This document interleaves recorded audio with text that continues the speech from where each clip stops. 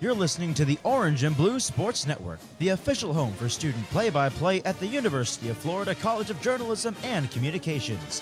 Now, let's take you live to the press box. It's Florida Gators baseball on the Orange and Blue Sports Network.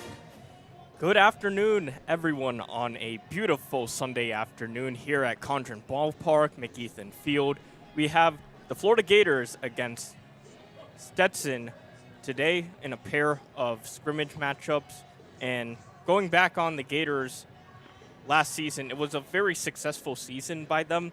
They did come up short in the final against LSU, and they lost a lot of pieces. But this year, one big piece that returns in will be starting on the mound, Jack Caglione. Yeah, it's great to be here with you, Matt. A beautiful day for baseball at Condron Ballpark. Come on out if you're in the area. It's going to be a great one today. We've got 16 innings on hand between Florida and Stetson. The way that it'll go, it'll be a 9-inning game one, so to speak, and then a half-hour break before we have the final 6 innings. And I'm sure we're going to see a lot of players get in this one today. But, yeah, it'll be great to watch Jack Caglione, who hit 33 home runs a year ago. Impressed on the mound.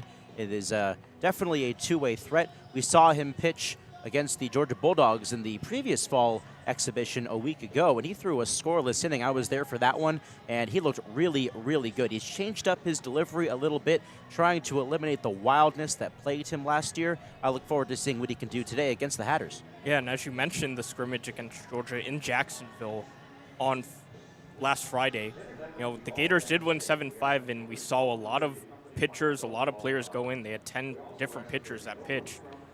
And they had 8 hits, one of the big hits in that game, a home run by Dale Thomas. So what do you think coming into this game that we could expect from not just the starters that we have, but also the backups, since they also appeared in that game as well? I think you're going to see pretty much every player on this Florida roster, and the Stetson roster as well, get some action today. You've got 16 innings worth. You're going to see Kevin O'Sullivan throw pretty much the entire kitchen sink on the mound, I think.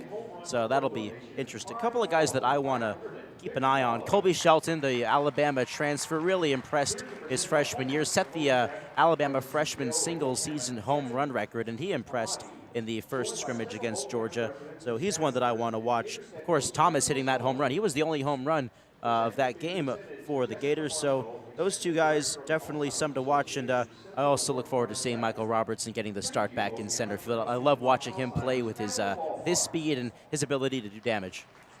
Yeah, and as you mentioned, Robertson, one of the few underclassmen on this team. In this lineup, in fact, you have 6 sophomores that are starting, 3 seniors, 1 junior, and those guys will be a big part in this game. I want to go to pitching because we did mention Jack Caglione, but 2 guys from last year's team, Brandon Sproat and Hurston Waldrop, made that jump to the majors and minor leagues technically. But what can we expect from the starting rotation coming in? Because we know Caglione will make that jump, but how about the other guys? Well, I think that Florida's plan is to use Brandon Neely not as the closer anymore, but as a starting pitcher. We saw him throw against Georgia, saw him throw in a couple of the scrimmages throughout this fall, and I think that, I know he started as a starting pitcher, made the transition to the bullpen. I think now the plan is to put him back in the fold in that weekend rotation. So he'll be someone to watch.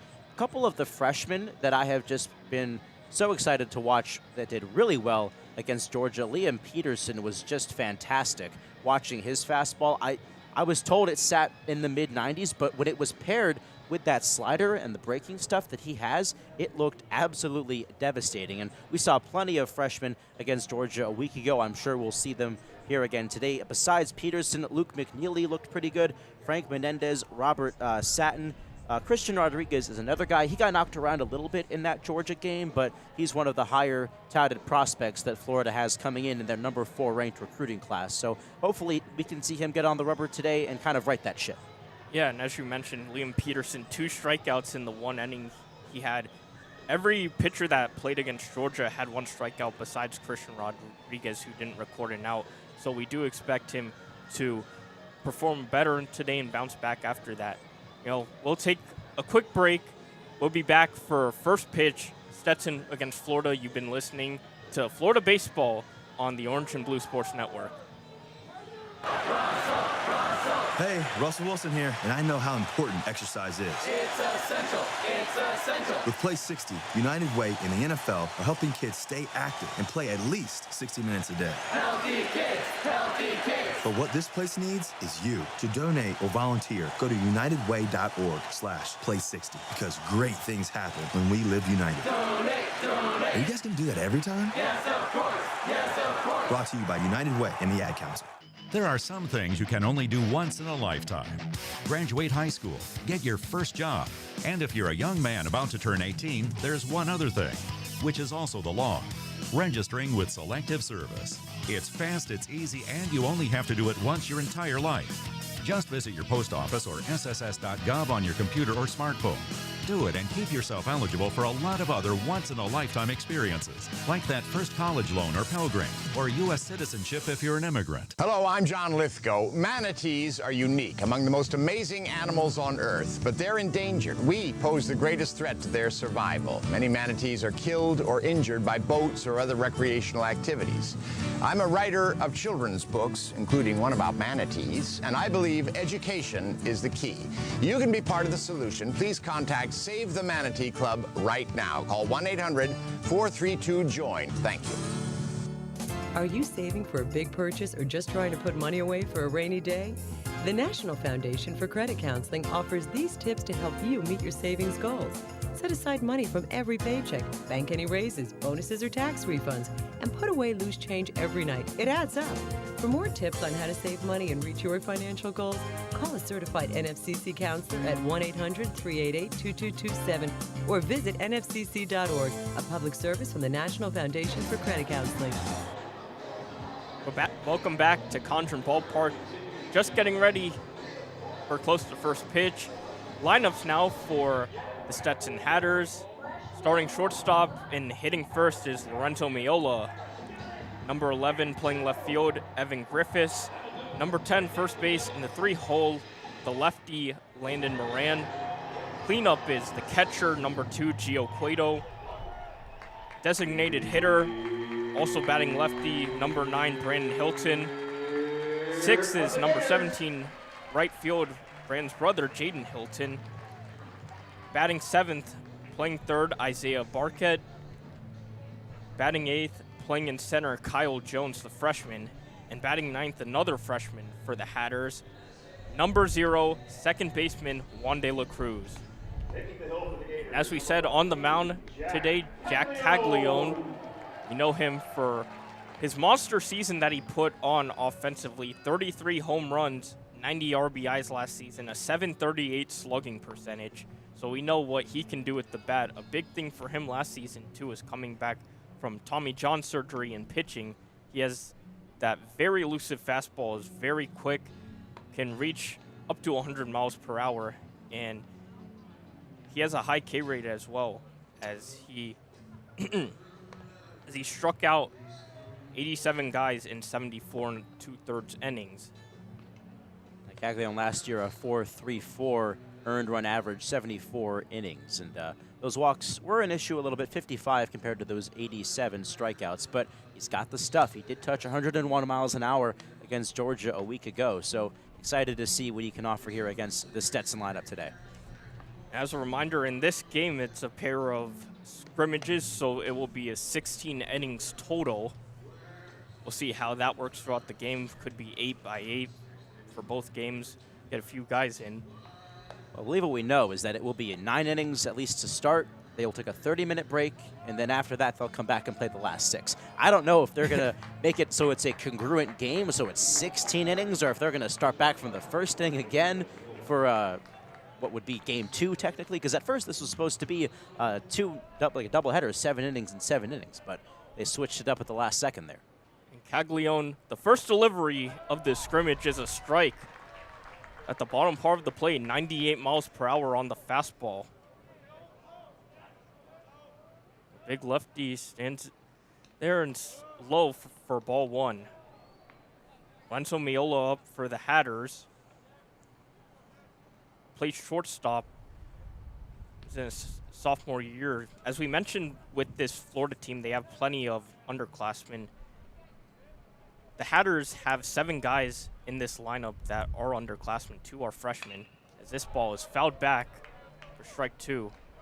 Went with the heater again, Caglione, 99 miles per hour. And we got a 1-2 count.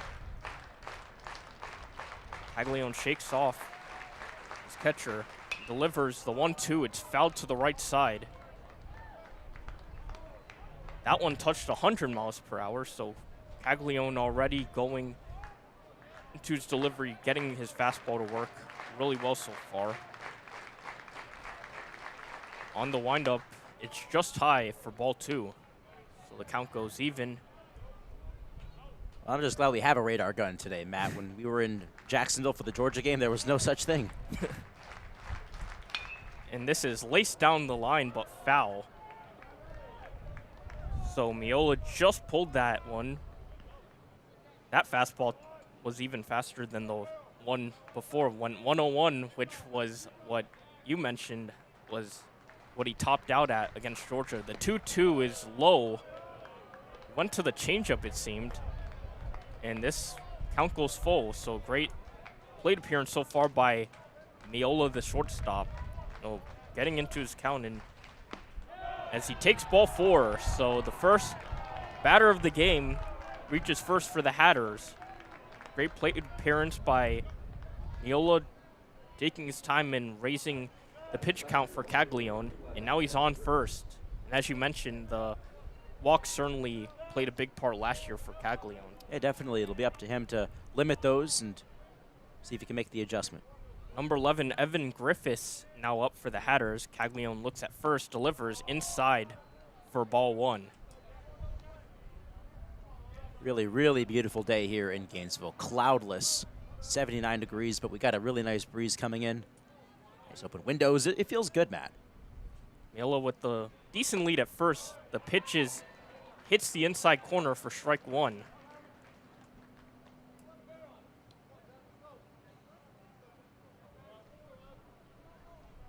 Griffiths, the righty, hitting as he plays in left field for the Hatters. Pitch is low, went to the off-speed pitch. Now it goes to 2-1. So after going ahead of Miola 1-2, he's now struggled to find that command so far, falling behind Griffiths now. Miola off first. Caglione delivers the 2-1. It's fouled to the right side, and the count goes even. 100 miles per hour again. And when you got that kind of stuff, you can pretty much spot it wherever you want, inside, outside, and really just likes to blow people away with it. The crowd getting on their feet right now as Caglione waits for the 2-2, and it's chopped to third. A roll foul and picked up by the third baseman, Dale Thomas. And the count will stay at 2-2, another 100-mile-per-hour fastball. I got a feeling that Cags is only going to go this first inning, and then we'll start seeing the train of relievers come on in. Makes sense that he's just trying to give it all he's got for this one inning. Yeah, he has a pretty high pitch count so far, around 13 pitches, as he's about to deliver the 2-2 pitch to Griffiths. Looks at Miola first, delivers, laced to right, it will fall for a base hit. Griffiths will get a base hit, and the Hatters have 2 men on, and they have the lefty Landon Moran coming up. Well, credit to Griffiths that time around, just taking one to the opposite field. It was an outside fastball to the right-handed hitter, and he just stayed on it, stayed back, drove it the other way. Well, for this Gators defensive alignment, Caglione pitching and Tanner Garrison catching for the Gators, as the first pitch delivered is fouled to left. Hopefully that didn't hit any cars by Moran. Playing first is Luke Heyman. Second is Kurland. Third base, as we mentioned, Dale Thomas. The 0-1 is high for ball 2. Shortstop is Colby Shelton, who you talked about in the pregame. In the outfield from left to right is Tyler Shonett, Michael Robertson, and Landon Russell. It's ball 2 to Moran.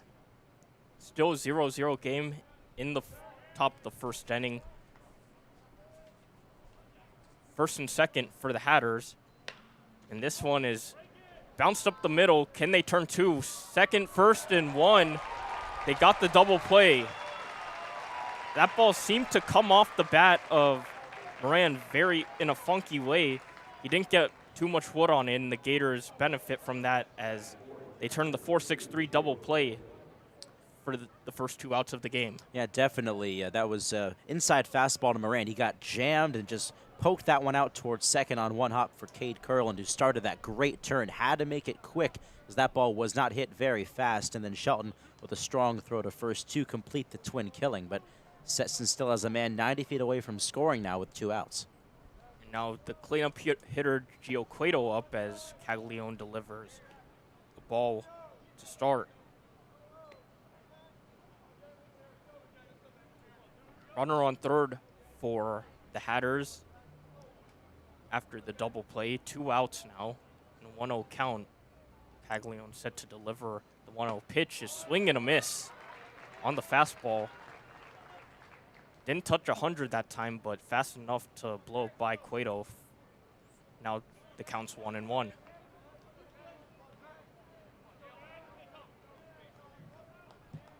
Caglione looks at Garrison, now delivers a 1-1 pitch. It's fouled back for strike 2.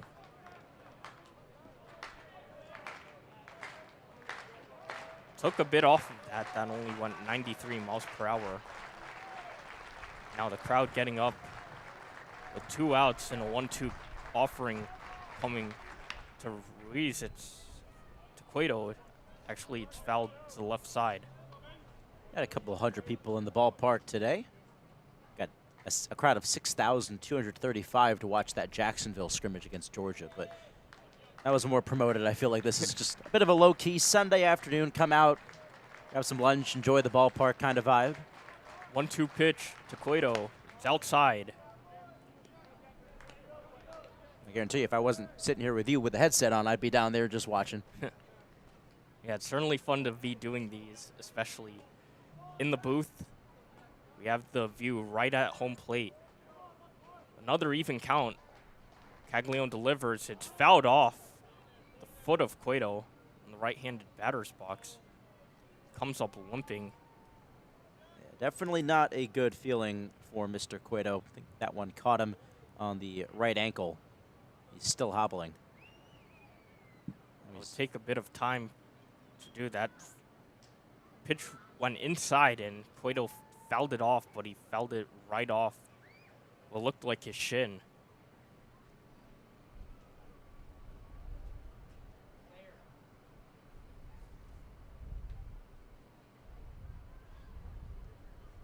Now Garrison and Caglione come together for a mound meeting as Cueto tries to walk it off. Now, so far in this game, Caglione has struggled a bit with some control. Give credit to the hitters of the Hatters. They've done really well to work their counts well. Miola drew a walk, and despite the double play, they've done well, making Caglione work throughout this inning.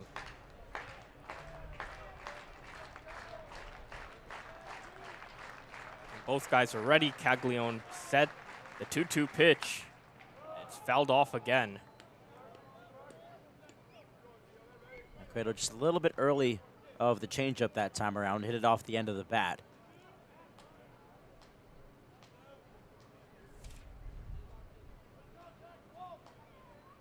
Still in 0-0 game. Top of the first. 1 hit for the Hatters. 2-2 pitch is high for ball 3. Now, second time in this game where Caglione's gone ahead and then the Hatters have gone it to a full count. Full count offering. Strike 3 as Caglione blew the fastball at 100 miles per hour by Cueto. No runs, 1 hit for the Hatters. They had 2 on base, but the double play really hurt their chances. The Gators will come to bat after this. You're listening to Florida Baseball on the Orange and Blue Sports Network. Welcome back to Science Today. And we already have our next caller. Welcome. Who's this? Hi, I'm Philip. Hello, Philip. You sound really young. Not really. I'm 9. Oh, wow. You're still in elementary school, right? Does that matter? Oh, no, not at all. What's your question? Well, I know the molecular formula for water is H2O. I also know that hydrocarbon is CH3CH2 50CH3. Glucose is C6H12O6. The general formula for an alkene is CnH2n plus 2. But what I can't seem to find is any scientific formula for Bob. Bob? My goldfish. Are you ready for kids who eat healthy? Good nutrition can lead to great things. To find out how a healthy lifestyle can help your child succeed, go to mypyramid.gov. A public service announcement brought to you by the Ad Council and USDA. At the American Lung Association, we're fighting for a day when we can all breathe easier. We're fighting for clear skies over every city and healthy lungs throughout the country. We're fighting to free millions of Americans from the addictive grip of tobacco and the devastating effects of lung disease. The American Lung Association isn't just fighting for air, we're fighting for all the things that make it worth breathing, and we can use your help. See what you can do at fightingforair.org. From the vantage point, Mafatu saw 6 war canoes drawn up on the beach. But what held the boy's eyes in awful trance were the figures, the eaters of men, cannibals. Mafatu watched the strange scene, powerless to move. In that very instant, he heard a crashing in the undergrowth. 4 figures were tearing through the jungle. He turned and ran blindly down the trail, thinking only of his canoe. If only he could reach it before the savages overtook him. Explore new worlds. Find out what happens next by reading the book Call It Courage by Armstrong Sperry. For other great book ideas, visit literacy.gov. A message from the Library of Congress and the Ad Council. Yep. After the top of the first inning where the Hatters threatened, but Caglione struck out Gio Cueto to end the inning. The Gators will come up in the bottom of the first inning. Michael Robertson will lead off for the Gators. Cade Curlin bats second. Kobe Shelton, the Alabama transfer, will bat third. Jack Caglione, 33 homers last year, as we mentioned, in the cleanup spot. Luke Heyman batting fifth, playing first. Tyler Shonut batting sixth. Brody Done, DHing Dale Thomas, batting eighth. Batting ninth, Tanner Garrison. And as the Gators are batting 10th, it will be the right fielder, Landon Russell, who gets the 10th spot. Now, Robertson took a ball for his first pitch. Second pitch is in there for a strike. On the mound is the southpaw Daniel Parrott. He made 11 appearances last year for the Hatters, started 9 games, 5.19 ERA. As this pitch is low for ball 2. Parrott had 42 strikeouts in 34 and 2/3 innings. Like Caglione, he struggled a bit with control last season, as this ball is just outside for ball 3. Just couldn't get the fastball on the outside corner past the lefty Robertson. 3-1 pitch. And this is ball 4. So Robertson gets on base for the Gators. He did really well getting on base last year despite a .231 batting average. Robertson's on-base percentage was .360. Now batting is Cade Curlin, the number 2 hitter, playing second base. And Robertson's certainly a threat to steal. Took 11 bags last year in 15 attempts. And this one's fouled to the left side. A lot of soft contact so far in this game. The pitchers trying to jam the hitters, and so far it's worked for Caglione. Parrott trying to do the same thing. Of course, there are a couple of arms already warming up in that Florida bullpen. I'm sure we'll see a new arm when we get to the second inning. Robertson fakes the steal, and this is just high for ball 1. And as I mentioned, Parrott struggled with control, 27 walks in 34 and 2/3 innings last season.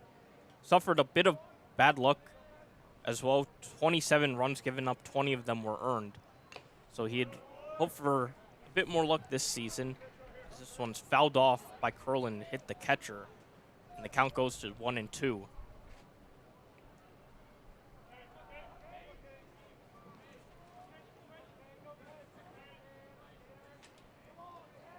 Southpaw looks in and looks at Robertson at first. Deliver the 1-2. And this is lined to the right side. out of the stadium and foul. Curlin last year had a lot to do with this team. He's led off in a few games as a freshman. Overall, he batted .297, .404 on-base percentage with a .555 slugging. 17 home runs, 50 RBIs. As this falls away, and Robertson will take second. He could go to third, he does, and the umpire rules out of play as apparently the ball boy in the right field area touched it, and Robertson will have to return to second as a result. Well, that was an errant pickoff throw by Daniel Parrott on the mound, just overshot his first baseman, Landon Moran, and Moran tried to leap up to grab it. He could not. And unfortunately for the Gators, Robertson had third base in the bag. Would have been a two-base error, but that ball making contact with the ball boy who was sitting along that right field foul territory made contact with it. So Robertson's now back at second with nobody out. Yeah, and E1 on that pickoff throw. There's a 1-2 pitch to Curlin. He bounces this one foul to the Stetson dugout. That's going to go down as an E1 on Parrott to allow Robertson to advance to second.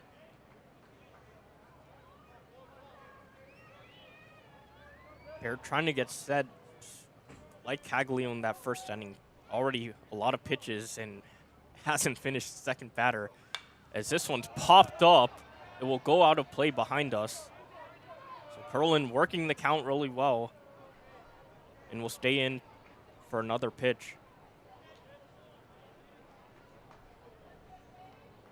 Now, Curlin was definitely a highlight of last season for the Gators as a freshman. Looking forward to seeing how he can contribute this year. Parrott looks at second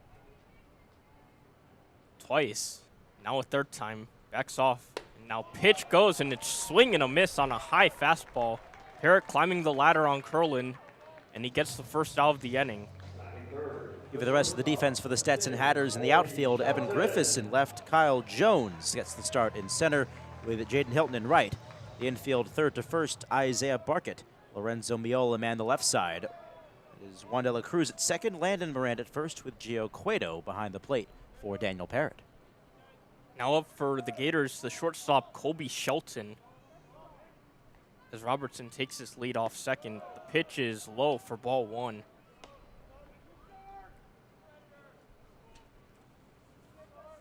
Shelton, the Alabama transfer, went 2 for 3 in the scrimmage against Georgia, had an RBI as well. Parrott looks at second, the shortstop backs off. This is lined to right center field, and it'll fall for a base hit. Got late break, Robertson, Shelton in at second. Robertson will come home for the Gators' first run of the game.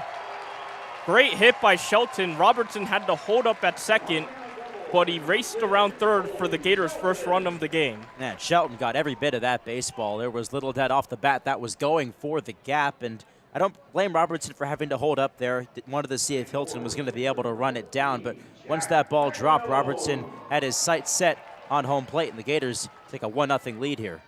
Now a big power threat up for the Gators. He pitched the top of the first inning, 33 home runs in the regular season last year. Jack Caglione.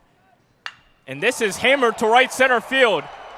Will get out, see ya, baseball, it's gone. Right on cue, the Gators take a 3-0 lead on the first pitch Caglione sees, and the Gators go up 3-0 in this game early on. Well, did you expect anything less than that, Matt Rothmann? Caglione on the first pitch he sees at Florida Ballpark this fall season absolutely crushed it. There's not many people sitting out there in right center field, but come the regular season, you better be ready for it because he's going to be peppering that part of the ballpark quite a bit. 3-0 Gators, just like that. .738 slugging percentage last season for Caglione, including 90 RBIs. First pitch from Parrott to Heyman is a strike. Heyman started a lot more as the season progressed. 55 games total, 51 starts for Heyman, as this one is a called strike two. .314 batting average, .555 slugging percentage, including 12 home runs for Heyman, as this one's lined towards the right side and hits the netting for a foul ball.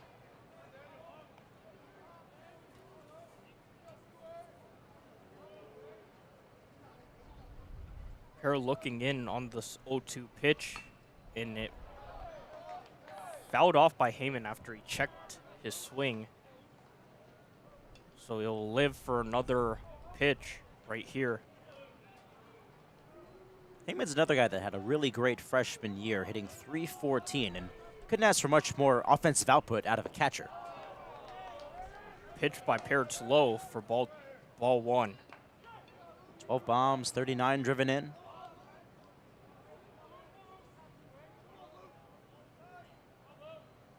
And he also played a bit of catcher, if I'm not mistaken, last year as well. Yeah, he was one of the two main catchers.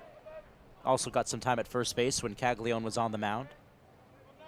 Him and BT Riopel, of course, splitting time. BT's off these days, being the best financial accountant somewhere, I hope. Yeah, and a check swing by Heyman. But it's a ball, and this count will roll full. BT's a guy who I wish I got to see go pro, because, man, that guy could crush that ball. He was one of the more veteran leaders on this team last year. And the ball's inside. It might have hit Heyman, but nonetheless, he'll take first. And the Gators have another runner on base with one out in this inning. One of the great things about being back at Florida Ballpark is hearing all the walk-up songs again. And BT Riopel just made me think about his walk-up song, which really got the people going. It was Party in the USA by Miley Cyrus. Yeah. No matter where I was, if I heard that song playing, I'd stop and think, where's BT? I still remember when I was in Arizona and the U.S. clinched to spawn the next round, they actually played that song. In the World Baseball Classic? Yep, it was really sick. How about that? And it fits perfectly. It does, in fact. Tyler shown it up for the Gators. Curveball by Parrott. Haven't seen much of that so far in this game, but that goes for strike one. Shonit started earlier in the year and took a bit of time out towards the end, but 53 appearances, 50 starts, batted .277 as this ball is fouled back. Gets on base quite a bit, .371 on base percentage, 23 walks, 4 hit by pitches in the regular season last year. And he was in his first year with the Gators. Came over after a couple of seasons here in Gainesville, but with the Santa Fe Saints. 1-1, swinging, 0-2 actually, swing and a miss, and that will retire Shaunut for out number 2. So as we mentioned, Parrott really racks up the Ks, does walk a few like he's done 2 guys so far, Robertson and Heyman, but he has struck out both Curlin and Shaunut now. And Brody Donay will now be up to bat for the Gators. Yeah, Donay, one of the other transfers, was at Virginia Tech his freshman year. Waves at the offering for strike one. Saw Donay for the first time against Georgia in that scrimmage last week, went 0 for 4. Certainly will want to find his footing here with the Florida Gators as Parrott looks at first and delivers another curveball, and this one goes for strike 2. So better progression here by Parrott as the last 2 batters, he's gotten ahead of them 0-2. He'll now deliver that pitch, and it's fouled back by Donay. 3-0 Gators here in the bottom of the first inning, 2 outs. Gators with 2 hits in this game, one off the bat of Kobe Schoen on the double to right center field.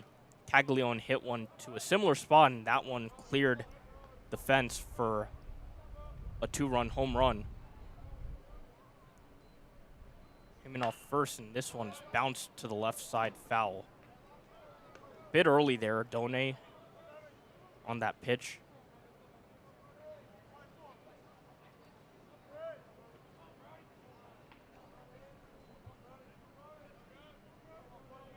.2 pitch, runner on first.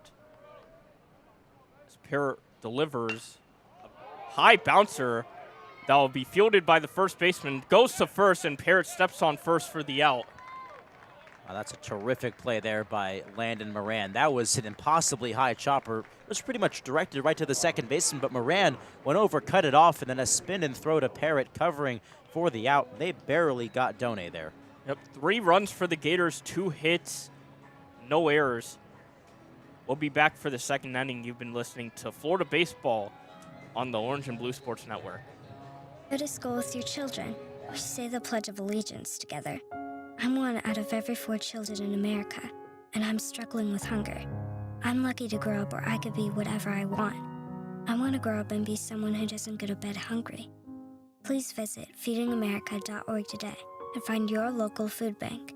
Every dollar you donate helps provide 7 meals for kids like me. Together, we're Feeding America. Brought to you by Feeding America and the Ad Council. In the news, a small boy was rescued from abuse today by a magic trick. Witnesses say a bully had the boy pinned down. Scott was hitting Timmy pretty hard. And I said somebody should do something. Moments later, a street magician arrived on the scene. Police reports state he covered the bully with his coat. What happened next is still under investigation. The bully turned into a bunch of kittens. The victim left the scene unharmed. Boy, you never see that happen. That's because it doesn't. If you see abuse or neglect, learn what you can do from American Humane at BeHumane.org. I'm Sally, a volunteer at United Way. I'm asking people around the neighborhood what they think this place needs. Excuse me, hi. What do you think this place needs? I'd like to see more parking. More playgrounds. Free movies. That's easy. Better restaurants. And you, what do you think this place needs? This place? Oh, more ice cream trucks. Okay. How about you? Wi-Fi everywhere? I was thinking more money in the pockets of local families come tax time. Can I change my answer? I was just kidding about the ice cream. Oh, that's way better. Now that you mention it. When it comes to getting better tax refunds into the hands of local families, what this place needs is you. To donate or volunteer, go to unitedway.org. Because great things happen when we live united. Brought to you by United Way and the Ad Council. Welcome back to Condron Ballpark. The Gators took a 3-0 lead in the first inning of play. Kobe Shelton hit a RBI double that scored Michael Robertson, and then Jack Haglione with the massive 2-run home run to right center field. And now his day will end as the pitcher. Now in is number 9, Luke McNeely, the right-hander. Pitched in the game against Georgia, went 1 inning, walked 1, and struck out 1. He'll face the left-handed hitter, Brandon Hilton, the DH, and he throws a slider for strike 1. And McNeely definitely someone to keep an eye on. Right-handed arm. Another off-speed pitch, and this one's low for ball 1. 1-1 count to the DH, Brandon Hilton. Fastball on the outside corner for strike 2. McNeely getting ahead of the first batters, what you would really want to see from him. This ball just misses, and the count goes even. So contrary to what normally happens when Caglione's on the mound, he normally shifts over to first base after his time is over. He's actually now the DH. And this is swung and caught by Garrison on the foul tip. So McNeely gets a strikeout on that slider for the first out of the inning. Now Jaden Hilton will bat for the Hatters. So righty-righty matchup. Hilton hit .274 last season. First pitch is a fastball just outside to the right. Went 96 miles per hour. .362 on base percentage for Hilton. 8 home runs, 32 RBIs. 2-0 count now as McNeely deals. This one's fouled to the right of us for strike 1. McNeely, one of the top prospects in the nation, 89th overall according to Perfect Game. He was the second-ranked right-handed pitcher in the state of Georgia. Ground ball to second, fielded by Curlin. He throws to first, and McNeely retires Hilton for the second out. Relatively easy play there for Curlin. That was a bouncer that hugged the grass the whole time and basically right to him, just a step to his right before the throw to first.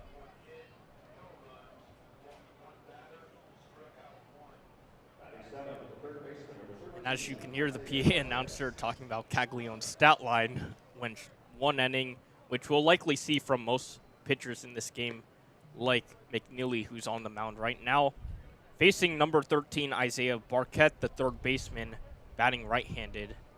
First pitch was a slider that bounced for ball 1. Second pitch here, fastball up for ball 2. McNeely's got a very wide frame, 6'3", 165. Mid-90s with that plus changeup as well. This is hammered, but went to the right for a foul ball as this goes to 2-1.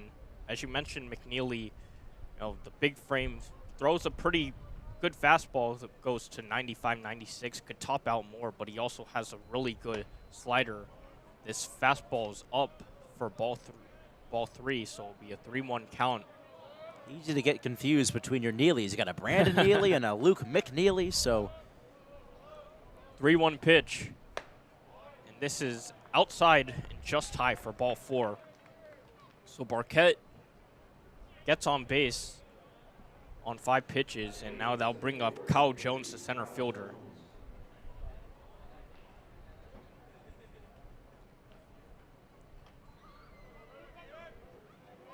Jones, a freshman for this Hatters team. He and the next batter, Juan De La Cruz, who plays second, are both freshmen on this team. So it's a very young Hatters team. As we mentioned, 7 of their guys underclassmen in this lineup. As Jones hits this one foul to the netting.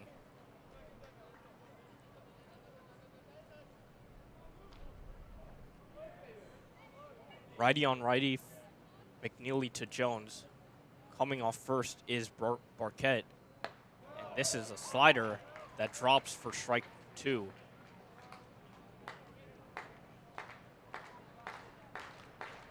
Crowd once again getting up with 2 outs in this top of the second inning. Barquette off first, and this goes into the dirt for ball 2. Not a bad pitch there. A slider outside, tried to get Jones to chase.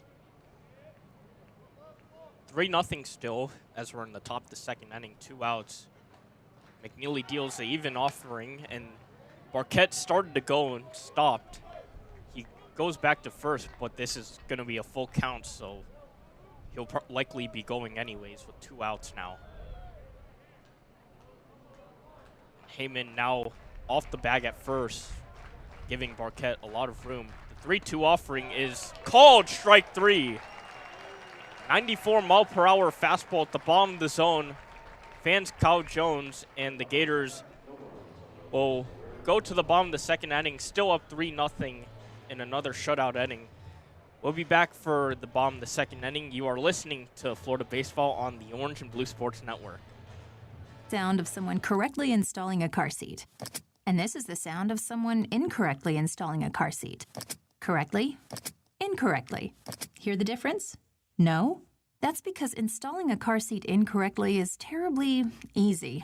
So much so, 75% of adults install them wrong.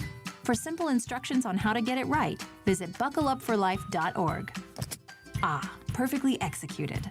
Brought to you by Cincinnati Children's Hospital Medical Center. My name is Ruth Rusi, and this is how I live United. I read to children as part of United Way's education program. It helps them create links between language and literacy and prepares them for a better academic future. I figure I have the time and they have the need. My name is Ruth Rusi.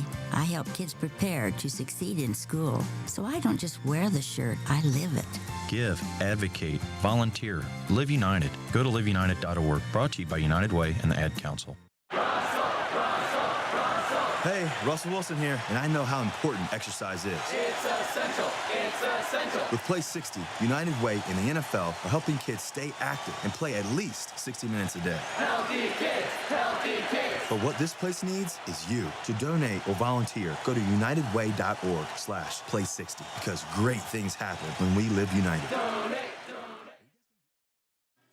Welcome back to McNeely Field here at Condron Ballpark. The Gators still up 3-0 after Luke McNeely came into the top of the second inning for the Gators. Retired the first 2 batters, and then fan center fielder Kyle Jones for the Hatters to end the inning. Now the Gators are up in the bottom of the second inning.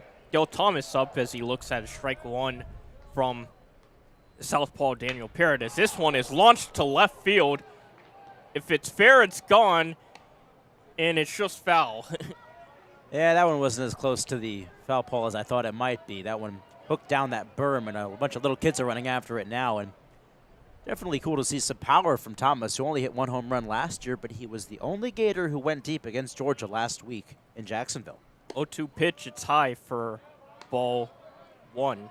Sometimes difficult to see when the balls hit the left, as you know, I saw the kids run one way and then they went the other way. 1-2 pitch, and this is inside, ball two.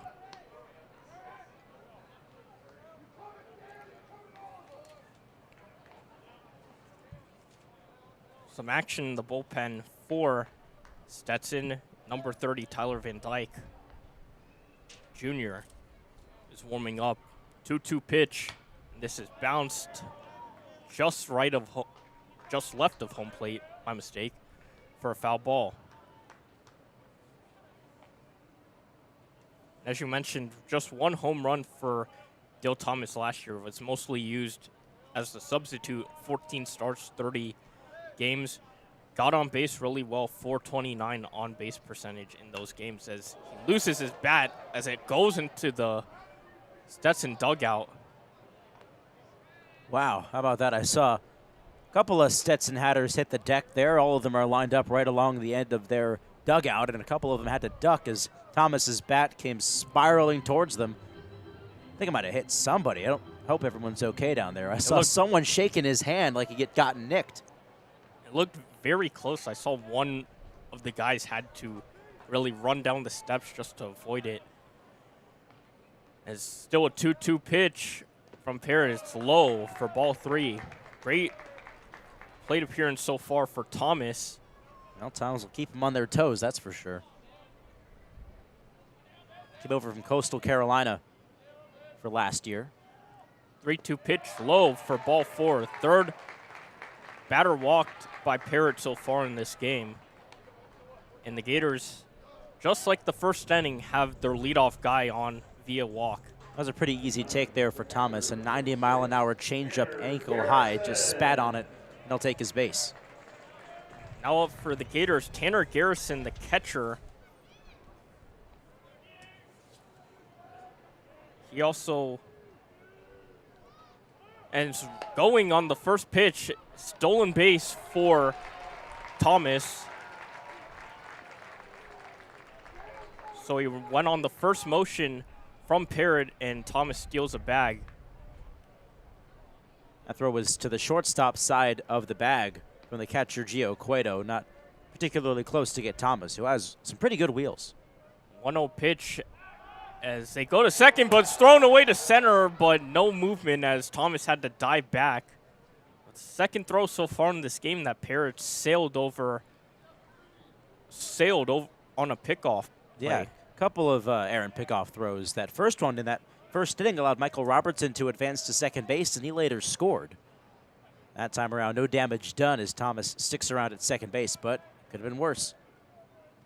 1-0 pitch to Garrison, swing and a miss on an inside fastball for strike one.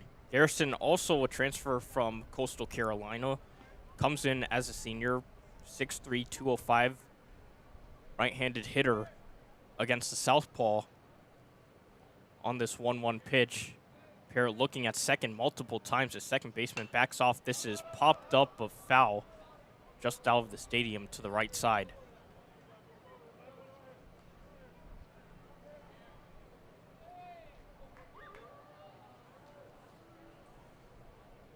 No outs, 3-0 here in the bottom of the second inning. 1-2 count. Parrott still looking at Thomas, and he backs off. This one's hit to right field. Going over and making the catch is Hilton. On the transfer, he dropped it, but Thomas races to third. And the Gators have a guy on third now with one out. Well, productive out there for Tanner Garrison, and now we'll see what Landon Russell can do here. Saw him pinch hit late in that Georgia game, and he doubled.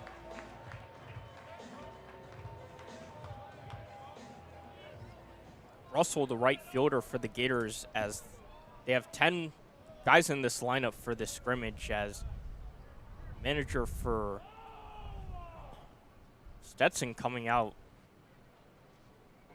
And that's Steve Trimper in his 7th season for the Hatters. Got his 200th career win last year. So Mal meetings, seeing how to work this, I'm assuming, with Landon Russell at the plate, sophomore this season.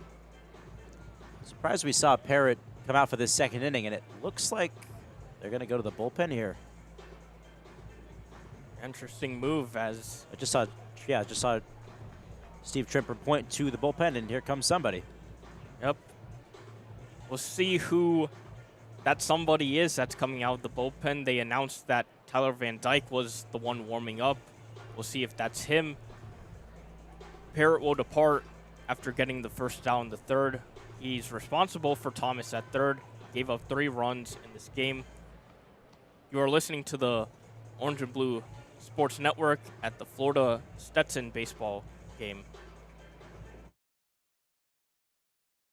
Annoying. You're so annoying. Stop copying me. Stop copying me. Mom, tell her to stop copying me. Mom, tell her to stop talking to me. Kids will spend 10 minutes copying everything their sibling says. You're such a You're doofus. such a doofus. How about 2 minutes to brush their teeth?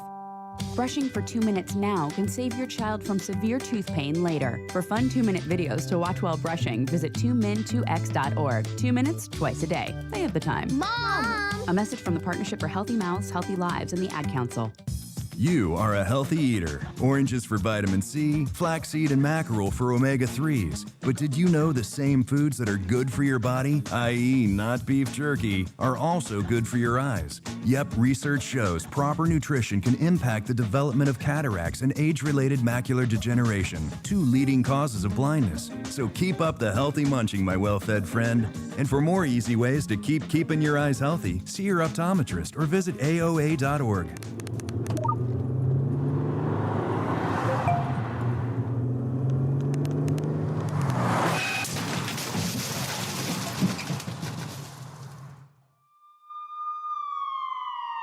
These are the sounds of someone taking their eyes off the road. Texting while driving is more than distracting. It's dangerous. Do Florida a favor. When you're on the road, stay off the phone. A message from CTIA, America's wireless companies, and the National Safety Council. Hey, you. Yeah, you. Sit right there. I got to tell you something. I bet you know someone with type 2 diabetes. Guaranteed. You know why? Because 1 out of every 3 little kids is going to develop diabetes in their lifetime. That can lead to heart problems, strokes, and even blindness. I'm John Sally, and I'm telling you, it ain't got to be that way. Now, you can up your defenses by eating more fruits and vegetables, having more vegetarian and vegan meals. These steps can be the power plays to protect you and your family against the risk of diabetes. To learn more, go to blockdiabetes.org. Okay. Now we're back at Condron Ballpark. Stetson just made a pitching change. Parrott, the southpaw, exits 1 1/3 inning, 2 hits, 3 walks, 2 strikeouts, faced 9 batters, still responsible for Thomas at 3rd. But now the right-hander, Tyler Van Dyke, comes in. He was the guy warming up earlier, and he was announced, so he'll get appearance here with the guy on 3rd with the 1 out in the 2nd inning. The corner's in for Stetson. Middle infielders playing back. First pitch to Russell. It's lined but caught. What a diving catch by the 3rd baseman, Isaiah Barquette, for out number 2. Great play down there at the hot corner. Barquette, little time to react, just dove to his left and snared that liner. It was destined for the left field grass, and it would have scored Thomas from 3rd base, but great play there for out number 2. Now the lineup card flips as Robertson, who walked in the 1st inning and later scored on the double by Kobe Shelton, will get his 2nd appearance of the game, as the slider from Van Dyke is a low ball. Not to be confused with the Tyler Van Dyke, who currently is the quarterback for the University of Miami Hurricanes football team. 1-0 pitch. Ball outside on the fastball. So righty against lefty matchup. Van Dyke, the righty, against Robertson, the lefty. Thomas off 3rd. He awaits the 2-0 pitch. This one is line foul. He just got jammed in on the hands. Robertson really can use the entire field. There's no real way to defend him. No shifting going on for Stetson. Yeah, no shifting, in fact. Both middle infielders on the grass. But the whole middle seems wide open for Robertson. As he lines one to right field.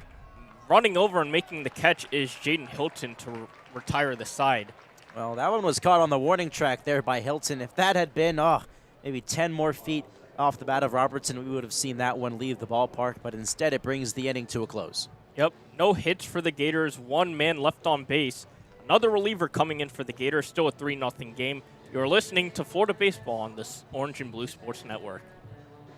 At the American Lung Association, we're fighting for a day when we can all breathe easier. We're fighting for clear skies over every city and healthy lungs throughout the country. We're fighting to free millions of Americans from the addictive grip of tobacco and the devastating effects of lung disease. The American Lung Association isn't just fighting for air, we're fighting for all the things that make it worth breathing, and we can use your help. See what you can do at fightingforair.org. Welcome back to Science Today. And we already have our next caller. Welcome. Who's this? Hi, I'm Philip. Hello, Philip. You sound really young. Not really. I'm 9. Oh, wow. You're still in elementary school, right? Does that matter? Oh, no, not at all. What's your question? Well, I know the molecular formula for water is H2O. I also know that hydrocarbon is CH3CH2 50CH3. Glucose is C6H12O6. The general formula for an alkene is CnH2n plus 2. But what I can't seem to find is any scientific formula for Bob. Bob? My goldfish. Are you ready for kids who eat healthy? Good nutrition can lead to great things. To find out how a healthy lifestyle can help your child succeed, go to mypyramid.gov. A public service announcement brought to you by the Ad Council and USDA. From the vantage point, Mafatu saw 6 war canoes drawn up on the beach. But what held the boy's eyes in awful trance were the figures, the eaters of men, cannibals. Mafatu watched the strange scene, powerless to move. In that very instant, he heard a crashing in the undergrowth. 4 figures were tearing through the jungle. He turned and ran blindly down the trail, thinking only of his canoe. If only he could reach it before the savages overtook him. Explore new worlds. Find out what happens next by reading the book Call It Courage by Armstrong Sperry. For other great book ideas, visit literacy.gov. A message from the Library of Congress and the Ad Council.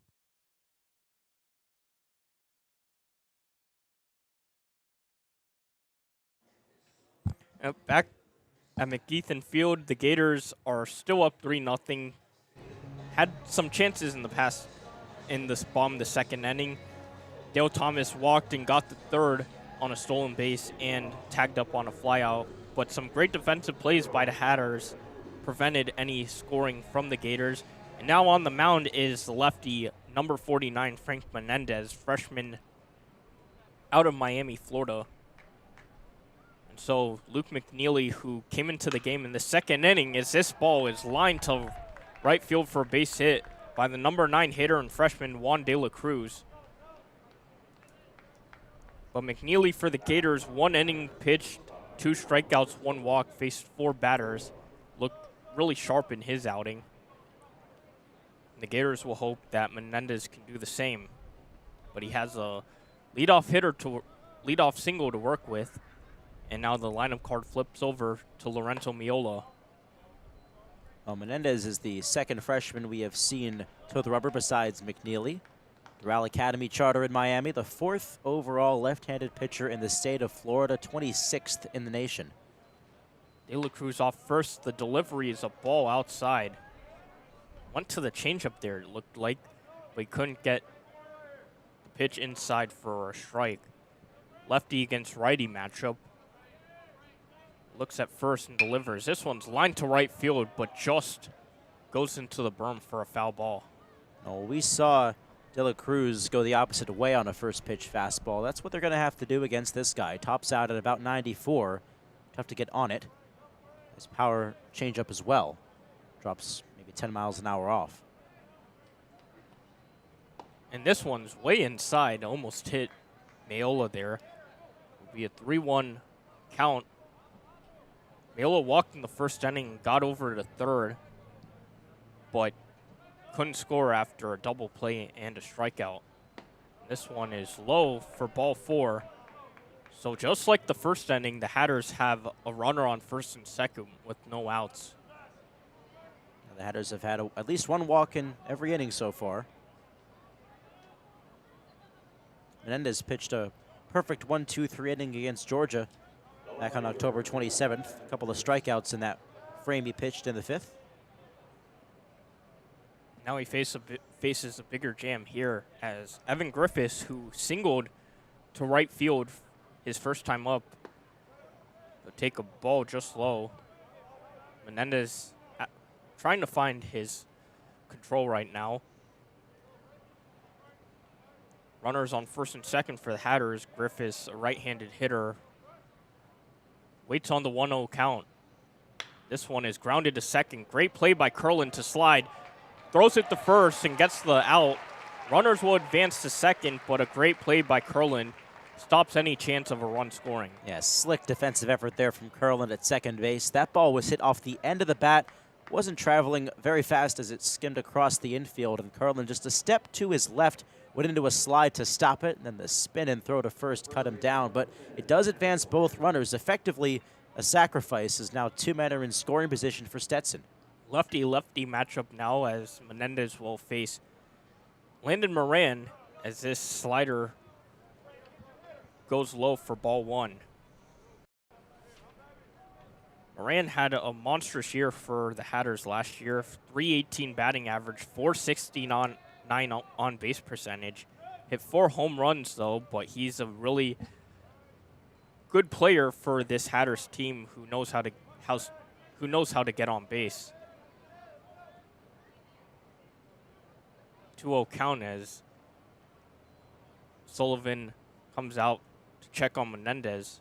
And not something you see too often, a mid-at-bat mound visit from your skip. Kevin O'Sullivan's going to have the entire infield convene here. Won't be a take-him-out situation. Just try to get his mind right. Obviously, this is why we have these fall ball games. You want to get some game action before that spring season rolls around, and Menendez only a freshman. This is about as low stakes as you can get. Time to work out all the kinks. That was a very quick visit indeed, only about 15 seconds before he turned around. Yeah, very quick, in fact. Seems like he just got out to the mound. Everything's fine, then he went back. But this 2-0 count now to Moran. It's low again. This one's ball 3, so you don't want to walk the bases loaded if you're Menendez. But his controls so far in this game hasn't been too great.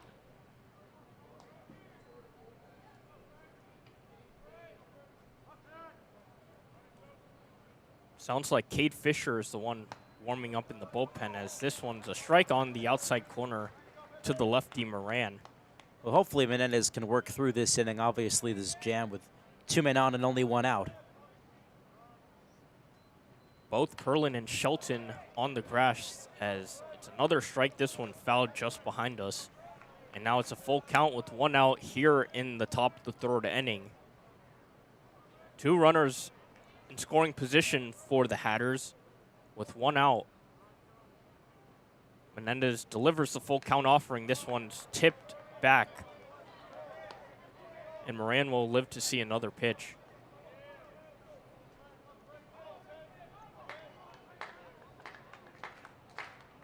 Crowd certainly getting on their feet right now with 1 out here in the top of the 3rd.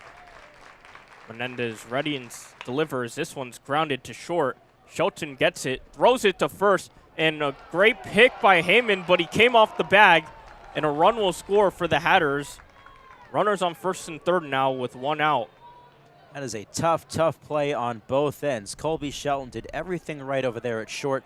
That ball was just nubbed in between the third baseman and the shortstop. Shelton had no choice but to backhand, deliver an off-balance throw, and Heyman with a terrific pick on that play, but unfortunately it just took him off the bag. I have a feeling that Moran might have beaten that one out anyways, and it does result in an RBI infield single. Yep, it does go as a hit. Well, Moran only stole 6 bases last year, but does have decent speed and got down that line pretty quickly as a left-handed batter. One of the big advantages that hitting lefty does, you're closer to first base coming out of the box. It's a ball low to the cleanup hitter, Gio Cueto. Well, a double play ball could get Menendez out of this thing. Runners on the corners, only one out. Trying not to have this inning snowball on you. Yeah, 3-1 game now here in the top of the third inning. Menendez recorded just one out so far in this inning. This one's lined down the right field line, but it will go into the berm for a foul ball. How about that? Saw a guy make a nice diving play out there on a bounce. Got the plaudits of the Florida faithful here also. It's worth it. Moran off first. Menendez looks to him, delivers, and this one's just inside and maybe went up a little for ball 2. It's always funny when you see a foul ball in the berm and all those little kids go running. It's like throwing a piece of bread to a bunch of ducks, and they all go running after it. 2-1 pitch, one out here in the top of the third, and this one's a floater, and it goes in for strike 2. Yeah, took a little something off that one. Was sitting fastball, and Cueto was like, oh, wait. Yeah, brilliant pitch there by Menendez. Now has the count even as he steps off. Taking his time now. Exactly what you want from a freshman.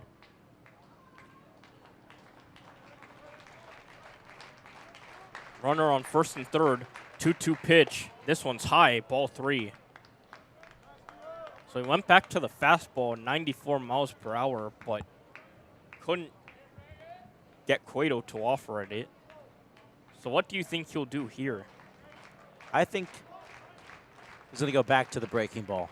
On this one, what a catch by Heyman. He tried to pick off at first to get Moran. The throw went high, but Heyman able to come down with the catch to prevent any further damage and a run scoring from third.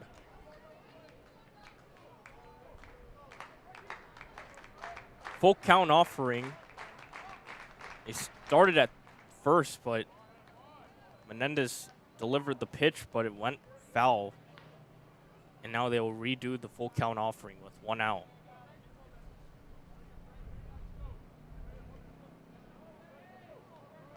Moran at first. At third is Miola. And back to first safely is Moran. Miola took a few steps off third after that pickoff, so Heyman doing a good job making sure that he looks back at third. Full count, 3-1 game. One out in the top of the third. Pitch goes and swing and a miss. Strike 3 on the outside corner. 92 miles per hour, and Menendez gets a huge second out of this inning. Yeah, huge is an understatement for Menendez. That was a long at-bat, but good on him to stay on it. Got it to chase that last pitch. Now he's just one out away from getting out of this jam. Runners on the corners now with 2 out. Now up is the lefty, Brandon Hilton. This will be a lefty-lefty matchup. Hilton played in just 31 games last season. 23 starts, batted .341. And he is a big power threat. 7 home runs in those 23 starts. .681 slugging percentage. .413 on base. So he's certainly a guy who can hit the ball out of the ballpark for this Hatters squad. 1-0 pitch, lefty versus lefty. This one just outside for ball 2.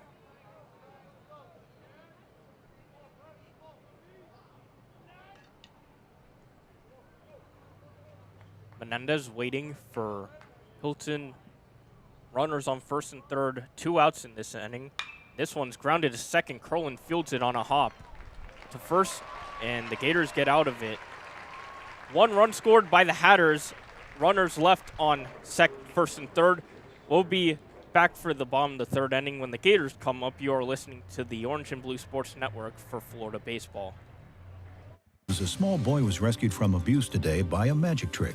Witnesses say a bully had the boy pinned down. Scott was hitting Timmy pretty hard, and I said somebody should do something. Moments later, a street magician arrived on the scene. Police reports state he covered the bully with his coat. What happened next is still under investigation. The bully turned into a bunch of kittens. The victim left the scene unharmed. Boy, you never see that happen. That's because it doesn't. If you see abuse or neglect, learn what you can do from American Humane at BeHumane.org. I'm Sally, a volunteer at United Way. I'm asking people around the neighborhood what they think this place needs. Excuse me, hi. What do you think this place needs? I'd like to see more parking. More playgrounds. Free movies. Oh, that's easy. Better restaurants. And you, what do you think this place needs? This place? Oh, more ice cream trucks. Okay. How about you? Wi-Fi everywhere? I was thinking more money in the pockets of local families come tax time. Can I change my answer? I was just kidding about the ice cream. Oh, that's way better. Now that you mention it. When it comes to getting better tax refunds into the hands of local families, what this place needs is you. To donate or volunteer, go to unitedway.org. Because great things happen when we live united. Brought to you by United Way and the Ad Council.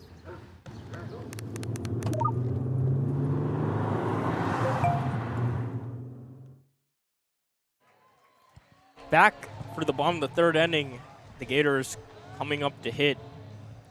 Looking to scratch back a run after the Hatters got one in the top of the third inning. Cade Curlin will step in for a second at bat against Tyler Van Dyke, the righty, as this one goes back behind us for strike one.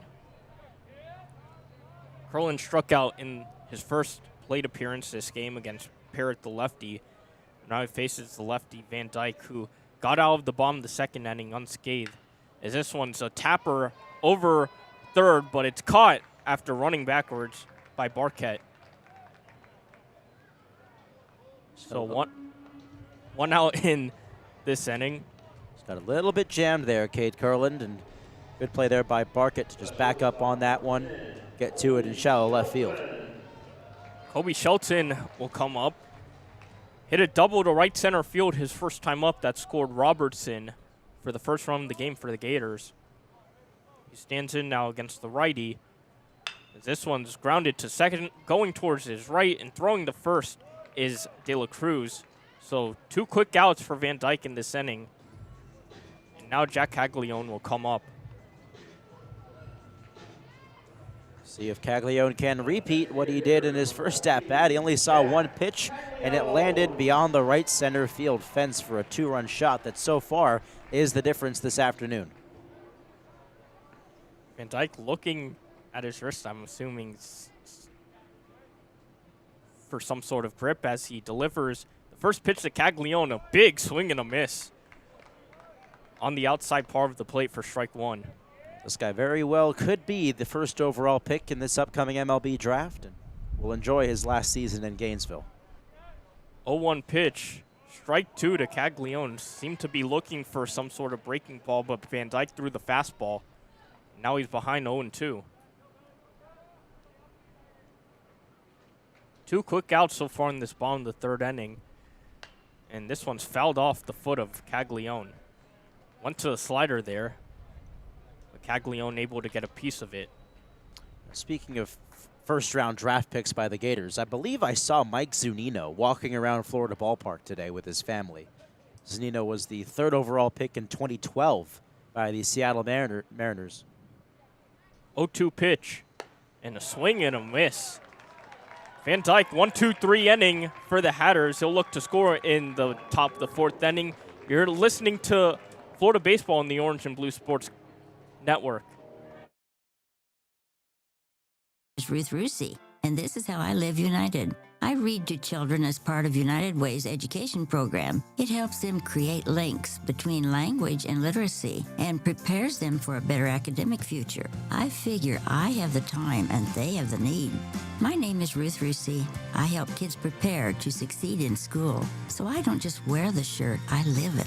Give, advocate, volunteer, live united. Go to liveunited.org. Brought to you by United Way and the Ad Council. Hey, you. Yeah, you. Sit right there. I gotta tell you something. I bet you know someone with type 2 diabetes. Guaranteed. You know why? Because 1 out of every 3 little kids is gonna develop diabetes in their lifetime. That can lead to heart problems, strokes, and even blindness. I'm John Sally, and I'm telling you, it ain't gotta be that way. Now, you can up your defenses by eating more fruits and vegetables, having more vegetarian and vegan meals. These steps can be the power plays to protect you and your family against the risk of diabetes. To learn more, go to blockdiabetes.org. I'm kidding. Hello, I'm John Lithgow. Manatees are unique, among the most amazing animals on Earth, but they're endangered. We pose the greatest threat to their survival. Many manatees are killed or injured by boats or other recreational activities. I'm a writer of children's books, including one about manatees, and I believe education is the key. You can be part of the solution. Please contact Save the Manatee Club right now. Call 1-800-432-JOIN. Thank you. At the American Lung Association, we're fighting for a day when we can all breathe easier. We're fighting for clear skies over every city and healthy lungs throughout the country.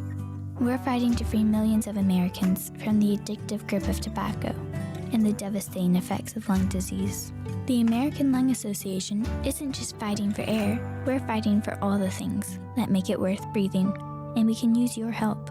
See what you can do at fightingforair.org. 3-1 game here at Condron Ballpark. Top of the 4th inning about to begin. Frank Menendez for the Gators went 1 inning in the top of the 3rd. Gave up 2 hits, 1 run, struck out 1, and walked 1. Faced 6 batters total. Now number 27, Fisher Jameson, will come in. The junior from Lake Worth, Florida. Appeared in 11 games last season. Struggled quite a bit. Gave up 19 runs in 12 2/3 innings as he faces the right-handed hitter, Jaden Hilton. Throws a strike on the slider. Working quickly now, 0-1 pitch. Another slider for strike 2. Made Hilton swing over the top there. That's something you'll see a lot with these Florida arms is the pace of their pitches.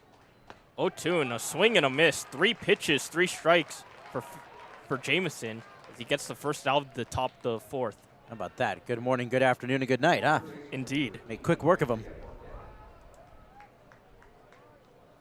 Now up Isaiah Barquette, who made a tremendous play in the bottom of the 2nd inning. When Dale Thomas was at 3rd, he robbed Landon Russell of a hit and a run. And the first pitch is a strike. Once again, using the slider. 0-1 pitch. Fastball, it's into right field, barely having to move, and making the catch is Russell, even though he tracked back a little. Now these Gators are going to have pretty much no problem seeing the baseball this afternoon. Yeah, the sun's shining, but a cloudless Gainesville sky today. Kyle Jones now steps in for the Hatters. 2 quick outs so far in this inning by Jameson. Righty versus righty. First pitch, fastball for a strike. Just got fouled off.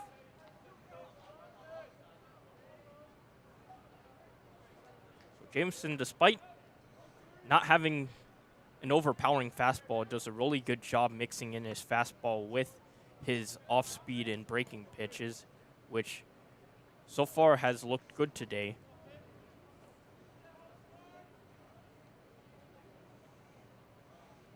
1-1 pitch, and a slider drops in for strike 2. Unlike the last 3 pitchers, Jameson did not appear in their game against Georgia. He delivers a 1-2, strike 3. He floated another breaking pitch in there in a 1-2-3 inning for the junior. Still a 3-1 game here at Condron Ballpark. Going into the bottom of the 4th inning, you're listening to Florida Baseball on the Orange and Blue Sports Network. Hey, Russell Wilson here, and I know how important exercise is. It's essential. It's essential. With Play 60, United Way and the NFL are helping kids stay active and play at least 60 minutes a day. Healthy kids. Healthy kids. But what this place needs is you. To donate or volunteer, go to unitedway.org/play60 because great things happen when we live united. Donate. Are you guys going to do that every time? Yes, of course. Yes, of course. Brought to you by United Way and the Ad Council. There are some things you can only do once in a lifetime.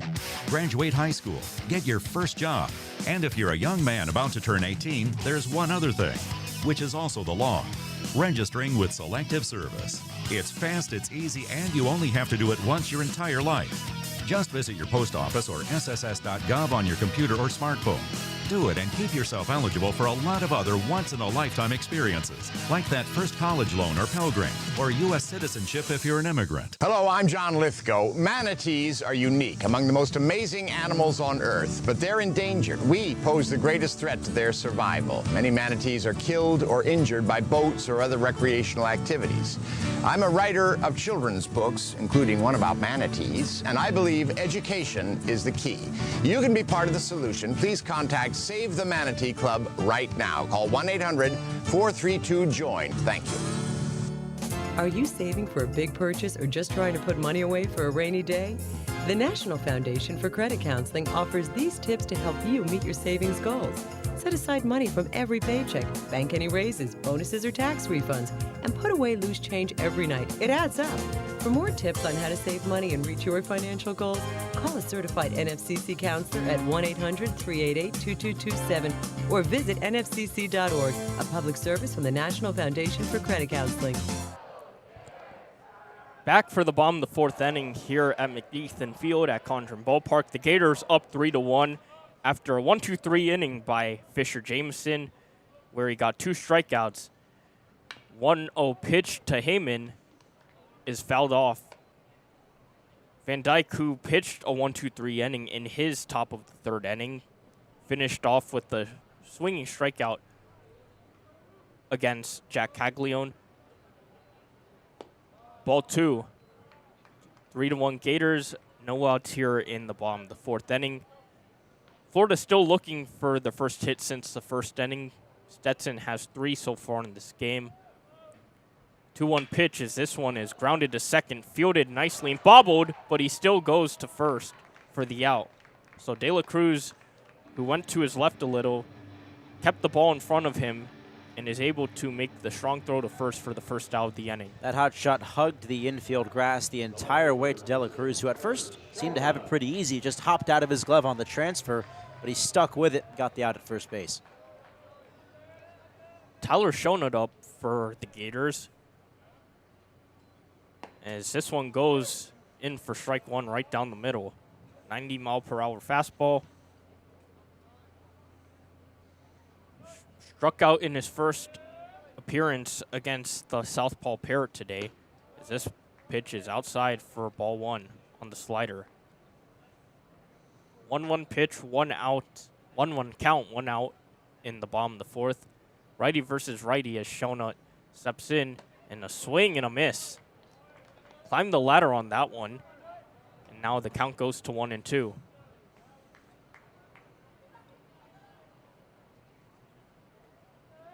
Van Dyke's already done really good work so far for the Hatters in this game. Has retired now 6 straight as Shonut looks at strike 3 for his second strikeout of the day.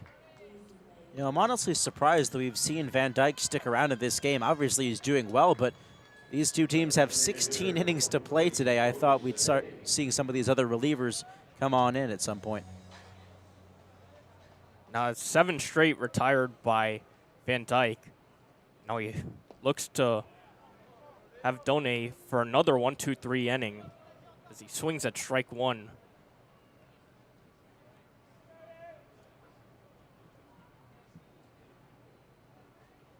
One offering is a ball. Went to the slider again, but couldn't get Donay to offer at it.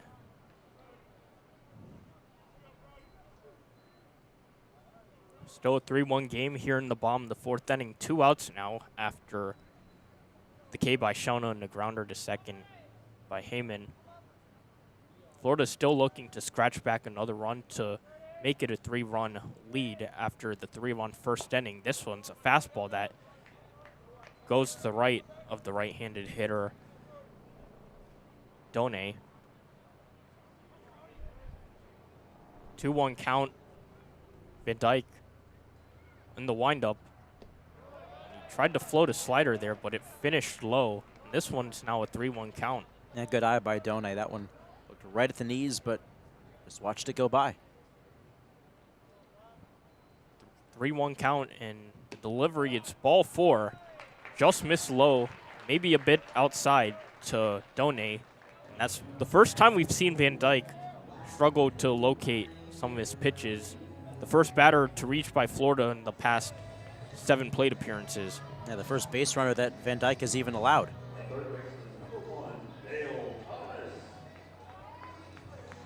Now Dale Thomas will come up to the plate for the Gators.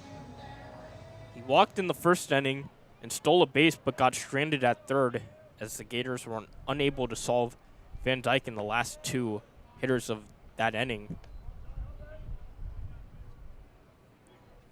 Done at first, 2 outs here in the bottom of the 4th. Gators still looking for their first hit since the first inning of the game. In the set, and he delivers the 1-0 pitch just outside for ball 2.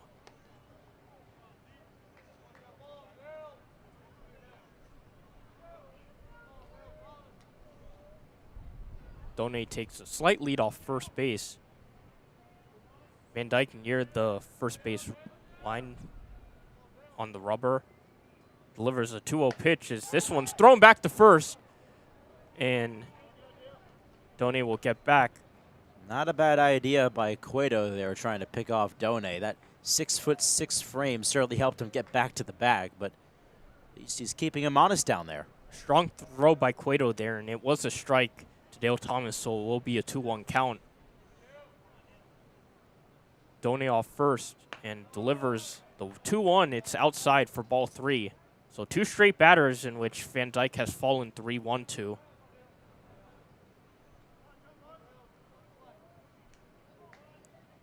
Garrison on deck for the Gators. Flew out to right in the first inning. There's a 3-1 pitch as this one's hit into center field. Drifting to the left and making the catch is Kyle Jones for the 3rd out. Gators get a base runner on with 2 outs but are unable to capitalize. Florida still leads 3-1. You're listening to Florida Baseball on the Orange and Blue Sports Network. Welcome back to Science Today. And we already have our next caller. Welcome. Who's this? Hi, I'm Philip. Hello, Philip. You sound really young. Not really. I'm 9. Oh, wow. You're still in elementary school, right? Does that matter? Oh, no, not at all. What's your question? Well, I know the molecular formula for water is H2O. I also know that hydrocarbon is CH3CH2 50CH3. Glucose is C6H12O6. The general formula for an alkene is CnH2n plus 2. But what I can't seem to find is any scientific formula for Bob. Bob? My goldfish. Are you ready for kids who eat healthy? Good nutrition can lead to great things. To find out how a healthy lifestyle can help your child succeed, go to mypyramid.gov. A public service announcement brought to you by the Ad Council and USDA. At the American Lung Association, we're fighting for a day when we can all breathe easier. We're fighting for clear skies over every city and healthy lungs throughout the country. We're fighting to free millions of Americans from the addictive grip of tobacco and the devastating effects of lung disease. The American Lung Association isn't just fighting for air, we're fighting for all the things that make it worth breathing, and we can use your help. See what you can do at fightingforair.org. From the vantage point, Mafatu saw 6 war canoes drawn up on the beach. But what held the boy's eyes in awful trance were the figures, the eaters of men, cannibals. Mafatu watched the strange scene, powerless to move. In that very instant, he heard a crashing in the undergrowth. 4 figures were tearing through the jungle. He turned and ran blindly down the trail, thinking only of his canoe. If only he could reach it before the savages overtook him. Explore new worlds. Find out what happens next by reading the book Call It Courage by Armstrong Sperry. For other great book ideas, visit literacy.gov. A message from the Library of Congress and the Ad Council. 3-1 game here at Condron Ballpark. The Gators still up 3-1 as we go into the top of the 5th inning. Number 3 left-hander Cade Fisher will make an appearance in this game. Pitched 27 games last year, went 6-0, 3.10 ERA. 49 in the third innings last season. Struck out 48 and walked just 13, so certainly he's done well with control, although, some would wish that his strikeout numbers were a bit higher, but nonetheless, he still had a really solid season last year for the Gators. Yeah, his freshman year looking to improve upon that as well. Face Juan De La Cruz to start. De La Cruz, who on the first pitch in his last appearance singled to right field, will take a ball inside. Lefty versus righty matchup. And this one is laced to left center field, running over and making the catch is Robertson as he camped under the ball for the first out of the inning.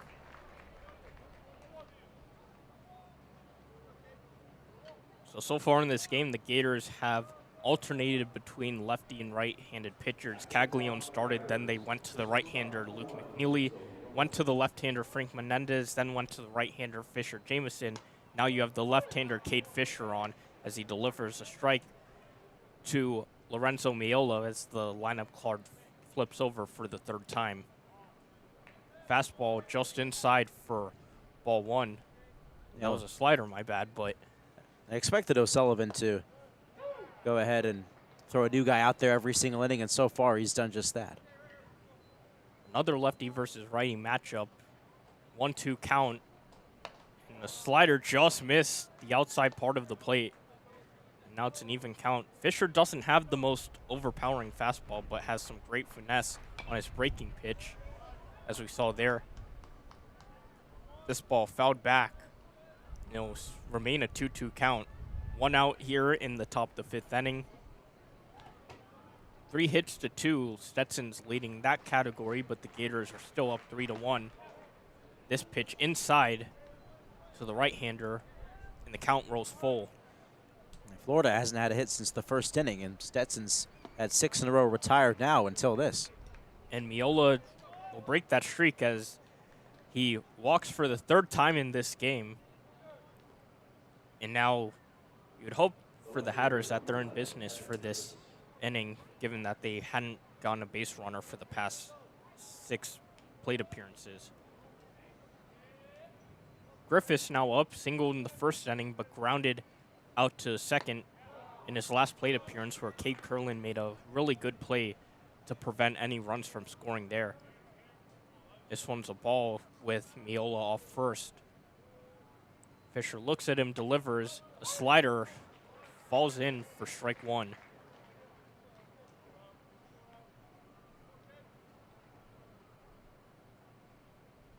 Lefty Fisher dealing to the righty Griffiths. Fastball just low, ball 2.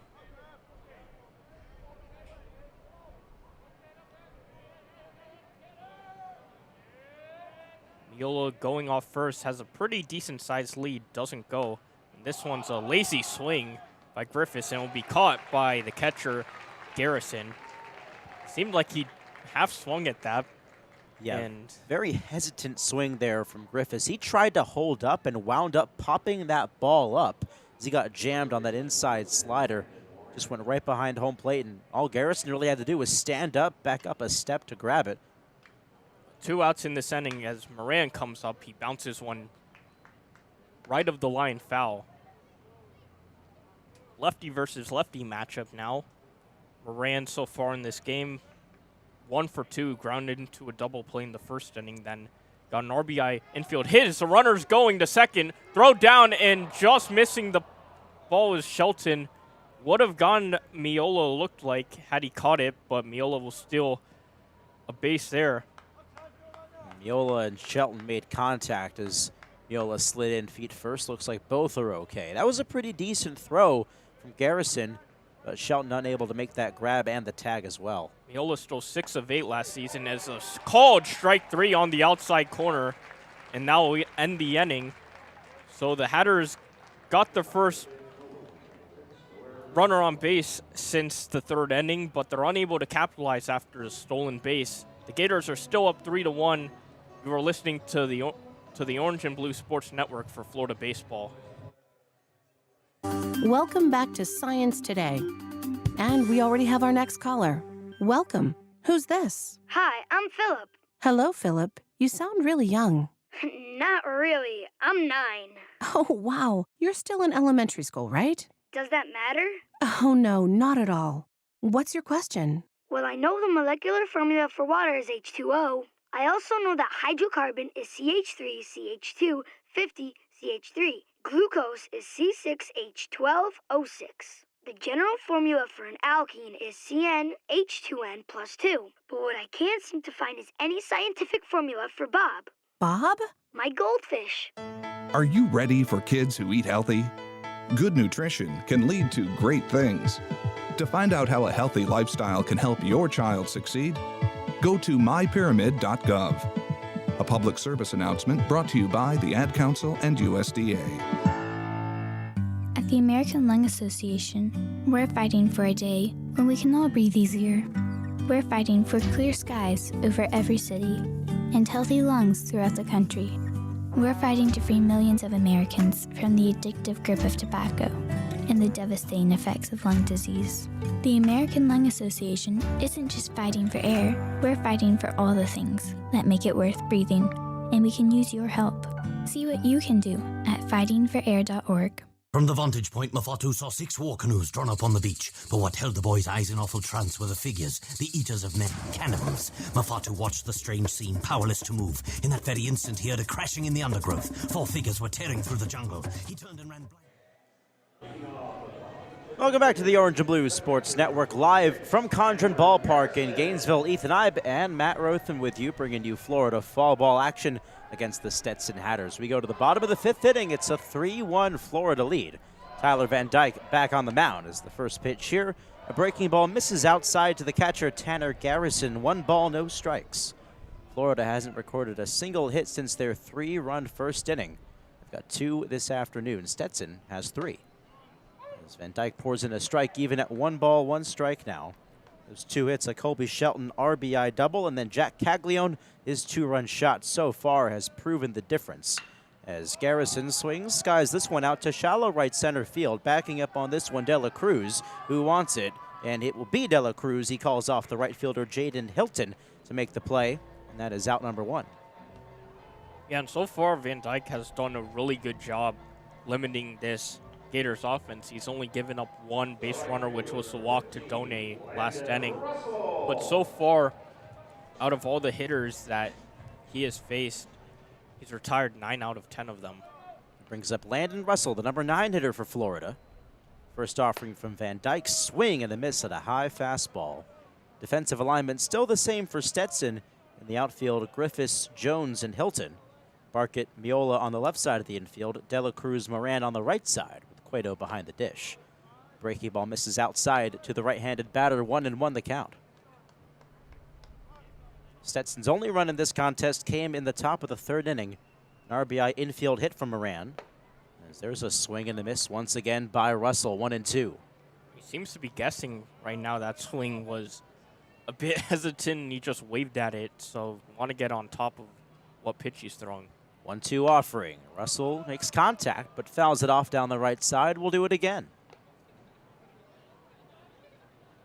This is a 16-inning scrimmage between Florida and Stetson. We'll go the first 9, take a 30-minute break, and we'll come back the final 6 innings of this game.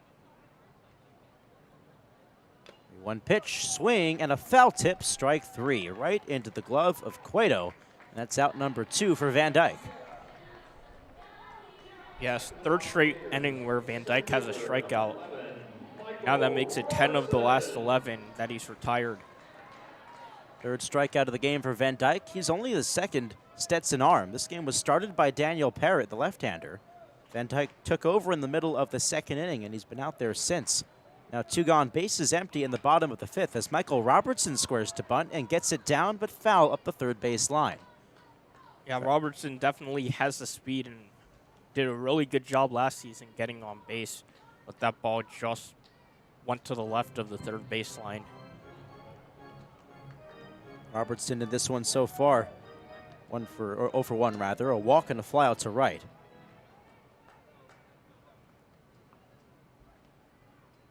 The 0-1 pitch from Van Dyke is ankle high and ball 1 to Robertson. 3rd baseman Isaiah Barkett playing in now, backs up a few steps. Rest of the infield playing back. The 1-1 pitch is down and in, ball 2. trying to maybe defend against another surprise bunt attempt from Robertson. He's got the speed to be able to do that to you. All the guys are playing back, it looks like. First base and third base both back.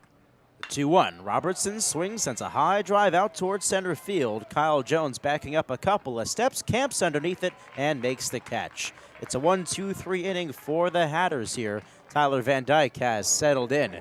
And we're on our way to the top of the sixth. The score, Florida 3, Stetson 1. You're listening to the Orange and Blues Sports Network. Say the Pledge of Allegiance together. I'm one out of every 4 children in America, and I'm struggling with hunger. I'm lucky to grow up where I could be whatever I want. I want to grow up and be someone who doesn't go to bed hungry.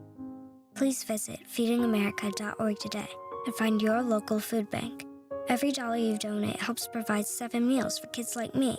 Together, we're Feeding America. Brought to you by Feeding America and the Ad Council. In the news, a small boy was rescued from abuse today by a magic trick. Witnesses say a bully had the boy pinned down. Scott was hitting Timmy pretty hard. And I said somebody should do something. Moments later, a street magician arrived on the scene. Police reports state he covered the bully with his coat. What happened next is still under investigation. The bully turned into a bunch of kittens. The victim left the scene unharmed. Boy, you never see that happen. That's because it doesn't. If you see abuse or neglect, learn what you can do from American Humane at BeHumane.org. I'm Sally, a volunteer at United Way. I'm asking people around the neighborhood what they think this place needs. Excuse me, hi. What do you think this place needs? I'd like to see more parking. More playgrounds. Free movies. That's easy. Better restaurants.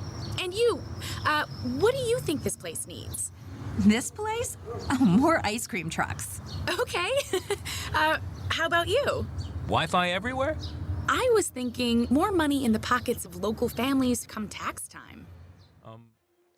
Welcome back to the Orange and Blues Sports Network. Ethan Eibe and Matt Rothmann with you live from Condron Ballpark in Gainesville. It's a 3-1 Gators lead over the Stetson Hatters. We go to the top of the sixth inning. Cade Fisher remains in the game for his second inning of relief. The first time we've seen a Florida pitcher go multiple innings this afternoon as Gio Cueto steps up to the plate. He takes a slider inside and a called strike. Yeah, in fact, the game against Georgia, the only pitcher that went multiple innings in that game was Ryan Slater. And this one drills Cueto. It was a fastball too far in. I think that got Cueto on the back of his left leg. He will trot down to first base, leadoff man aboard for Stetson. And Slater came on in the 8th inning, in the middle of that inning, against Georgia and stuck around for the 9th as well. Saw 10 different pitchers in that game. It was a 10-inning contest against the Bulldogs last week in Jacksonville. A couple of guys we haven't seen today include Brandon Neely and Liam Peterson. There's a called strike. Batter now is Brandon Hilton. Really hoping we get to see Peterson, Neely, and hopefully Christian Rodriguez at some point this afternoon. As Hilton starts to go around, then holds up as that slider missed outside. 1 ball, 1 strike. Yeah, as you mentioned, Neely pitched really well last year. Of the pen, 34 games, 3.58 ERA. With a wave and a miss. Nice slider. Had Hilton reaching for it. 72 strikeouts and 55 in the 3rd inning for Neely. Probably is most known for getting ejected against Georgia in last year's game. I was there for that. That was a very memorable day indeed. This one's outside. 2 balls, 2 strikes, lefty on lefty matchup. It was the game where Neely was tossed for looking over to the Georgia dugout after finishing off an inning. As this one's outside, 3-2 the count now to Hilton. And with Hilton, with how well he's done, you could be careful with him. 0 for 2 today as he fouls this one off the plate, made contact with his back leg. It sat right there in the left-handed box, so still a full count. Runner at first is Cueto. Nobody out in the bottom, or the top of the 6th inning, rather. It's a 3-1 Florida lead. Tying run at the plate. Payoff pitch. Hilton, a slow tapper, second base side. Curlin charging in, gloves, throws to first in time. Up to second base goes Cueto on the play. Works just as good as a sacrifice, now 1 down. Yeah, it's good composure there by Curlin because Cueto was right in between him as the ball was getting right to him, and he's able to field it well without bobbling it and throws it the first for the first out. That'll bring up the other Hilton, Jaden Hilton. First pitch to him, a check swing, pops out of the glove. I think that is Brody Donay now catching for the Gators. Tanner Garrison no longer behind the dish for Florida. Probably giving him a bit of a rest, considering we're playing 16 innings and want some guys to get catching opportunities. Got to get everybody in there in days like today, as this slider is fouled off to the backstop. 1-1 the count. Runner at second, one away. In a 3-1 game, Florida out in front of Stetson. Fisher, the left-hander, deals. Hilton a ground ball up the third base side. That'll roll foul.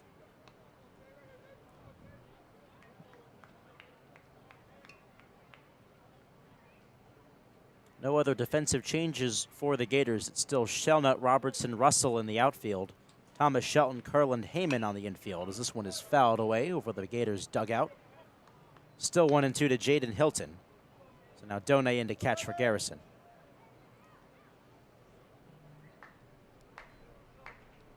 Nobody holding on the runner at second base. 1-2 pitch. Hilton pops it up, heading foul behind home plate. Donay in pursuit, but he will quickly run out of room. And it bounces right back down towards the first couple of rows of seats there. Yeah, it doesn't look like there's anyone, below us in this terrace section. So if the ball landed here, likely will either only go to us or no one will get hit with it. Another 1-2 pitch is fouled off at the plate. Both Hiltons definitely were battling up there. Jaden's still alive. I say, if there is nobody in front of us in this section, so if it does land up here, you might as well go down and grab it. Might as well. Runner off of second. Fisher deals. Hilton smashes this one to short over the head of Shelton. Base hit left center field. Around third comes Cueto. Over to second base goes Hilton. The throw from Robertson. The tag safe. An RBI hustle double for Jaden Hilton. And Stetson has cut the lead down to 1. It's a 3-2 ball game. And that was a booming hit by Hilton over the shortstop's head. And I thought it was really risky for him to go to second because it looked like the left fielder, Tyler Schoenett, was able to get to that ball quickly. But a great slide by Hilton. Now he's in scoring position with 1 out. Hilton showing off the wheels there. That was a sharp liner just over the head of the shortstop, Shelton. Robertson cut it off as quickly as he could, as there's a slider in there for a strike to Isaiah Barquette. But Hilton able to get to second, and now he's in scoring position. The potential tying run out there. Only 1 away in the top of the 6th inning.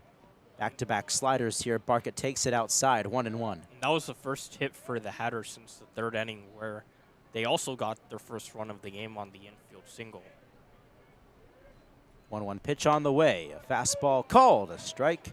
He goes to 1-2 on Barquette. Was in on the hands of the right-handed batter, but caught the corner. No shifting going on defensively here. Both middle infielders playing back. And now Hilton off with the pitch. He will swipe third base. That was a good pitch to run on, too. It was in the dirt. Brody Donay picked it, but made no throw to third. And now Hilton 90 feet away from scoring the tying run. Yeah, no one covering second there, and with the amount of time given by Fisher. 2-2. This one floated out towards center field. Going after it, Robertson. He makes the catch. Runner tags. Hilton going for the plate. Robertson, the throw. It is not in time. He's in there with a feet-first slide, and Stetson has tied this game up at 3. A great job by the Hatters coming back in this game despite the 3 runs that they gave up in the 1st inning. Tyler Van Dyke, can't say enough about the job he's done relieving Daniel Parrott, and now they get the 2 runs, even though the scoreboard's completely wrong. It does say 4-3 up there. Oh, now it's fixed. As Kyle Jones at the plate, he takes a called strike. So Cade Fisher in his 2nd inning of relief has been knocked around a little bit. Hit by a pitch to Cueto, got up to second base on a ground out. Hilton doubling him home for the first run of this frame, as this one's outside. 1 ball, 1 strike. Hilton stealing third and now scoring on the Barquette sac fly to center. This one tapped foul at the plate. Now 1-2 to Kyle Jones. That was a good throw by Robertson, all the way on the fly to Brody Donay, the catcher, but Hilton with the speed as this one is driven high in the air. Left center field off the bat of Jones, going after it to the wall. It is going to be off the wall. Extra bases for Jones. He will pull up into second base and stop there. Tyler Shelnut got it in quickly. Kyle Jones jumping all over that 1-2 fastball. He's got a 2-out double. Yeah, third straight ball that's been hit rather hard against Fisher, so the Hatters are certainly timing up his pitches really well. Great play by Shelnut to get the ball in quickly. I thought Jones could have gone to third there given how far that went to the gap, but the throw really went in quickly and they stop him at second. So a 2-out base runner here as Stetson tries to take the lead. Juan de la Cruz, first pitch, liner foul, and oh boy, that one almost got the third base coach for Stetson. I don't have his name, but man, he really had to hit the deck there, otherwise that line drive was heading right for him.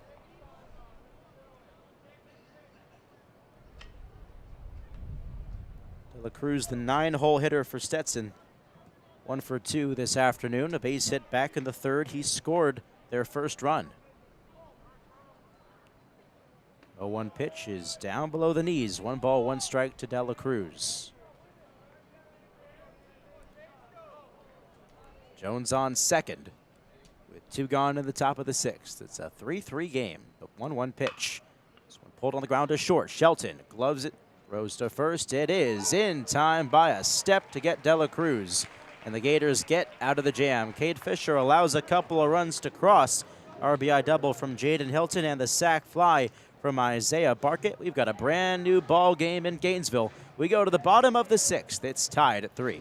You're listening to Florida Baseball on the Orange and Blue Sports Network.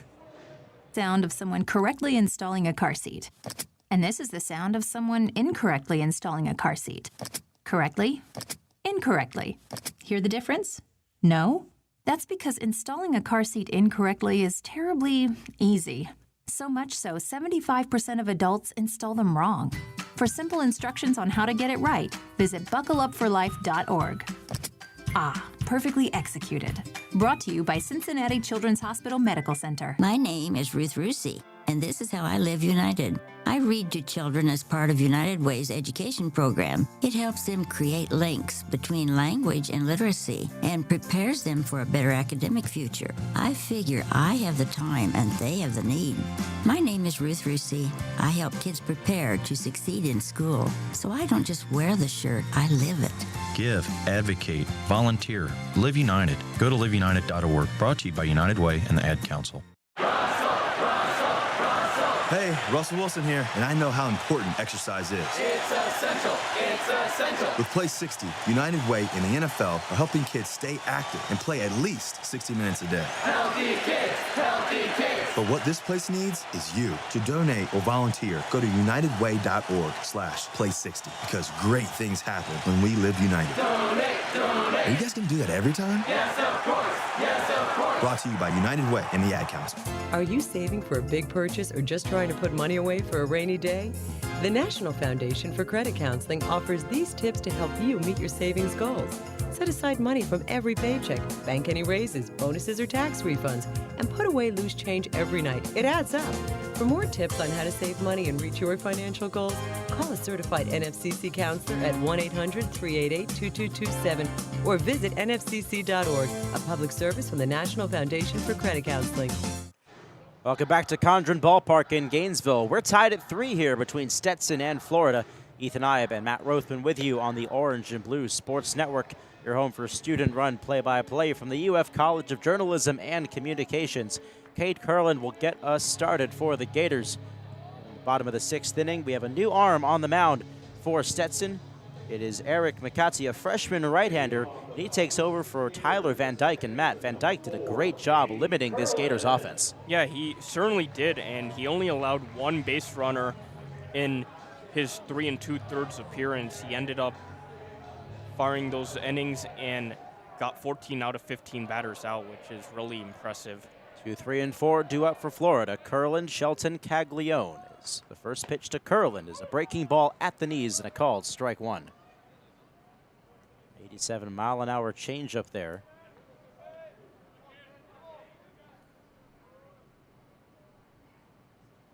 Second offering, a bouncing ball hit towards short, gathered in by Miola. Throw to first is high, and it takes Moran off the bag. Now Curlin heading for second as the ball gets away. It goes out of play. Curlin will reach second base. An errant throw by Lorenzo Miola just missed the glove of Moran, and Curlin will be in scoring position to start off this 6th inning. Yeah, and it was a good play by Miola to range towards his left side to make the play, but his throw sailed over the first baseman. He had 6 errors last season in 45 starts. Curlin hit that ball pretty hard just to the left of Miola, who made that play look easy until the throw. As Colby Shelton stands in, first pitch slider, and it catches the inside corner for strike one. They rule it an error. So the Gators still haven't gotten a hit since the first inning. This one inside, goes to 1-1 on Shelton. Waiting to see if that error actually applies to the ground ball. I'm sure it does, but obviously the error, they got him to second. It's a 2-base error or what? McCarty looks at Curlin at second. Now comes home with it. And Shelton takes it outside. Goes to 2-1.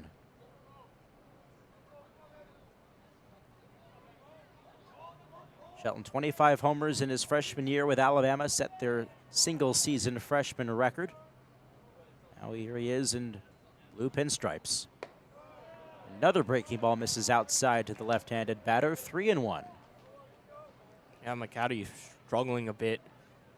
Face Shelton with those breaking balls, releasing it way too early, and it's not catching any part of the plate. 3-1 offering is in the dirt, ball 4. Runner will head for third. Throw is not in time. Cade Curlin swiping an extra 90 feet there, took advantage of the ball in the dirt, and now the Gators are set up well to start the bottom of the 6th. Runners on the corners, nobody out.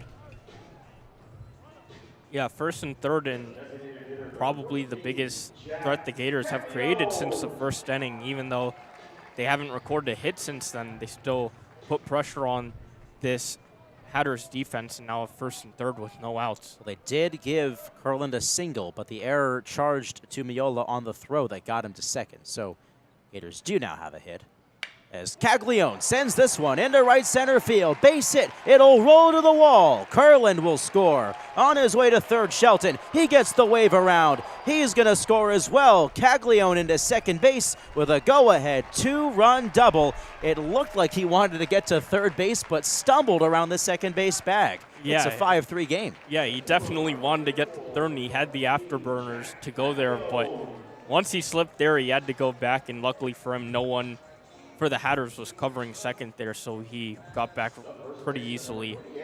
Sniper got him, apparently, as Caglione now on second base.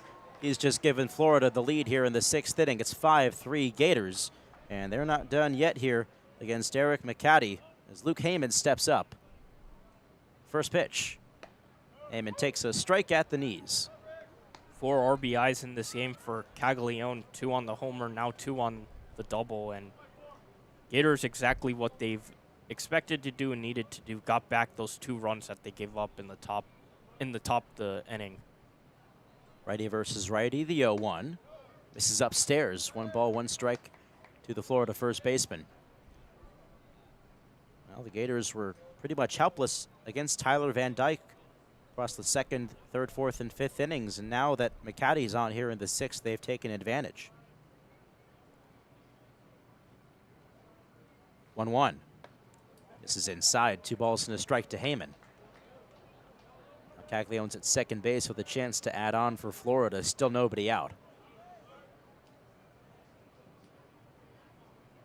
Heyman 0 for 1. A walk, a ground out to second base so far this afternoon. McCarty looks at second. Nobody's around for Cags. The 2-1. Just up high. Goes to 3-1 now. That one awfully close to take.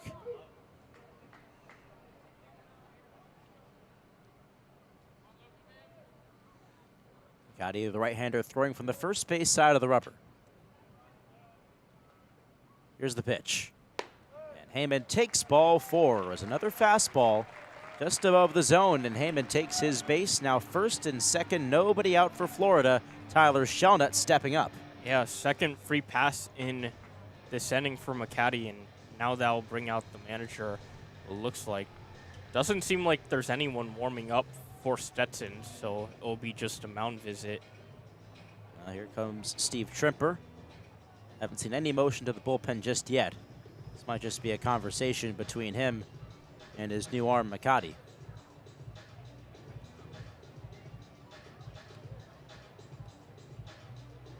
Gators in their blue pinstripe uniforms this afternoon. The blue F on the left chest, and the blue helmets as well. Stetson rocking the dark green jerseys, the white letters and numbers. Reminds me a little bit of those old Tampa Bay Devil Rays uniforms they used to wear 2001 to 2007. The green look before their current navy style. Imagine having 3 distinct looks in just 30 years of existing as a franchise.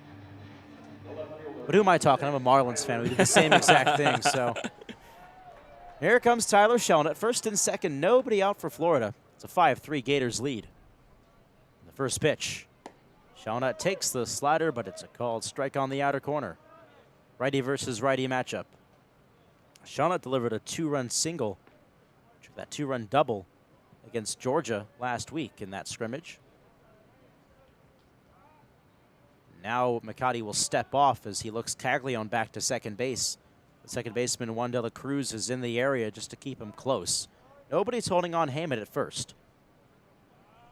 Yeah, first baseman playing behind him.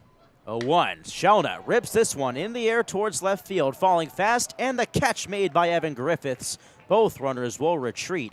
That one looked like it could be dangerous, but Griffiths, quick on his feet, is there to cut it down. Yeah, 2 gone. It looked like Shelnut just got that off the end of the bat and didn't put as much wood as he hoped for on it. Almost got it to drop, but a great play by the left fielder Griffiths to run down that ball.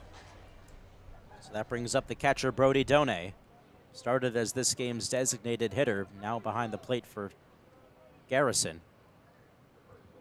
Runners at first and second, one away. They both are going. Swing and a miss. Throw goes down to second. The tag, and they got him there. Heyman cut down. Caglione to third base on the stolen bag. Stetson does record another out, now 2 gone. Florida tried the double steal, and it only half works.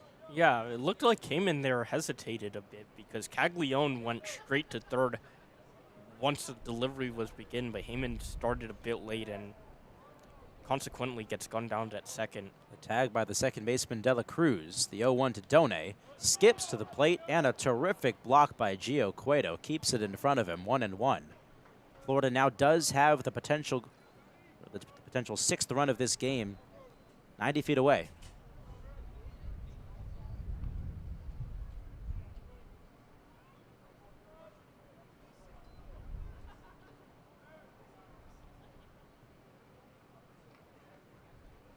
One pitch. Donay, a wave and a miss at the breaking ball. Chased after it there, 1-2. Yeah, great pitch there by McCarty. Got Donay way out in front of it, and now he'll hope with the 1-2 count to finish him to limit the damage. McCarty trying to get out of the jam here. 1-2 offering. Donay takes it, and a called strike 3. Slider on the outer half. McCarty gets out of it. Leaves Caglione at third, but not before the Gators take a lead here on the 2-run double from Cags. We'll go to the top of the 7th. It's a 5-3 Florida advantage. You're listening to Gators Baseball on the Orange and Blue Sports Network. Annoying. You're so annoying. Stop copying me. Stop copying me. Mom, tell her to stop copying me. Mom, tell her to stop talking to me. Kids will spend 10 minutes copying everything their sibling says. You're such a You're doofus. such a doofus. How about 2 minutes to brush their teeth? Brushing for 2 minutes now can save your child from severe tooth pain later. For fun 2-minute videos to watch while brushing, visit 2min2x.org. 2 minutes, twice a day. They have the time. Mom! A message from the Partnership for Healthy Mouths, Healthy Lives, and the Ad Council. You are a healthy eater. Oranges for vitamin C, flaxseed and mackerel for omega-3s. But did you know the same foods that are good for your body, i.e. not beef jerky, are also good for your eyes? Yep, research shows proper nutrition can impact the development of cataracts and age-related macular degeneration, two leading causes of blindness. So keep up the healthy munching, my well-fed friend. And for more easy ways to keep keeping your eyes healthy, see your optometrist or visit AOA.org.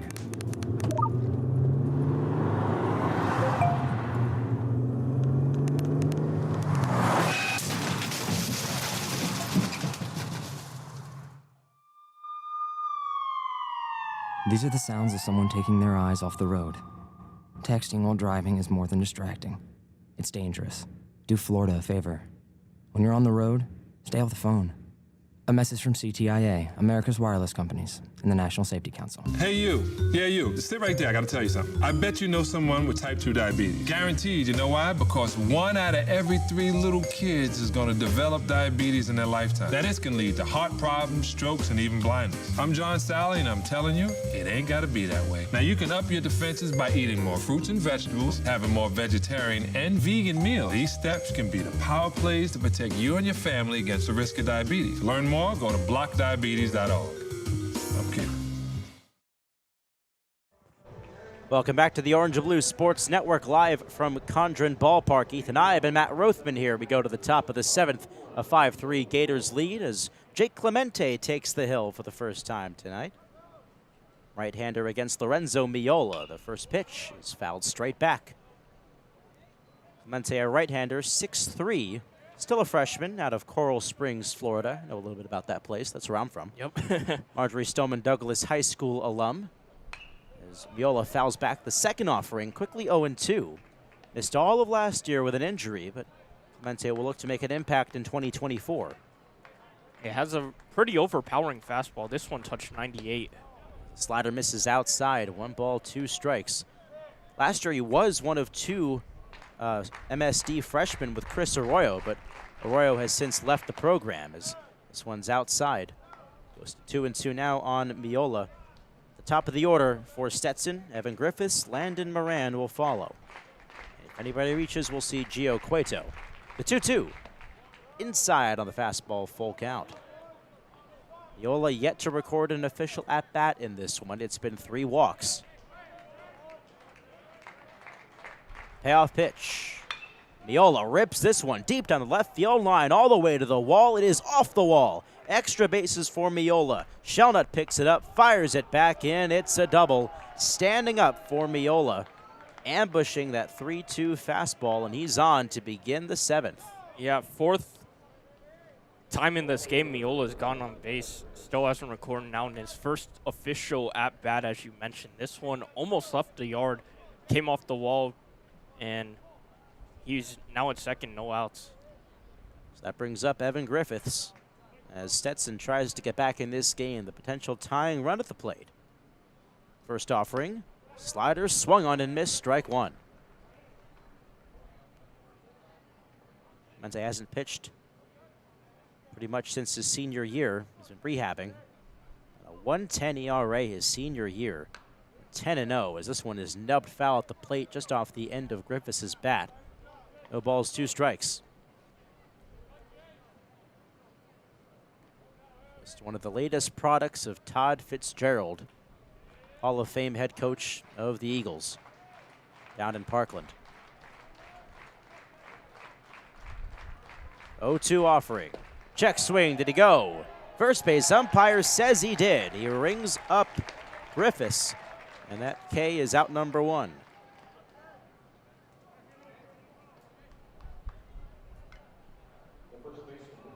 That brings up Landon Moran. Moran drove in the game's first run for Stetson with an RBI single in the 3rd inning. And he goes around here on a check swing. And strike 1. His breaking pitches have been fooling Stetson so far from Clemente. Miola gets off the second base bag. He's jumping around up there. 0-1, another check swing. It's a called strike 2. Yeah, especially with how Fastest fastball is topped out at 898 so far in this game. He could use that breaker to really fool batters that are thinking fastball. The 0-2 from Clemente is in the dirt. This time, Moran able to hold up. Nice block there again by Brody Done. It looks like he wanted to throw the slider there, but it broke too low, but great block there by Done. 1-2. This one tapped at the first base line. Clemente off the mound to field it. Underhand toss to first in time for out number 2. Advancing to third base, Miola. That weak ground ball, Moran is gone. It's a 1-3 put out for your scorecards at home. And that brings up the cleanup man, the catcher, Cueto.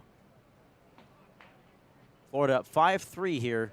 2 gone in the top of the 7th. This is a 16-inning exhibition. We'll take a 30-minute break after 9 innings and come back for the final 6. As this one is outside, ball 1 on the fastball to start this at-bat to Cueto. Just about 4 o'clock here in Gainesville. There's a slider at the knees. There's a called strike. 1 ball, 1 strike now. Cueto in this one scored in the 6th inning. Couple of strikeouts. Checks his swing here on a pitch low and outside. It goes to 2-1. Florida got off to a hot start in this one. 3 runs in the first inning, 2 of them on a Caglione 2-run shot. Stetson tied the game with 2 runs in the top of the 6th. RBIs from Hilton and Barquette. And then Caglione again struck for 2 more on a double to give Florida the lead again. Is this one a called strike at the knees? Nice fastball there from Clemente, 2-2. Yeah, first 3 pitches went breaking ball, and now he chucks in a fastball to even the count. Crowd getting into it here. 2-2 pitch, check swing, did he go? No, he did not, says the first base umpire. Another strong block from Done to keep it in front of him. It was a slider in the dirt. So a full count now on Cueto. Runner at third base with 2 down. That base runner is Miola, who started this inning off with a double.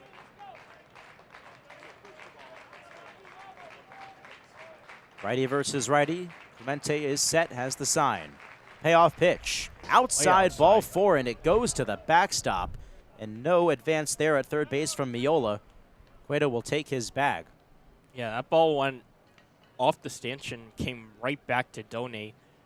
Miola thought about going, but rightfully so, he stopped because that ricocheted far back towards home plate. Yeah, very beneficial ricochet for the Gators as that kept Miola at third base. There is some padding behind home plate, but other than that, it is majority concrete, so that sometimes leads to favorable bounces as Kevin O'Sullivan calls time and the Gators head coach will go out for a mound visit. Potential go-ahead run will come to the plate next in Brandon Hilton.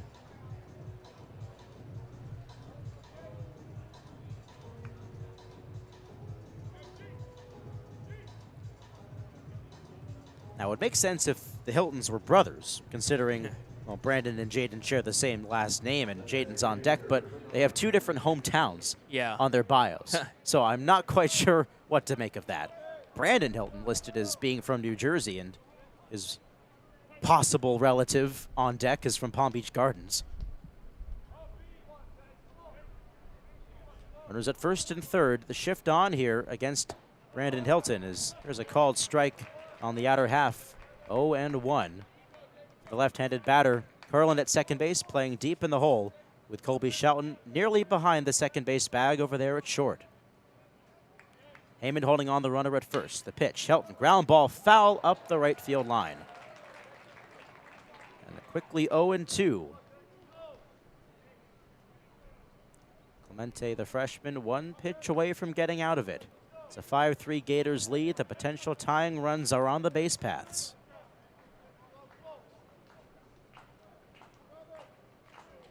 Hilton 0 for 3 in this one. A couple ground ball outs and a K. Clemente nods and deals. And a breaking ball misses outside. Nice take there from Hilton. Yeah, 1-2. Tried to go to the backdoor slider there, but released it a little bit early and it didn't catch the left part of the plate. See if the runner at first takes off here. 1-2, he does, and it is outside for a ball. There will be no throw to second. Cueto will take that bag. Eliminates the possibility of the force at second base, and now a base hit here could tie the game. 2 men in scoring position. 2-2 the count. Clemente deals. A ground ball foul up the first base side, a slow tapper. Haben will pick it up, chuck it back towards his dugout. Lorenzo Miola led off this frame with a double down the left field line. He's at third. Griffiths with a strikeout, Moran the ground out. Now the Cueto walk at second and third with 2 down. The 2-2 again, bounces to the plate all the way to the backstop. This will bring home a run. Miola scores from third, up to third base goes Cueto. It was a fastball that Clemente just let it get away from him. It bounced to the plate and went right over Done's head. Yeah, now the last 3 pitches been all breaking stuff from Clemente, so I wonder if he tries to go back to the fastball, because even though Hilton did really well last season and is a powerful hitter, you might want to try to think about jamming him and throwing it. It's a 5-4 game now as Hilton swings and misses to conclude matters here on the full count offering. A wave and a miss at a ball ankle high. The potential tying run in Cueto stranded at third base, but Stetson does get a run back thanks to the wild pitch. It's time to stand and sing at Condron Ballpark in Gainesville. Bottom 7 coming up at a 5-4 Florida lead. You're listening to Florida Baseball on the Orange and Blue Sports Network. Annoying. You're so annoying. Stop copying me. Stop copying me. Mom, tell her to stop copying me. Mom, tell her to stop talking to me. Kids will spend 10 minutes copying everything their sibling says. You're such a You're doofus. such a doofus. How about 2 minutes to brush their teeth? Brushing for 2 minutes now can save your child from severe tooth pain later. For fun 2-minute videos to watch while brushing, visit 2min2x.org. 2 minutes, twice a day. They have the time. Mom! A message from the Partnership for Healthy Mouths, Healthy Lives, and the Ad Council. You are a healthy eater. Oranges for vitamin C, flaxseed and mackerel for omega-3s. But did you know the same foods that are good for your body, i.e. not beef jerky, are also good for your eyes? Yep, research shows proper nutrition can impact the development of cataracts and age-related macular degeneration, 2 leading causes of blindness. So keep up the healthy munching, my well-fed friend. And for more easy ways to keep keeping your eyes healthy, see your optometrist or visit AOA.org.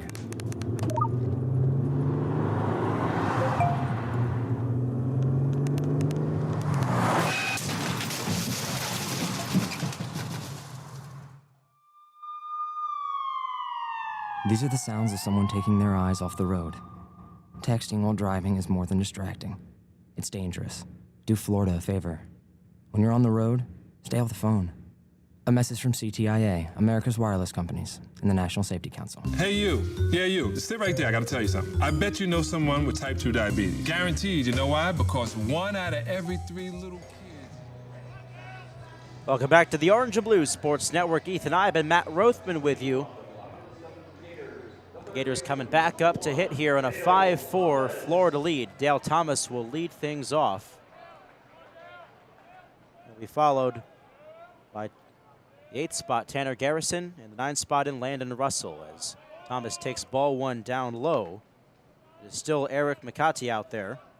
In his second inning of relief, gave up a couple of runs on a Jack Caglione 2-run double an inning ago. He deals here as Thomas swings and pops it foul behind home plate. 1-1 the count. Gators had that 5-3 lead. It's now 5-4 after Stetson tacked on a run in the top of the 7th. A wild pitch came from Jake Clemente.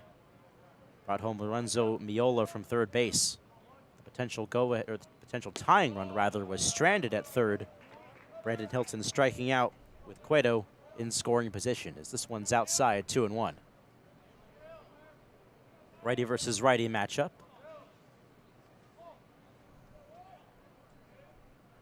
Pitch. Thomas rips this one. That's a base hit left field over the third baseman's head. Thomas turns the corner. He will head back to first. Leadoff base knock for Dale Thomas. Looking good so far this fall. Had that home run against Georgia. Now he's got it on base here. Yeah, so far in this fall, he's done really well. 1 for 2 tonight, stolen a base as well. So expect them coming into the season to provide some great production for this Gators team that did lose quite a few guys from last season. So you'd hope he could get in there for the spring. Tanner Garrison at the plate now. The throw to first is not in time to pick off the runner Thomas. Garrison started this game as the catcher. Now he's the DH. Him and Brody Donay swapping positions. Gators going with a 10-man lineup in this fall ball exhibition. Another pickoff play. Thomas is safe again. Afternoon shadows have appeared. All the entire home plate area is in the shade, and that line cuts off right between the mound. Pitching rubber barely in the sun. Kati deals a breaking ball, a called strike. Snap throw down to first, not in time. They are awfully worried about Dale Thomas down there, aren't they? Yeah, he already stolen a base today, and we've seen so far in this game, both teams have done that fake stolen base where they've gone out far enough where the catcher has tried to snap throw back to first.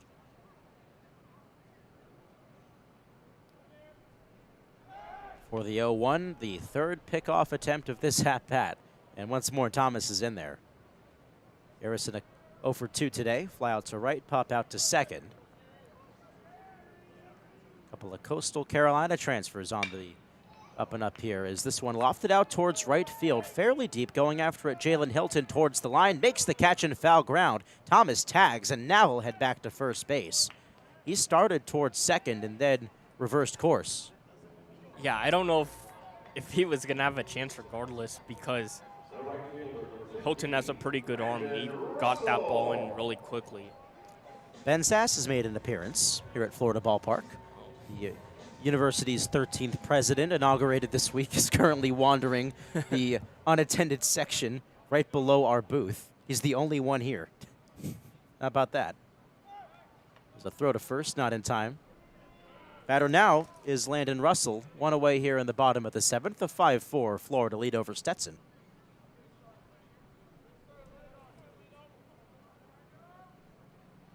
Noted baseball fan, Ben Sass. Yep.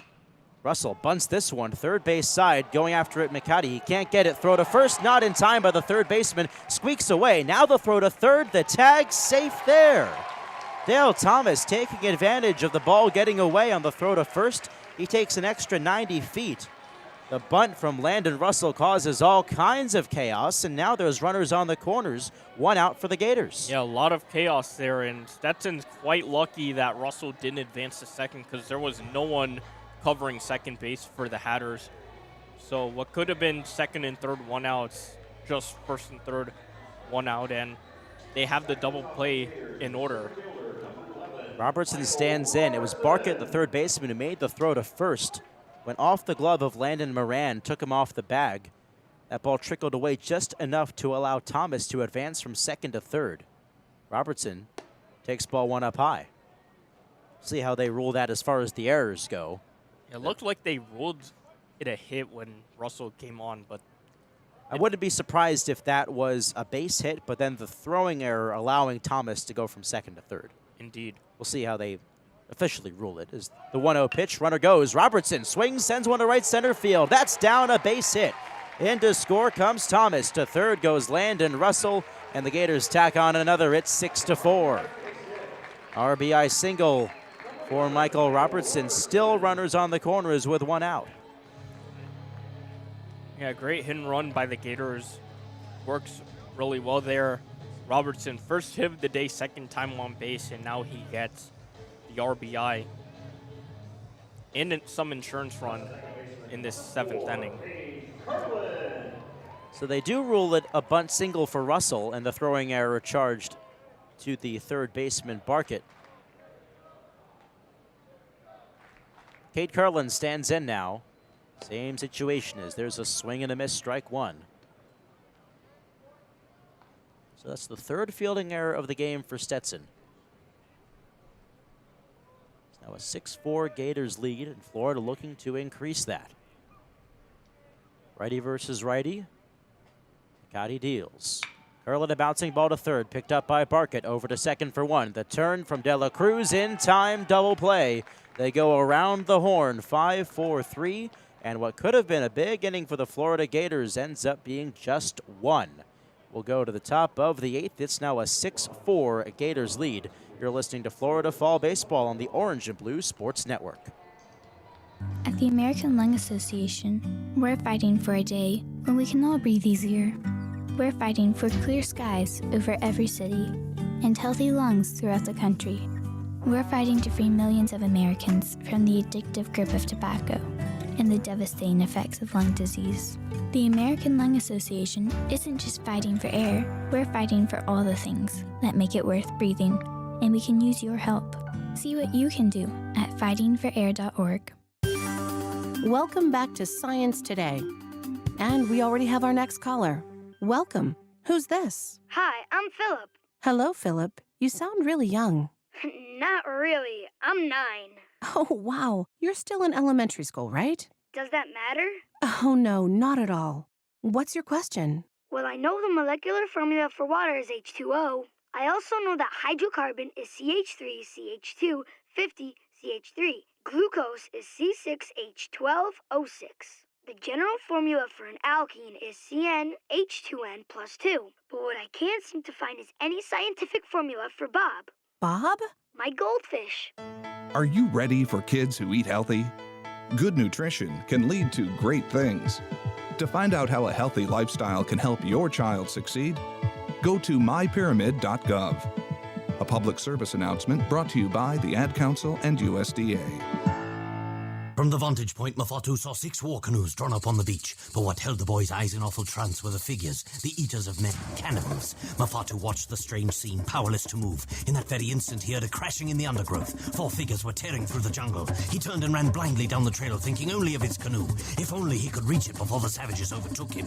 Explore new worlds. Find out what happens next by reading the book Call It Courage by Armstrong Sperry. For other great book ideas, visit literacy.gov. A message from the Library of Congress and the Ad Council.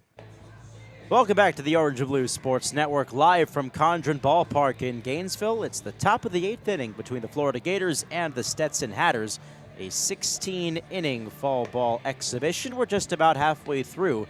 Ethan Eibe and Matt Rothmann on the call here. It's a 6-4 Gators lead, and now Hells Bells is playing through the loudspeakers, and that can only mean one thing. Welcome to the ballgame, Brandon Neely, the new pitcher for Florida. Yep, as we mentioned earlier, Neely, probably known for his ejection when they played Georgia. He pitched fantastic last year out of the pen. 3.58 ERA in 34 appearances, 72 strikeouts in 55 and a third inning. So he has quite good stuff and a good fastball that gets hitters to swing and miss. Jaden Hilton will be his first assignment as there's a swing and a miss, a breaking ball up, and he swung right through it, 0-1. Neely working quickly as always. Misses outside with the slider. 1 ball, 1 strike. We saw Neely in the Georgia exhibition give up a couple of runs in his 1 inning of work as Hilton pops this one up first base side, going towards foul ground and making the catch, Luke Heyman. Just a couple of steps into foul territory. That is out number 1.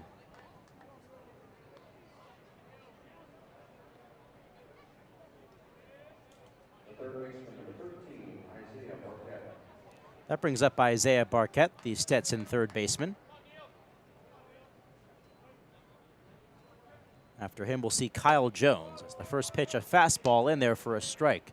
94 on the gun from Neely, who we expect will be a part of the Gators' weekend rotation this season after being the closer a year ago. Bouncing ball hit towards first and backhanded by Heyman. A shovel toss to Neely, covering the bag. 2 up, 2 down. Neely just had to get over to first base there as Heyman made that one backhanded stop a step to his right. A couple of quick outs. It's going to bring up Kyle Jones.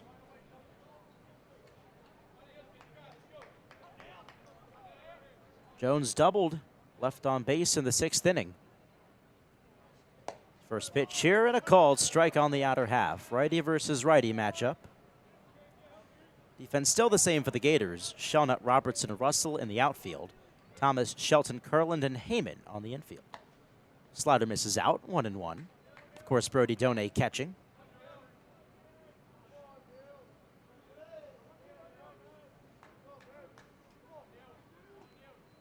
Neely deals. Jones fouls it off down the right side. 1 ball and 2 strikes. Yeah, as you mentioned, Neely will probably be a big part of that weekend rotation. They had 3 guys last year, Waldrop, Caglione, and Sproats. Caglione back. Swing and a miss on 1 and 2. Neely challenged him with the fastball, and he won. A 1-2-3 inning for the Gators' arm out of the bullpen. We go to the bottom of the 8th. It's still 6-4 in favor of the Gators. You're listening to Florida Fall Baseball on the Orange and Blue Sports Network. A small boy was rescued from abuse today by a magic trick. Witnesses say a bully had the boy pinned down. Scott was hitting Timmy pretty hard, and I said somebody should do something. Moments later, a street magician arrived on the scene. Police reports state he covered the bully with his coat. What happened next is still under investigation. The bully turned into a bunch of kittens. The victim left the scene unharmed. Boy, you never see that happen. That's because it doesn't. If you see abuse or neglect, learn what you can do from American Humane at BeHumane.org. I'm Sally, a volunteer at United Way. I'm asking people around the neighborhood what they think this place needs. Excuse me, hi. What do you think this place needs? I'd like to see more parking. More playgrounds. Free movies. That's easy. Better restaurants. And you, what do you think this place needs? This place? Oh, more ice cream trucks. Okay. How about you? Wi-Fi everywhere? I was thinking more money in the pockets of local families come tax time. Can I change my answer? I was just kidding about the ice cream. Oh, that's way better. Now that you mention it. When it comes to getting better tax refunds into the hands of local families, what this place needs is you. To donate or volunteer, go to unitedway.org. Because great things happen when we live united. Brought to you by United Way and the Ad Council.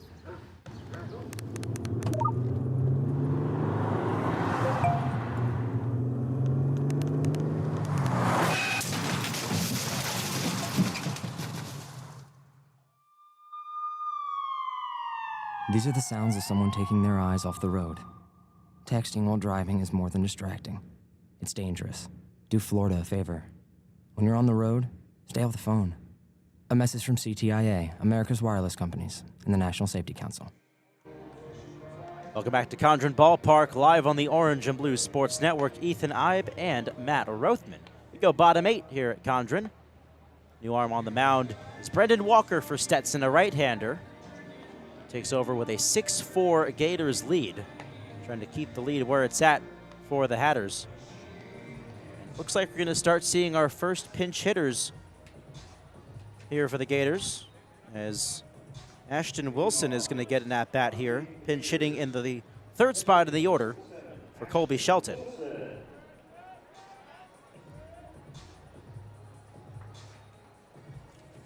Ashton Wilson, he's a sophomore out of Orlando, transferred over from Charleston Southern.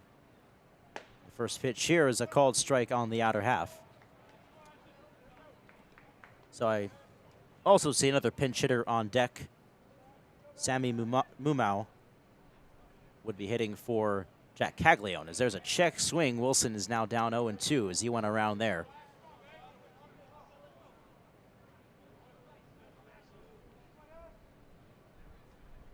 Got to get to know these new Florida names here. As this one misses outside. 1 ball and 2 strikes. Identifying all of these jersey numbers with the players from last year, and I keep catching myself. Oh, that's Chris Arroyo. Oh, that's Richie Cheekoffer. No, it's not, Ethan.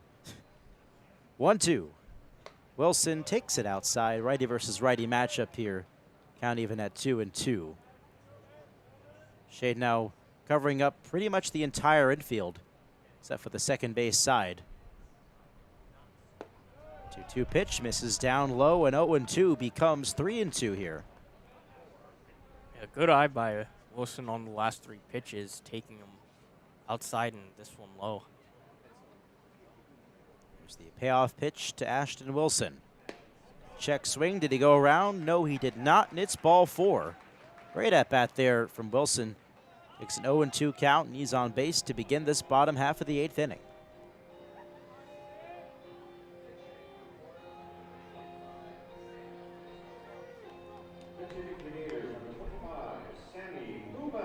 So Sammy Mumau will hit next. Pinch hitting for Jack Caglione, whose day comes to an end. First offering is a called strike. Caglione was the big bat in this game so far for the Gators with 4 runs driven in, home run and a double.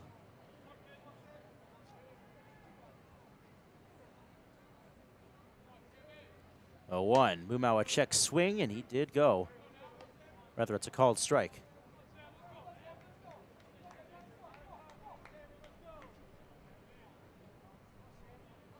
He's got a runner at first. Nobody out here in the 8th. And Mumau takes a called strike 3. It was a nice slider, ended up belt high, and he is rung up for out number 1. Now another pinch hitter will step up to the plate here, Armando Albert, senior infielder. Will get his chance to shine. Hitting in the 5 spot, Luke Heyman's day comes to an end. First offering is lifted foul down the left side, 0-1. And Alberts has transferred twice, started at Santa Fe, and then later transferred to FAU, and now he's in a senior season with the Gators. So he has had quite the journey through college, and now he's in a Gators uniform. See if he can make an impact for the Gators this year. It's the 0-1 pitch. At the knees, there's a called strike 2. And that is not Tyler Shelnut on deck. Here they come. Blake Brookins would be next. They come in bunches, don't they, these substitutions in fall ball. Fastball up and outside to the left-handed batter, now 1-2 to Armando Albert.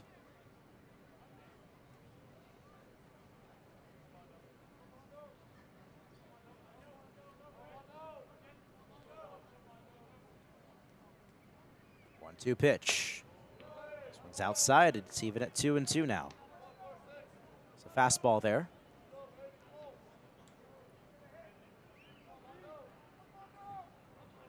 Ashton Wilson on first with 1 away in the bottom of the 8th. It's a 6-4 Gators lead. 2-2. Inside, it's a full count. Another fastball from Brendan Walker. Yeah, last 3 pitches, great takes by Albert. A couple outside, and this one inside. Ball 4. That is inside, ball 4. Runner was going on the pitch. And now 2 runners on for the Gators on a couple of free passes from Walker. Blake Brookins will have a chance to drive him in.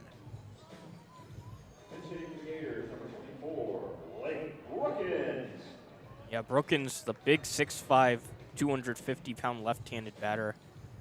Another freshman of a few of the guys on this team. Brookins bats from the left side. Runners at first and second. First pitch at the knees and a called strike 1. Getting to substitution land for the Gators now. All the regulars are coming on out. Hayden Yost is due up next. Would be the 5th straight pinch hitter as Brookins way out in front of a breaking ball there. It's 0-2. Yeah, you could tell how much he wanted to hammer that one, but got way out in front. Great pitch there by Walker. Hayden Yost would pinch hit for Brody Donay next. The 0-2. Swing and a miss. Brookins down on strikes. It's been walk, strikeout for Brendan Walker. Now 2 away.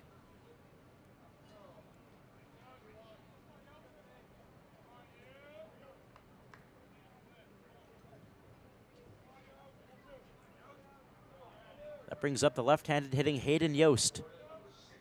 Got the start in center field against Georgia in the scrimmage last week. A ball down low to start this at-bat. A pump fake from the catcher, Cueto. Just wants to keep both base runners close by. Ashton Wilson at second base. It's Armando Albert at first with 2 gone. It's a 6-4 Gators lead in the bottom of the 8th inning. There will be a 30-minute break after the 9th inning concludes before the final 6 innings of this 16-inning exhibition are played. 1-0 misses up to Yost for ball 2.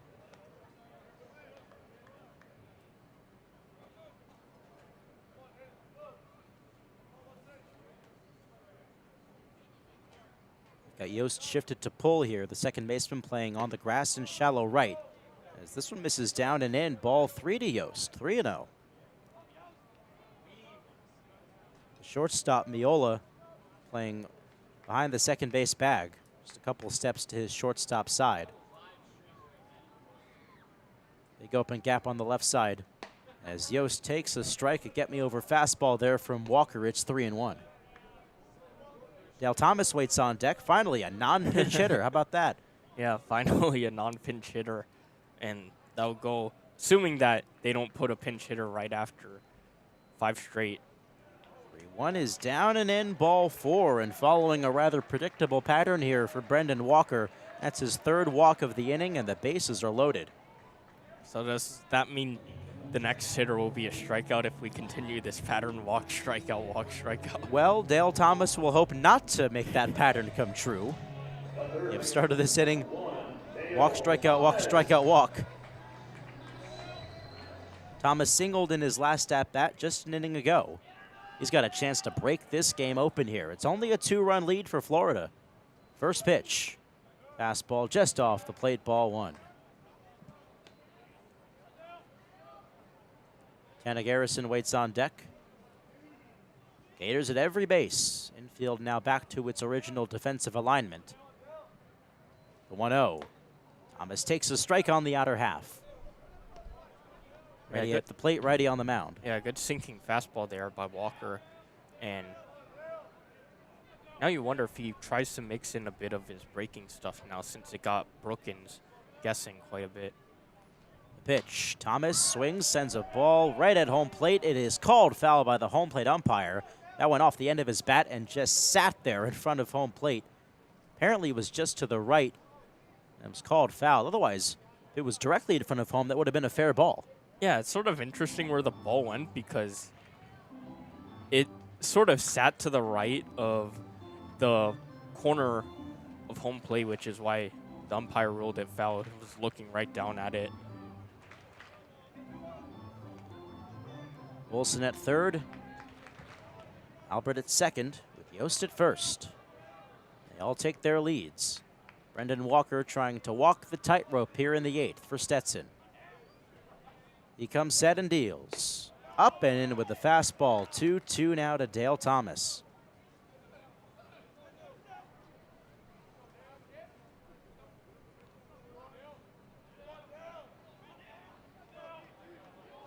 Both get back in and set. Cueto giving the signs. And Walker deals. Breaking ball outside, full count. And with the bases loaded and 2 outs, everybody will be on the move with this next pitch. Yeah, big chance for the Gators to get all the insurance runs they need up to. Could bring this bigger going into the top of the 9th. Payoff pitch, runners go. Thomas swings and fouls it off. Lofted a fly ball foul down the right side into the seats, and will do it once again. This has been a laborious inning. 23 pitches so far in this frame for Walker. All 3 runners get off again. The 3-2 is just outside, ball 4. A slider just off the corner. Walker walks his 4th batter of the inning, and it forces in a run. 7-4 Gators.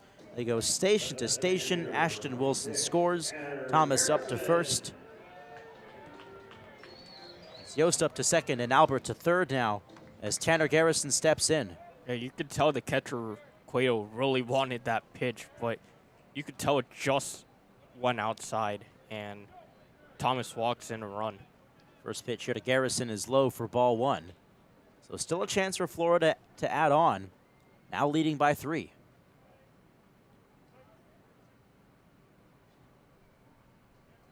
The pitch. Garrison lifts it foul. Directly behind home plate and over our heads. 1 ball, 1 strike.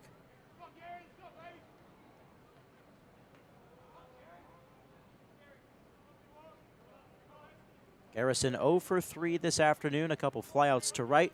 Pop out to second base.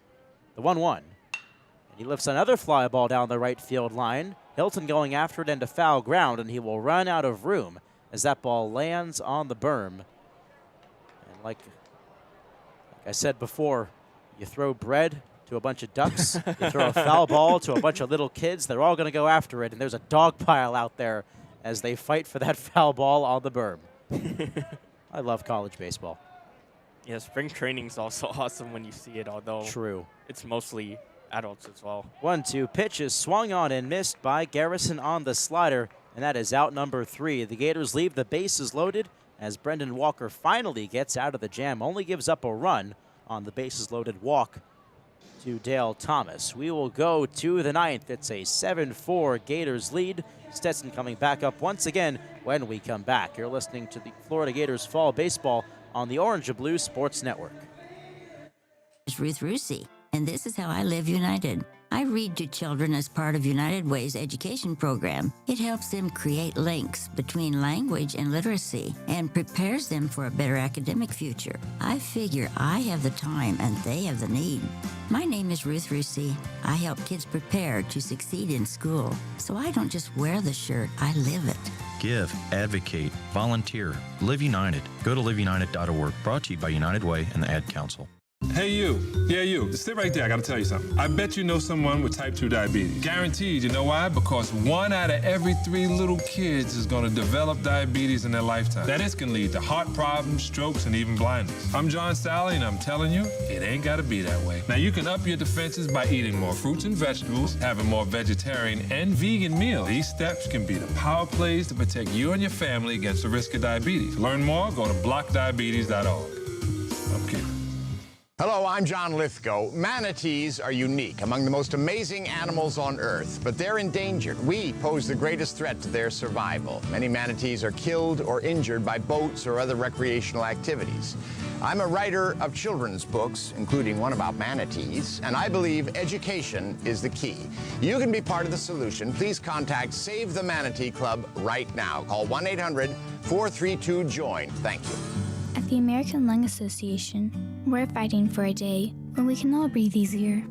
We're fighting for clear skies over every city and healthy lungs throughout the country.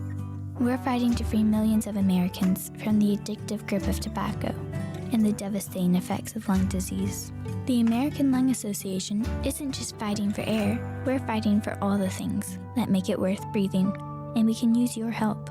See what you can do at fightingforair.org. Welcome back to Condron Ballpark here, the Orange and Blue Sports Network. We were told that the 30-minute break would take place after 9 innings.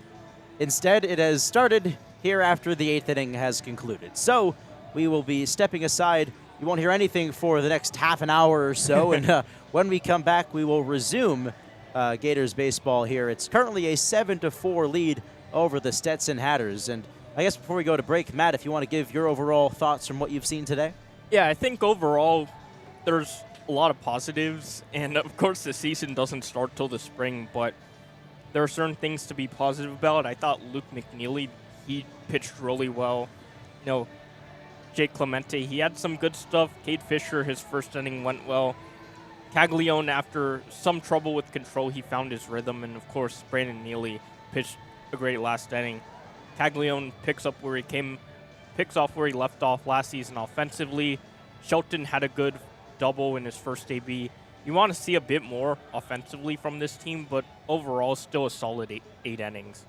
It's a 7-4 Gators lead. We'll step aside here, get you back in, I'd say 25-30 minutes from now for the continuation of this scrimmage between Florida and Stetson. Thanks for tuning in to the Orange and Blue Sports Network.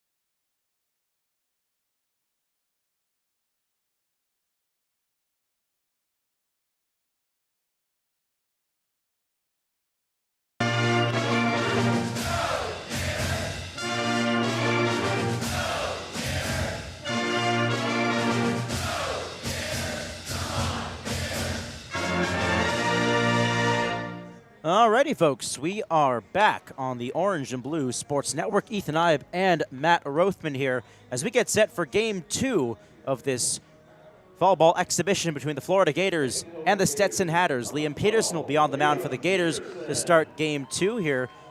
We thought we were headed for a 9 and a 7. Instead, it looks like we're going to get a 7-inning Game 2 after only going 8 in the first game here. We have the starting lineup for the Stetson Hatters here for the second half of this exhibition. Lorenzo Miola at shortstop will lead things off. Evan Griffiths in left field will hit second. Landon Moran, the right fielder, third. Isaiah Barkett, the third baseman, in the cleanup spot. Daniel Labrador will catch for Stetson, hitting fifth. Logan Hughes at first base, sixth. Kyle Jones in center field, seventh. Nelfi Lopez gets the start at second base. He's hitting eighth, with Luke Napolitano DHing and batting ninth. Liam Peterson, hoping to be one of the impact freshmen here, will get things started. He's a guy that looked great against Georgia at scrimmage a week ago. As his first pitch here is a grounder right off the mound, hits his glove, knocks it down, gets back up, and throws to first for the out. Attaboy, Liam Peterson knocking down what could have been a potential base hit right back up the middle. Instead, it's out number one. Yeah, first pitch, and immediately Peterson's called into action. As you mentioned, he pitched really well against Georgia and will be a big part of this team going forward. Pretty overpowering fastball, but a great play there, recovering and getting the throw to first. There's a called strike here to Evan Griffiths.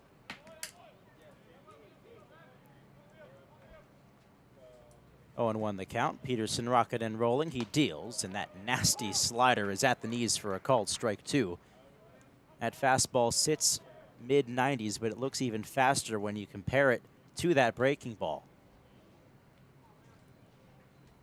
This one's outside. Goes to 1 ball and 2 strikes now.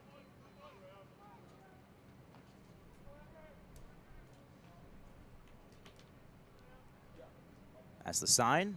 Peterson deals. The breaking ball down low goes to 2-2 now.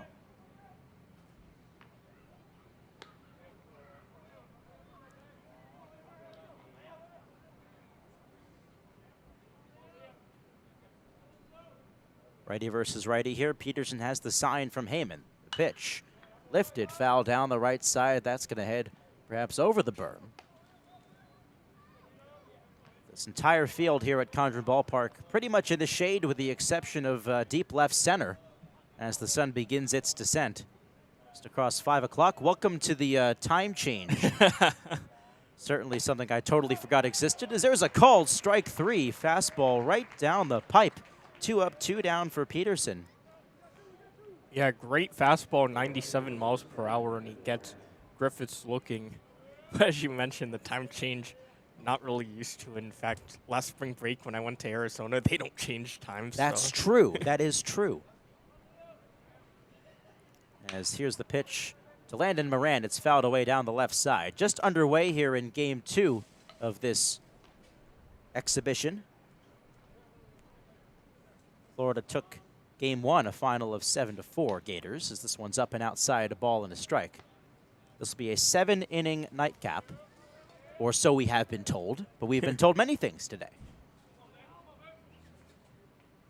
1-1. At the knees, just down, 2 balls, 1 strike.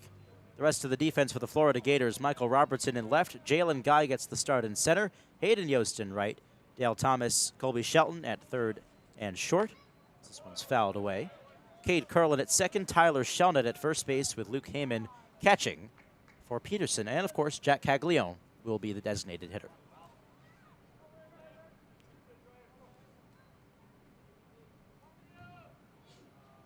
The 2-2. Upstairs, ball 3. That fastball backed Moran off the plate a bit. Yep. And as you mentioned, basically a similar lineup for the Gators, with the exception Yost is in right field and Guy is in center.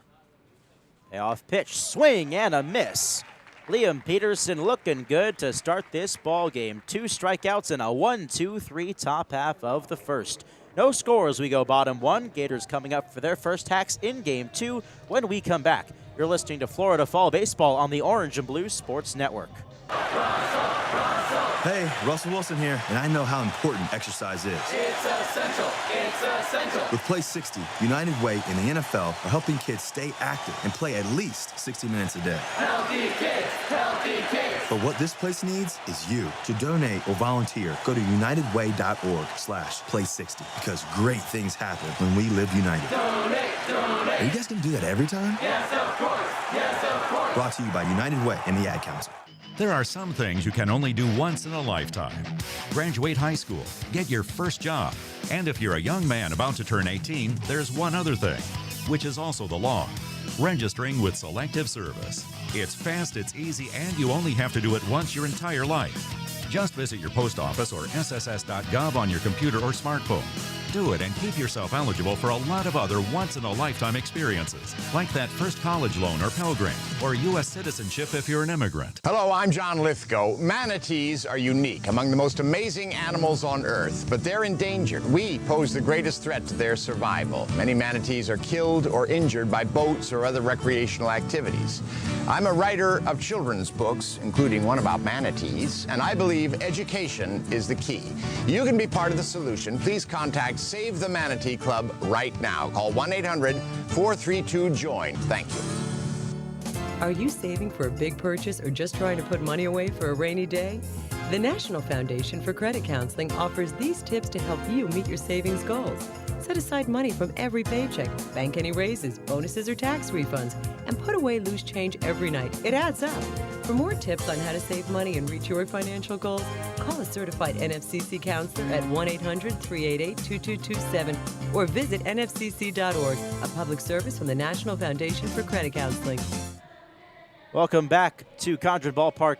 Ethan Eibe, Matt Rothmann on the Orange and Blue Sports Network, and we are joined now by a good friend of mine and a DeLand native, Jesse Simmons. Welcome to the broadcast. Ethan, I appreciate you having me on today, brother. It's a good time to be here, and it's a good day for some Sunday baseball. Am I wrong? Absolutely. We saw a great game one. We're one inning into game two as Michael Robertson takes the ball upstairs. Let's get to the Gators lineup real quick. After Robertson, Cade Kurland at second base, Jack Caglione the DH, Colby Shelton in the cleanup spot at shortstop, Luke Heyman behind the plate fifth. This one in the dirt, 1-1. That 2-0 to Michael Robertson. Tyler Shelln at sixth at first base. Dale Thomas, the third baseman, seventh. Landon Russell also DHing and hitting eighth. Hayden Yost in right field ninth with Jalen Guy in center field batting 10th. It is a 10-man lineup in this fall exhibition for the Gators. The 2-0 to Robertson upstairs, now 3-0. What have your thoughts been from what you've seen so far today, Jesse? You know, I tell you what, a quick turnaround from this, what was so close to being a 2023 national champion in the Florida Gators. I think that this team, with the moves they've made in the offseason of, I tell you what, the transfer portal, if that doesn't give a account of the day of kind of college baseball is today, I don't know what does, because the transfer portal is something that the Florida Gators have been able to capitalize off of. And I think that in some aspects we're stronger than we were last year. And I think it's a good thing to look forward to. Well, it was a Michael Robertson walk to lead things off. One of the bigger transfers Florida has in the lineup, Colby Shelton, will be batting fourth in this one. As the first pitch to Cade Kurland is on the inner half for a called strike. So you understand you're familiar with a couple of these Stetson players growing up together. You know, Stetson's in DeLand, you're from DeLand? A couple, yeah. So me hailing from the great city of DeLand, Florida, old historic DeLand, Florida, the home of the Stetson University Hatters.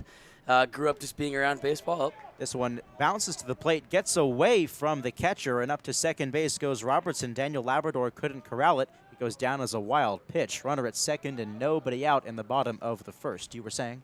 Yeah, so being from DeLand, Florida, you know, it's a good baseball town. It's a rich baseball history with Chipper Jones, former Atlanta Brave legend, hailing from there, and Jacob deGrom being in DeLand, and players like that. It's a good time.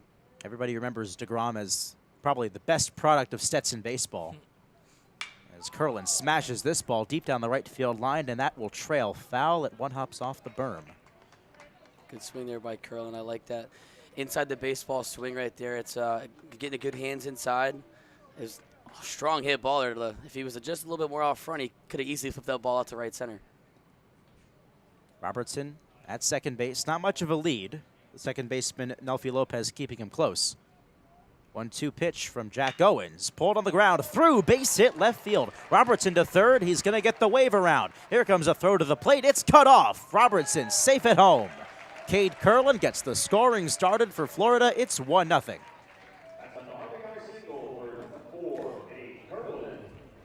That's a great swing right there by Curlin. I tell you what, like I just said, hands inside that ball, a little bit more out front. He could have flipped it up.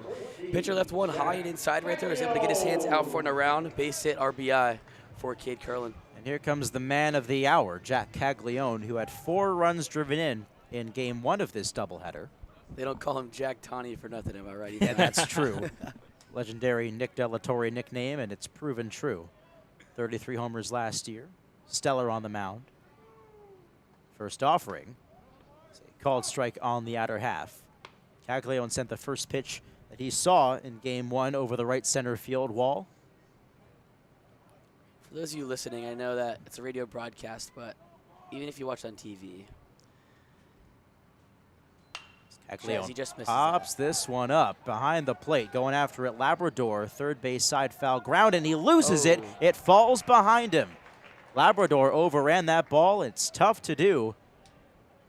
Like I was saying, Caglione, even on TV, his size does not do him justice. He's one of those people that kind of stands head and shoulders around a crowd, and I did get a chance to meet him a few weeks ago, and when you shake his hand, your hand like fits inside his hand. He has some just big hands, strong hands, and he's just a big frame and a big human being at the plate and the presence he brings. Crowds the plate in that left-handed box, given another chance here in this at-bat. 0-2 the count. Curlin on first with nobody out. Owens deals. Caglione's swing and a miss, and that is out number 1. Now, I'll tell you, Jesse, the only time that I've ever had that experience where my hand can literally fit inside another person's is when I shook the hand of Anthony Rizzo. Rizzo, he's from basically where I'm from in South Florida, and he does a cancer walk every year. Yeah. And he does photo ops with the fans, and so every time I would do that, yeah, basically the same thing. I'd say that's a common theme with baseball players. They guys can grip a ball like it's a ping pong ball. Exactly. Pickoff play to first, and Curlin back in safely. The rest of the defense for the Stetson Hatters in the outfield, Evan Griffiths in left. It's Kyle Jones in center, Landon Moran in right field. Infield third to first, Isaiah Barkett, Lorenzo Miola, Nelfi Lopez, and Logan Hughes with Labrador behind the plate for Owens. This one driven to right field off the bat of Shelton, and it will hook foul. A couple of those names you mentioned for Stetson, Evan Griffiths and Landon Moran, I had the pleasure to play with them in the Central Florida League with the DeLand Suns. Shout out to the DeLand Suns back at home, but I had a great chance to play with them over the summer in a 30-game summer, and it was a great summer. It was fun. He got really close to them. Logan Hughes as well was a freshman when I was playing back in high school. He was a freshman at DeLand High School with me, a great kid, great body, and just a good baseball swing and a good baseball player. Ready on the mound, lefty at the plate. The Alabama transfer Shelton swings and misses. 12-6 curveball. Strike 2. You know, that's one thing you'll see in fall baseball games and fall scrimmages are these big swings. One thing you want to do is, as a coach that I've seen in the past and playing fall games, you want to see big swings early. You want to see him swinging the bat. Don't be timid.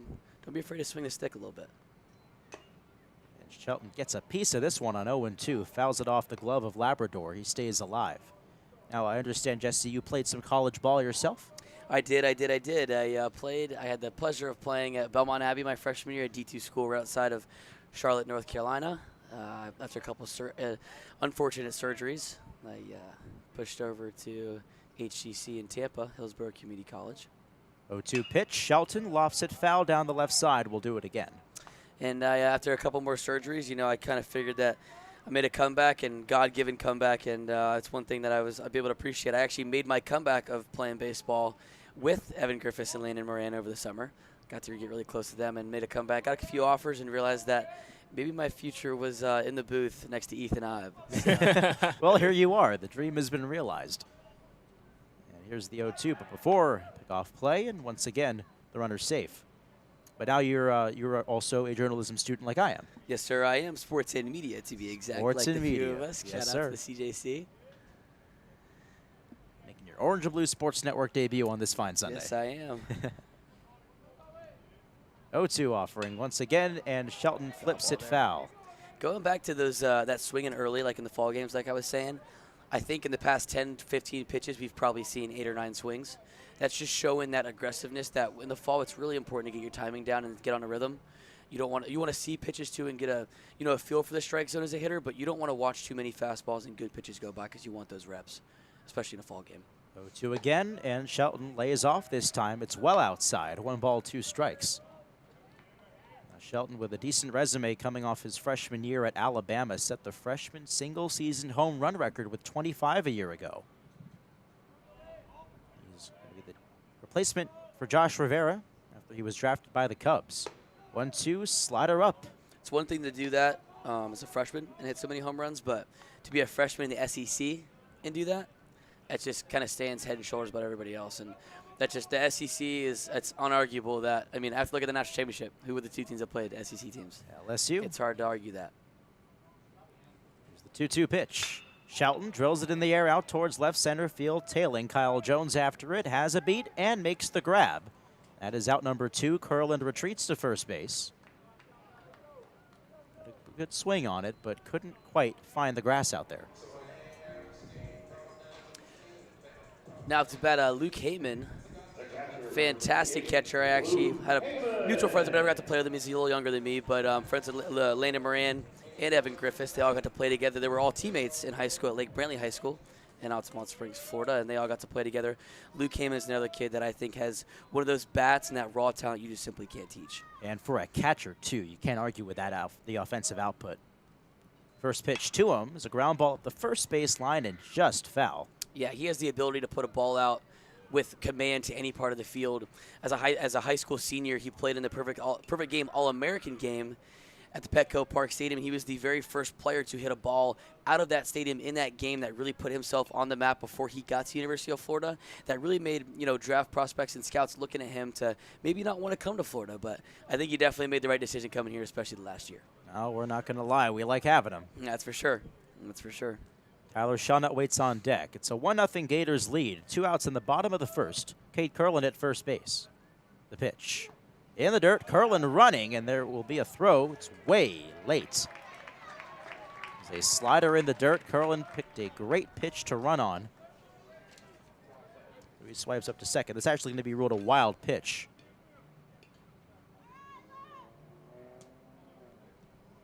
That one being in the dirt.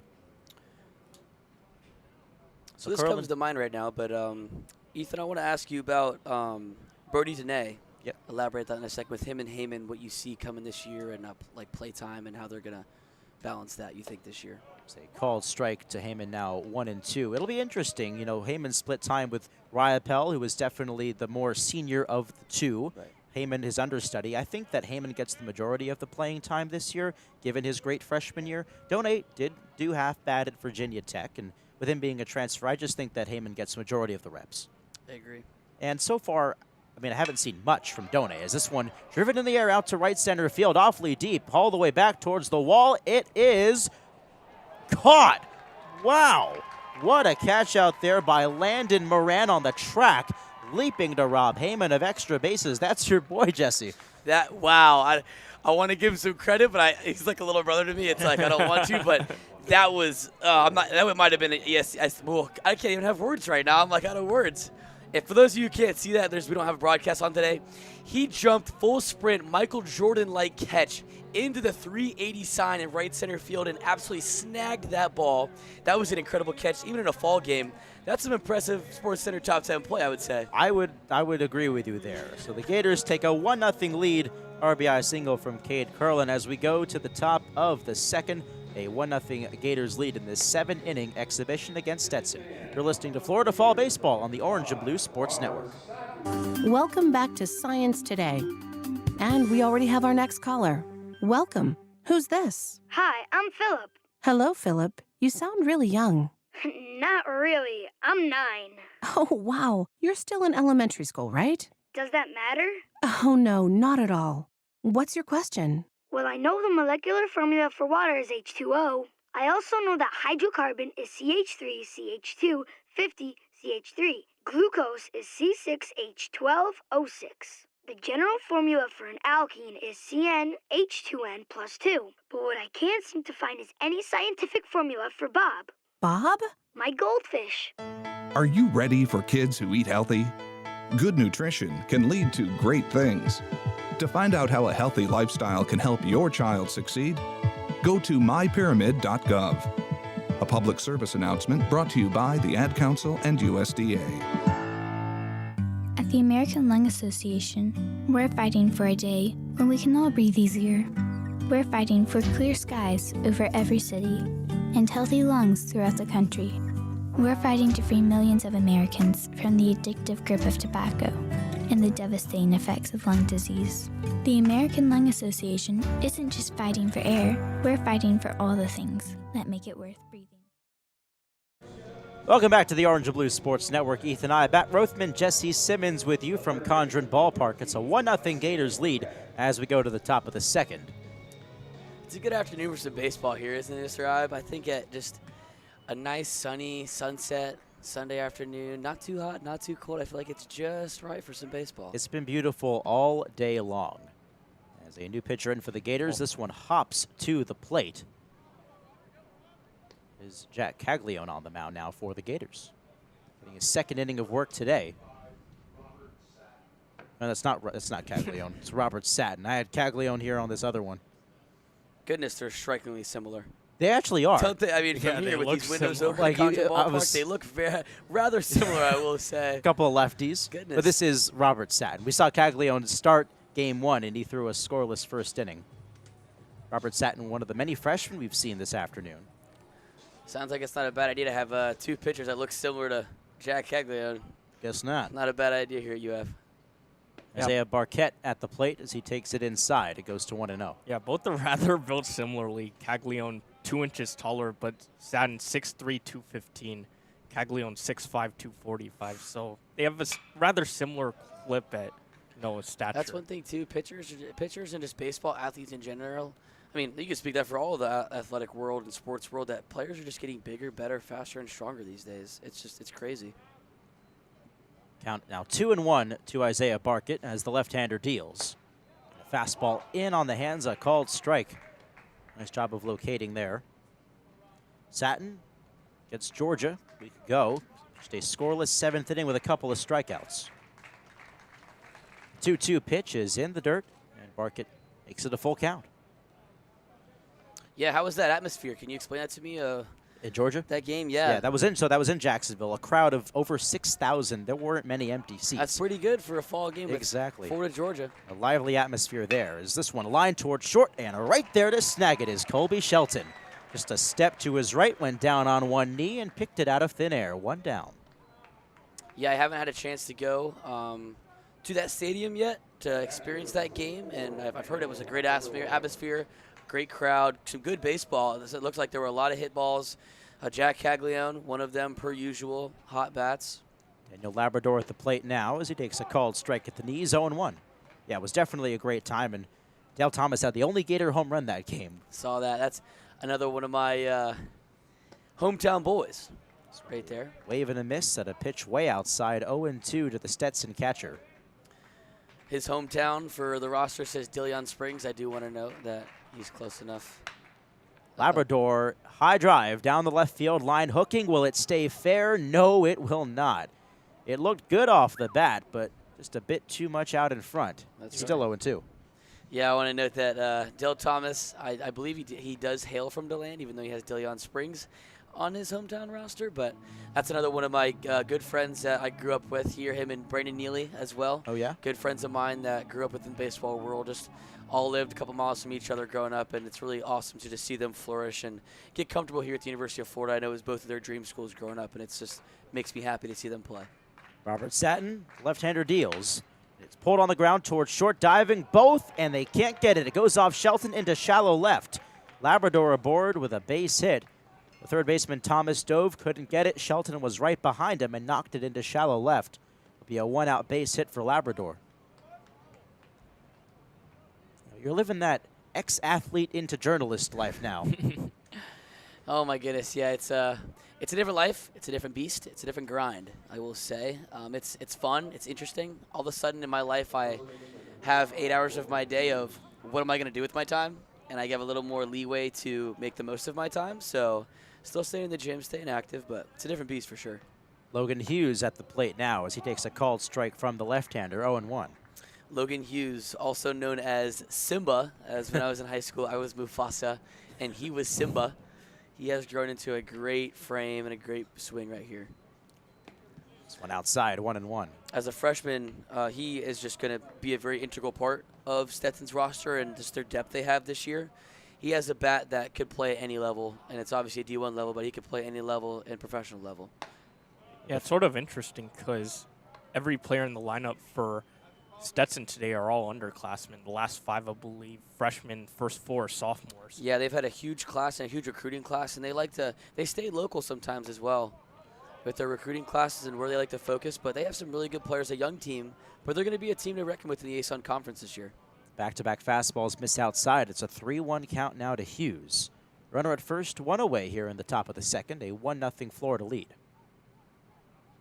Satin deals, and a ground ball up the first base side and foul. Full count now to the left-handed batter. Gators took the first game of this doubleheader, 7-5. Check that, 7-4. Something you'll notice here with these pitchers on the lefty-lefty matchup is just that arm slot that sometimes comes across a hitter's body. Right here, you can see pitch, a called strike 3. You can see it sometimes too with that 3/4 arm slot. It's tough for a lefty with Hughes right there. He got 2 balls in, turned over the top and fouled him off. Got a third pitch a little bit off the corner of the plate. Sometimes it's hard to see that pitch, especially in the fall. That's why you want to see some more pitches and get a rhythm. It's hard to see that ball coming across your body. And off the plate, it's a little hard to read sometimes early in the year. So way to get across in the 40 Gators pitching. On that last pitch, it was a fastball up in the zone that he just watched go right by him as there's a swing and a miss by Kyle Jones. That's strike 1. So we saw Liam Peterson toss a scoreless first inning, 1-2-3. Satin trying to do the same here in the second. 0-1, back-to-back swings and misses. Just blew him away with that fastball.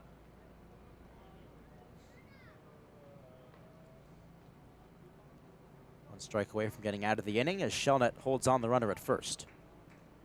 The 0-2. Fastball outside, and we'll do it again. 1 ball, 2 strikes.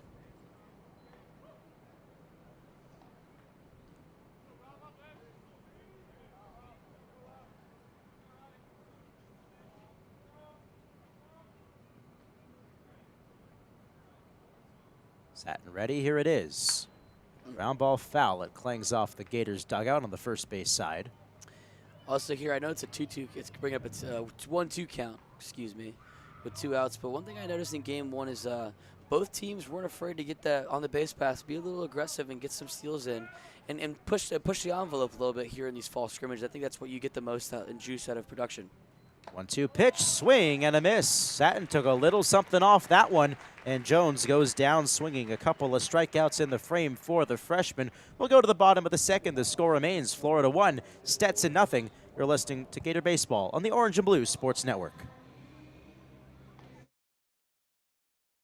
Together. I'm one out of every 4 children in America, and I'm struggling with hunger. I'm lucky to grow up where I could be whatever I want. I want to grow up and be someone who doesn't go to bed hungry. Please visit feedingamerica.org today and find your local food bank. Every dollar you donate helps provide 7 meals for kids like me. Together, we're Feeding America. Brought to you by Feeding America and the Ad Council. In the news, a small boy was rescued from abuse today by a magic trick. Witnesses say a bully had the boy pinned down. Scott was hitting Timmy pretty hard, and I said somebody should do something. Moments later, a street magician arrived on the scene. Police reports state he covered the bully with his coat. What happened next is still under investigation. The bully turned into a bunch of kittens. The victim left the scene unharmed. Boy, you never see that happen. That's because it doesn't. If you see abuse or neglect, learn what you can do from American Humane at BeHumane.org. I'm Sally, a volunteer at United Way. I'm asking people around the neighborhood what they think this place needs. Excuse me, hi. What do you think this place needs? I'd like to see more parking. More playgrounds. Free movies. That's easy. Better restaurants. And you, what do you think this place needs? This place? Oh, more ice cream trucks. Okay. How about you? Wi-Fi everywhere? I was thinking more money in the pockets of local families come tax time. Can I change my answer? I was just kidding about the ice cream. Oh, that's way better. And now that you mention it. When it comes to getting better tax refunds into the hands of local... Welcome back to the Orange and Blue Sports Network. Ethan Eibe here alongside Matt Rothmann. It's a 1-0 Florida lead here as Tyler Shelnut stands in. And taking you on the play-by-play now is my friend, Jesse Simmons. Thank you, Mr. Ethan Eibe. Looking to transition from play-by-play into something a little in-depth. As that ball's just up and away, 1-0 here to Shelnut. Shelnut, great swing.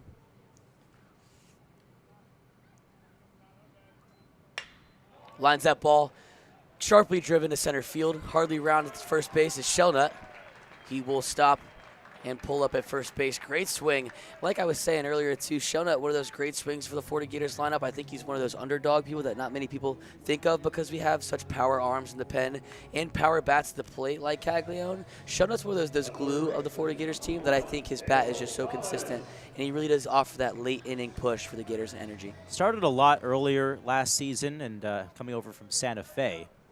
See what he can do with his opportunity this year. It's a good start. Now batting Del Thomas as he gets a first pitch. Ripped the one on left field line as Shelnut comes around second. Pulling up at third. He will pull up, and he'll pull up for Del Thomas to get back. Ooh, look at that safe call by Shelnut as he comes around third base. Almost got picked off there on third. A little bit chippy, but that's one thing we like to see over here in the fall games. As Del Thomas rips a sharp ball to the left field line for an easy double for Thomas. I love that first pitch swing. It looked to me as that one was just a ball that was smoked by Thomas. I thought Shelnut had a chance to score. I think the stop sign was up from the get-go. He looked like he almost wanted to run the stop sign, and then at the last possible second decided against it. You know what that reminds me of is the ALCS. Yeah. Maybe World Series, actually, excuse me, in the Texas Rangers. Same thing happened to them. First pitch offering just outside to Landon Russell. Yeah, similar to the Rangers' third base coach pulled him up. Player kept running, got hosed at the home plate. Here, Shelnut pulls up. Great chance to extend this lead. No outs here. Runners on second and third for Russell. Looking to extend this inning with some early base hits. Pressing the envelope here for the Florida Gators against the Stetson Hatters. Yeah, Russell, the double DH in this game alongside Caglione. 2-0 pitches fouled right back. Very close. He's on that pitch. That's called headhunting. That's what we call that. We call that headhunting. He 2-0 fastball. You know it's coming. You're in a hitter's count, plus count. Looking something to drive. Just missed that. We like to see those daddy hack swings, as they so to say, Mr. Eibe. 2-1 count to Landon Russell. Is Jake Owens. Looks to get out of a... Ooh, I don't know if I like that swing right there. It was a good defensive swing, but come to 2-2 for Landon Russell here. Yeah, defensive swing indeed, because it seemed like he wasn't thinking that Owens was going to throw a breaking pitch, and then he did. I agree. It seemed like he isn't exactly ready in the box quite yet, but we'll see here with 2-2 count. Pass ball, swing on a drop third strike. Bounces to the backstop, and it bounces all the way back to the pitcher, but somehow Russell had plenty of time to get back to first base as we have bases loaded here for the Florida Gators and no outs in the bottom of the second. Well, that was interesting because that the backstop is mostly concrete. That leads to some crazy ricochets sometimes, and I thought if the catcher Labrador was able to get that ball quickly enough, he might have had a chance to get Russell at first, but it went by him on the ricochet, and now it's a bases loaded, no out situation for Hayden Yost.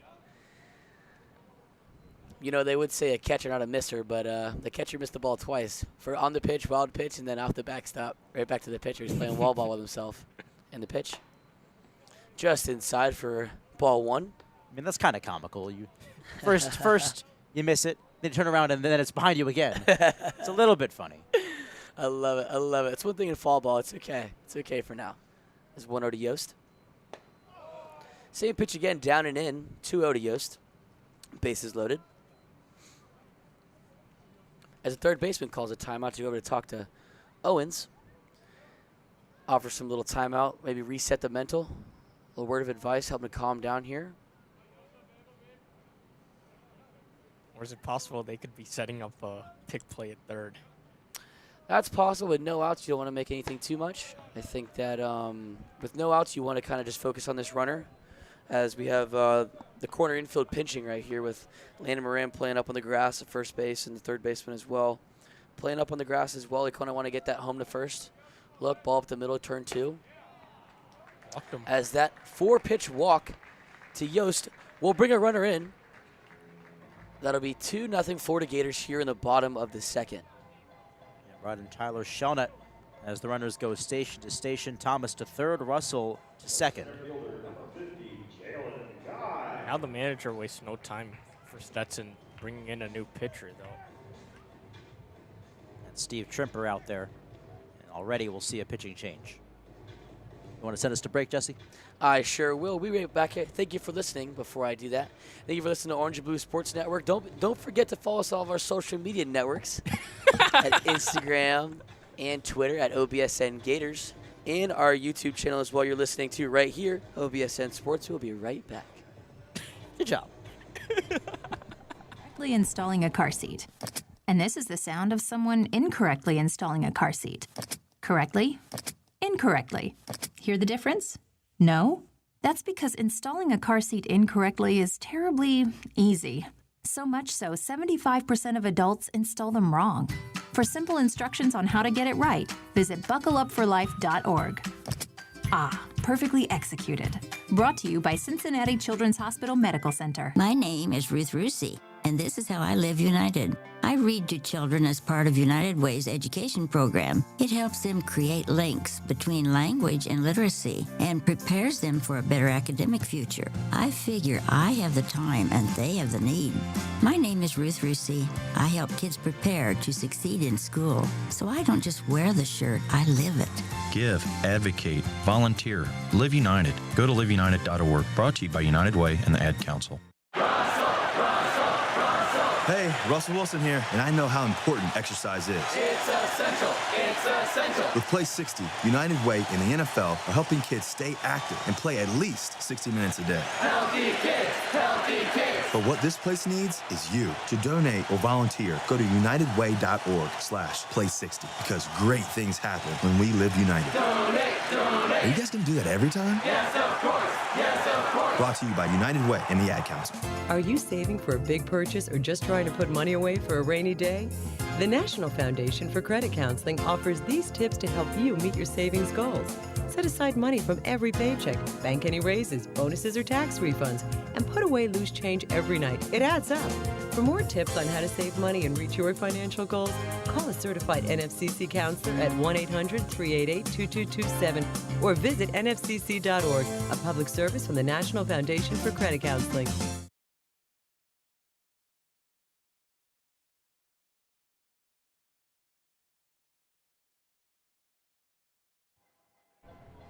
You're listening to the Florida Gators baseball here at OBSN Sports Network.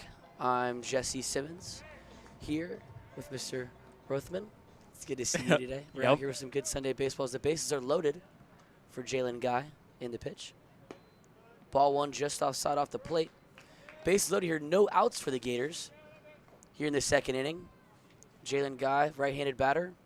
Big frame. 1-0 count. Same place, but this one caught the corner here, 1-1 count to Guy. 2-0 Gators lead, trying to add this thing on. Great chance to do it.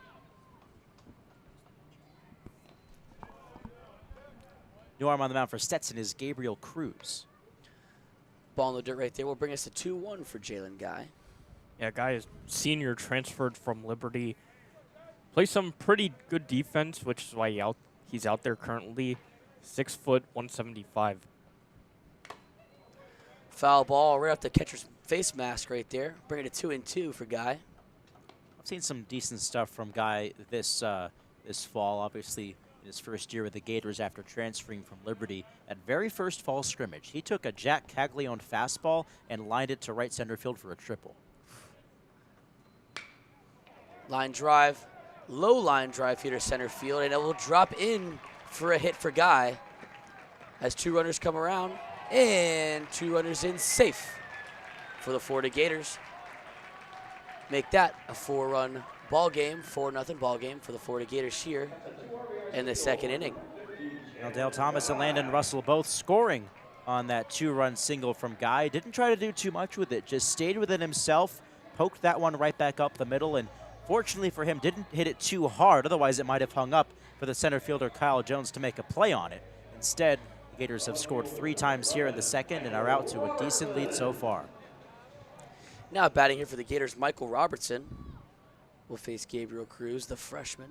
Gabriel Cruz, want to note that. Runners on second and first. And the pitch. High and outside. Got all the way from Cruz for a minute there. That'll be a 1-0 count for Robertson. Yeah, we saw in the first game when there was runner on second for the Gators, they had planned pickoffs for Stetson. Now you don't have, now the shortstop's going over. But they sort of planned playing these. back here as well. And the pitch.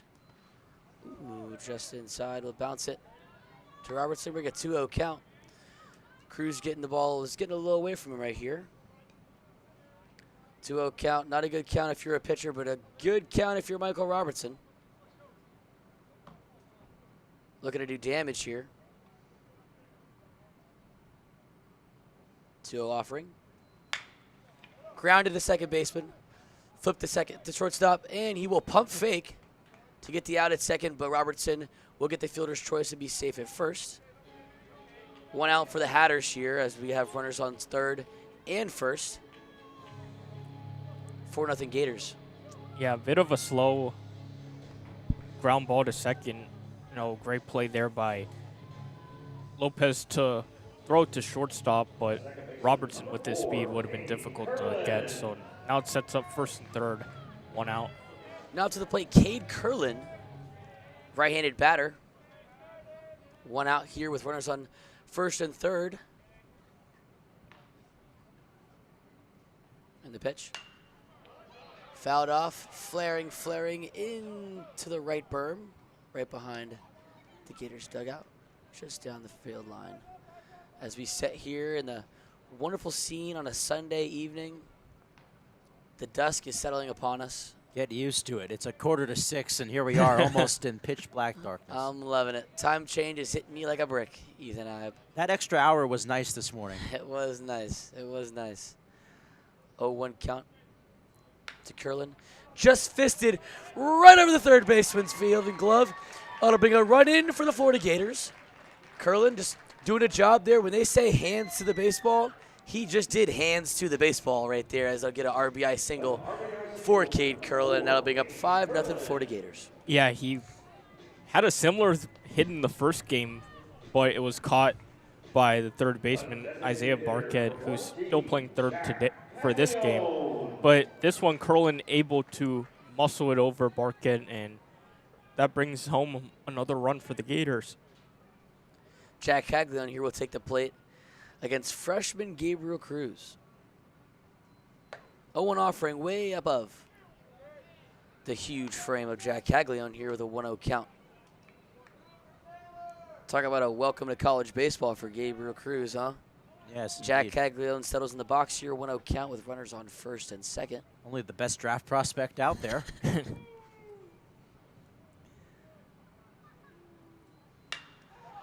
Hard swing for Jack Caglione.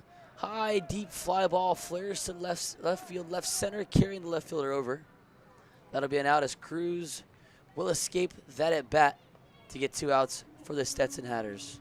Yeah, Caglione just seemed to get a bit under the ball and hit it pretty hard, but because he didn't get that entire barrel to it, flies out to left. It's Evan Griffiths who made that catch out there in left field. Colby Shelton, number 10 left-handed batter, will settle in here with runners on first and second, still with 2 outs in the bottom of the second for the Gators. Cruz offers. Pitch floats over the middle of the plate for a strike. 0-1.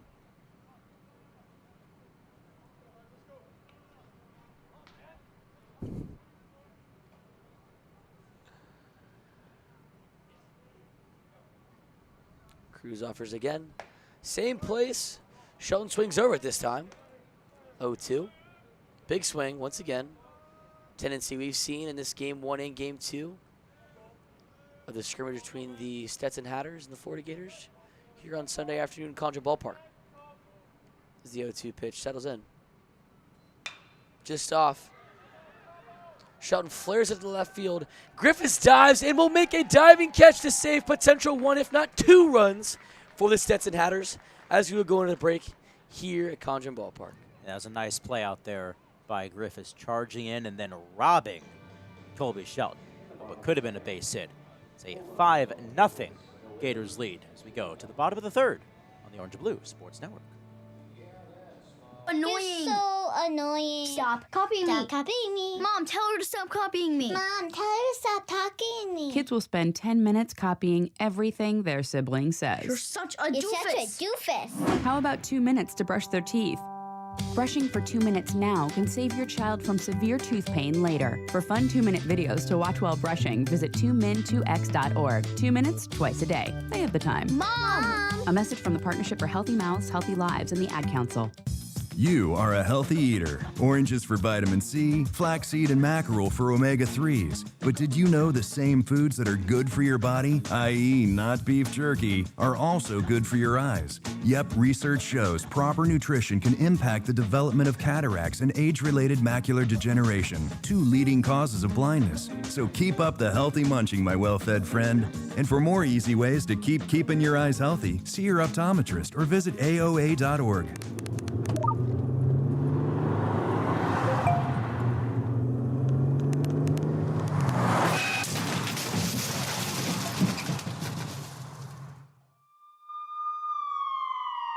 These are the sounds of someone taking their eyes off the road.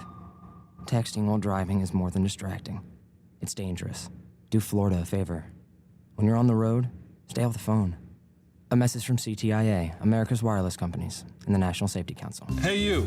Yeah, you. Sit right there. I got to tell you something. I bet you know someone with type 2 diabetes. Guaranteed. You know why? Because 1 out of every 3 little kids is going to develop diabetes in their lifetime. That can lead to heart problems, strokes, and even blindness. I'm John Sally, and I'm telling you, it ain't got to be that way. Now, you can up your defenses by eating more fruits and vegetables, having more vegetarian and vegan meals. These steps can be the power plays to protect you and your family against the risk of diabetes. To learn more, go to blockdiabetes.org. Okay. Welcome back to the Orange Blue Sports Network. I'm Jesse Simmons here at 5-0 lead for the Florida Gators here in the top of the 3rd. Condron Ballpark on a nice, crisp Sunday evening here with Matt Rothmann. How are we liking it so far in Game 2 for the Gators here, Matt? Yeah, so far I think Game 2, these guys have really gone out there and done well offensively. They've scored 1 run in the first, 4 in the second, and sort of like they've continued that trend. Alex Philpott, freshman for the Gators, will come on and pitch as a ball. His first pitch for the Florida Gators here in this fall's scrimmage Game 2. Draws just up and away to Nelfi Lopez. Hails from Bronx, New York for the Stetson Hatters. As another ball away, quick 2-0 to Lopez.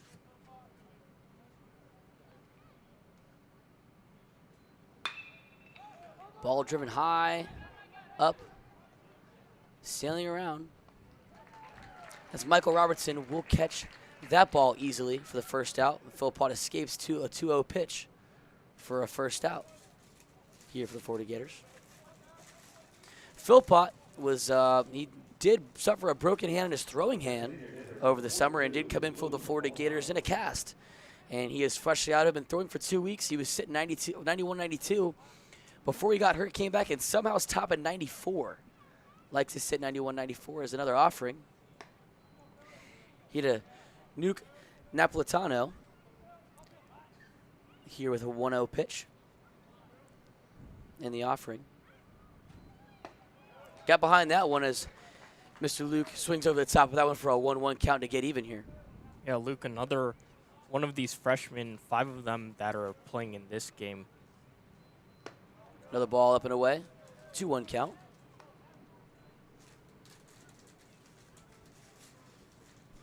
Another kid from New York. It seems like Stetson Hatters are expanding their recruiting process here. As a ball low spiked, gets a 3-1 for Napolitano.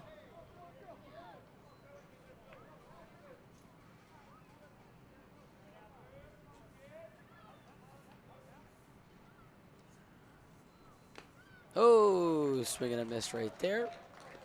3-2 count.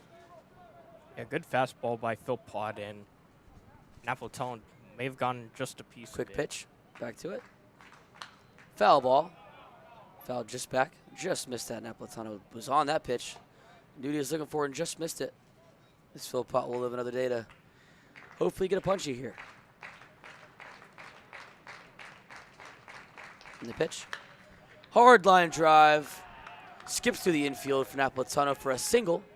And a leadoff single at that for the Stetson Hatters to Tyler Shelnut as he throws it back in here. Yeah, good hit by Napolitano, just getting it past Shelnut for the hit. Able to bring his hands in and pull it to right field for the hit. The pitcher, Alex Philpott, 6'5", 175-pounder from Tampa, Florida, Strawberry Crest High School, with a first pitch strike here to Lorenzo Miola.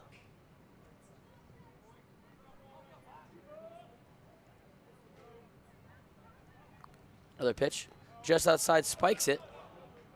1-1 count here to Miola. Yeah, good block there by Heyman.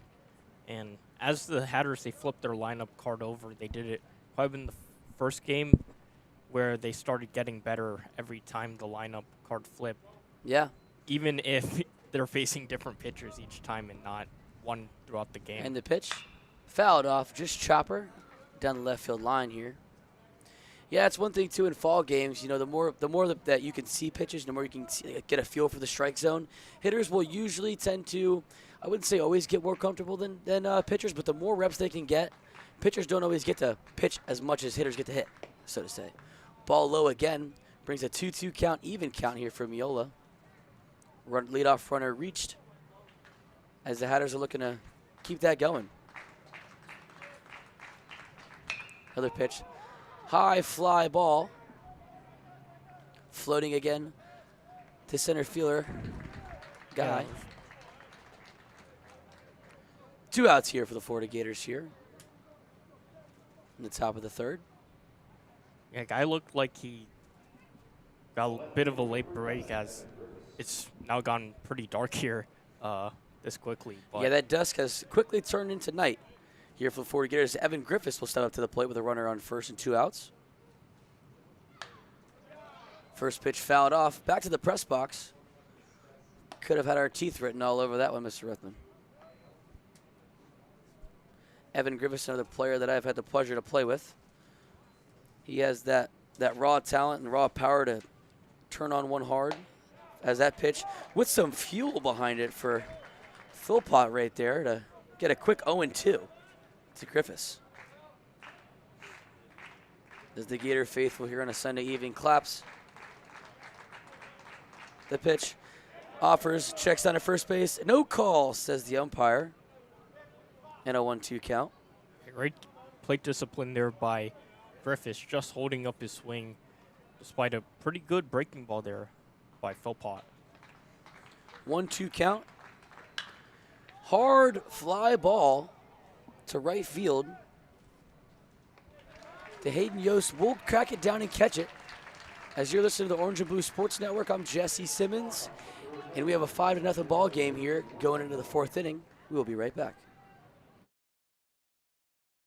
Annoying. You're so annoying. Stop copying me. Stop copying me. Mom, tell her to stop copying me. Mom, tell her to stop talking to me. Kids will spend 10 minutes copying everything their sibling says. You're such a You're doofus. such a doofus. How about 2 minutes to brush their teeth? Brushing for 2 minutes now can save your child from severe tooth pain later. For fun 2-minute videos to watch while brushing, visit 2min2x.org. 2 minutes, twice a day. They have the time. Mom! A message from the Partnership for Healthy Mouths, Healthy Lives, and the Ad Council. You are a healthy eater. Oranges for vitamin C, flaxseed and mackerel for omega-3s. But did you know the same foods that are good for your body, i.e. not beef jerky, are also good for your eyes? Yep, research shows proper nutrition can impact the development of cataracts and age-related macular degeneration, 2 leading causes of blindness. So keep up the healthy munching, my well-fed friend. And for more easy ways to keep keeping your eyes healthy, see your optometrist or visit AOA.org.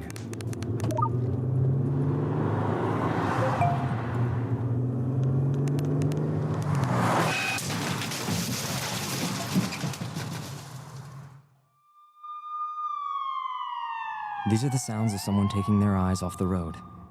Texting while driving is more than distracting. It's dangerous. Do Florida a favor. When you're on the road, stay off the phone. A message from CTIA, America's wireless companies, and the National Safety Council. Hey, you. Yeah, you. Sit right there. I gotta tell you something. I bet you know someone with type 2 diabetes. Guaranteed. You know why? Because 1 out of every 3 little kids is gonna develop diabetes in their lifetime. That can lead to heart problems, strokes, and even... Welcome back to a Fight Nothing ball game here at the bottom of the 4th. You're listening to the Orange and Blue Sports Network. I'm Jesse Simmons. I'm Matt Rothmann. You're welcome back here to Condron Ballpark. And a great game. This game 2, with the Gators getting hot with the bats here in a couple innings. They've scored in consecutive innings. As Luke Heyman, catcher, settles in here. 1-0 count.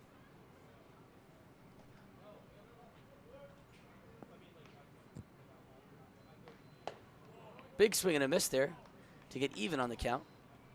Yeah, Heyman in the first game, walked twice, got caught stealing at second on the double steal. Gabriel Cruz comes out another inning to pitch for the Hatters. And the pitch, hard swing and a miss. Just got the nick of that one for a foul tip and a 1-2 count. Some action in the bullpen for Stetson. Already number 16 actually, Matthew Hale, the lefty, warming up. On the pitch. Good take there by Luke Heyman. Looked like a really good pitch there by Cruz, but just got outside. A little slider off the plate. Heyman wasn't fooled for the 2-2 count. Ooh, as that fastball runs inside to hit him off the shoulder. Heyman will reach the leadoff batter. Reaches first base. 5-0 Florida. That'll bring up Tyler Shelnut. And for the third straight inning, you have a leadoff Gator that has gone on base, so that has put pressure on the Hatters to get outs after. Absolutely. Letting that leadoff runner on certainly does not help in any situation for any baseball team. On the pitch. First pitch, hard drive to the left fielder, Griffiths, as he drifts back and easily reels that one in to defend what could have been a double or triple if it escapes over Griffiths' head, to get back to a 1 out for the Hatters. As Cruz comes out here and gets back in control here with a big bat, and Dale Thomas up to the plate here rocking his country music. He's not afraid to step in this plate and change the game up a little bit. We'll see what Cruz has to say about that. Yeah, but a great hit there by Shelnut on the first pitch. Rifled it to left field. Unfortunately, Griffiths was right there, and all he had to do was track back a few steps.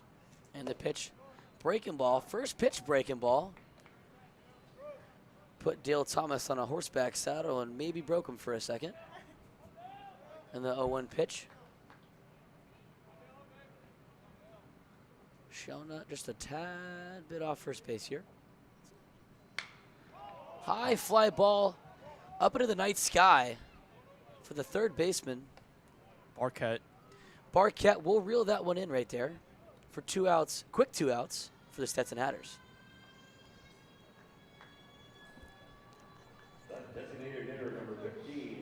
That'll bring up Landon Russell here with a runner on first and 2 outs for the Gators here in the bottom of the third. And a 5-0 ball game here. Yeah, Russell struck out his first time, but reached base because of the drop third strike, and then he came around to score. And the pitch from Cruz. Another interesting breaking ball. Back-to-back first pitch breaking balls will break both Florida Gator batters for a first pitch strike. Interesting approach there from Cruz. Seems to work. The 0-1 offering to Russell. As he shifts off the plate and the pitch goes in, Russell fouls that ball into the Hatter dugout as those players jump around trying to dodge that baseball from their own dugout. Relaxation in there. 2 straight breaking pitches to Russell, and then he used one before on Thomas. Wouldn't be afraid to see if Cruz goes back to that breaking ball again, as he will. Right off the plate in the dirt. Labrador with a great block to keep Heyman off second base. And the 1-2 count here. Florida Gators have 5 hits in this game, 2. to Stetson's 2 hits. As a fisted ball at the end of the bat will roll to Hughes at first base for the out, and that'll close the inning with a 5-run ball game so far for the Florida Gators. Just listen to OBSN Sports Network. We'll head to the top of the 4th. I'm Jesse Simmons.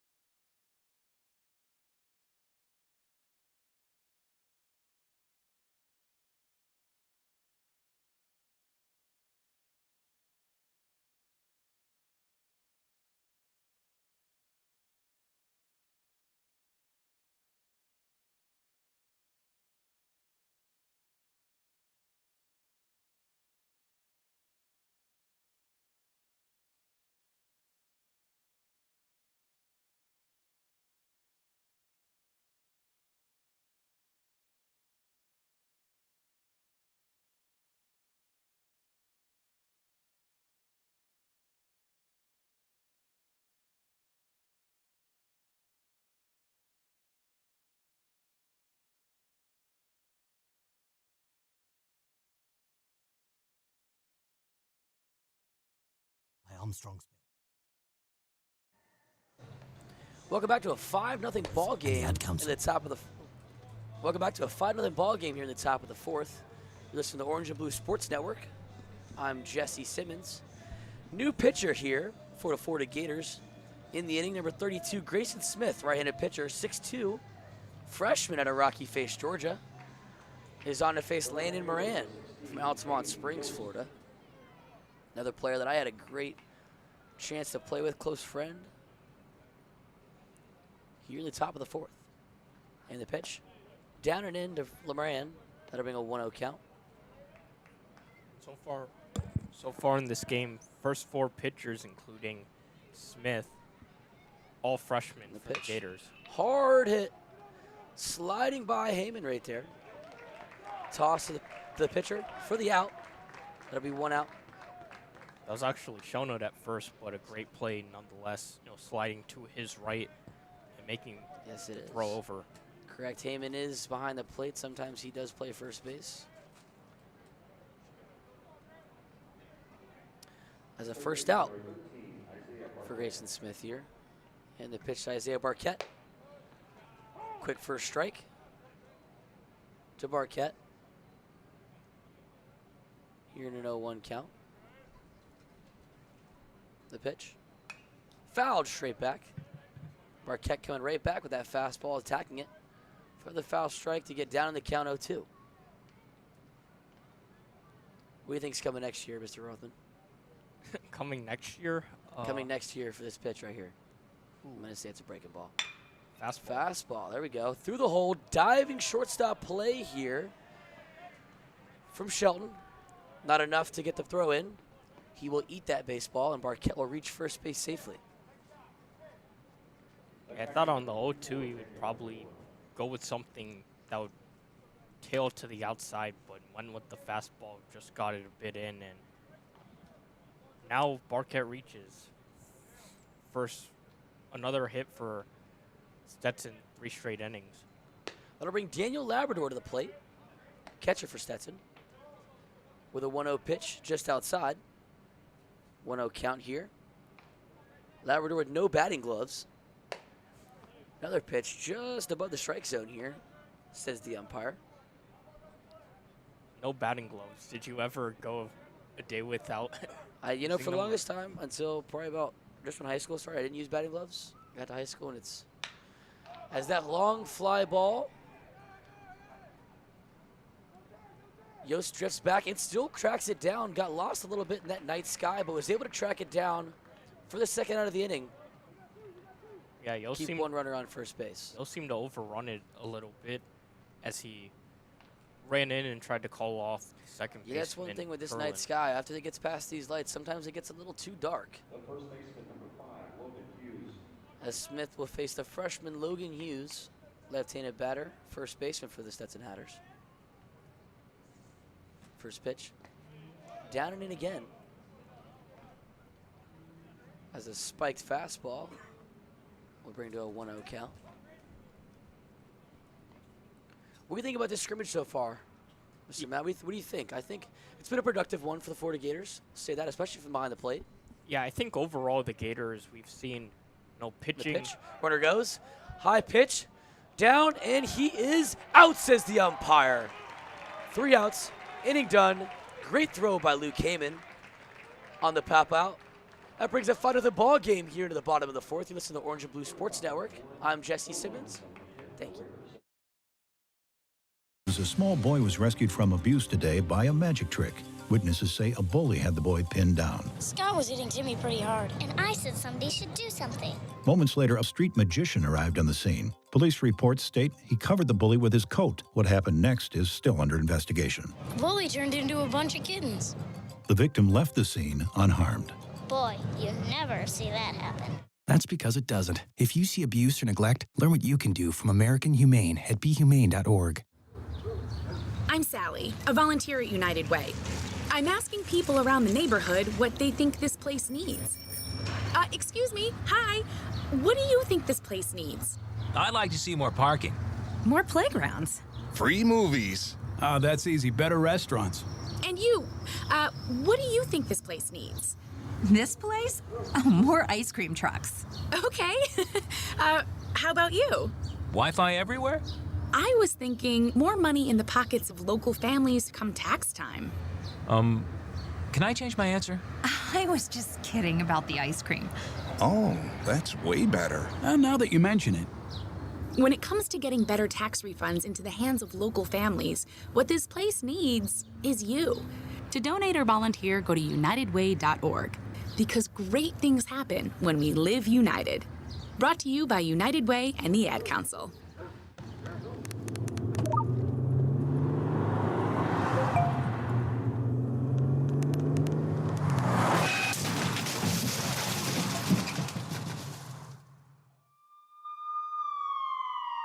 These are the sounds of someone taking their eyes off the road. Texting while driving is more than distracting. It's dangerous. Do Florida a favor. When you're on the road, stay off the phone. A message from CTIA, America's wireless companies, and the National Safety Council.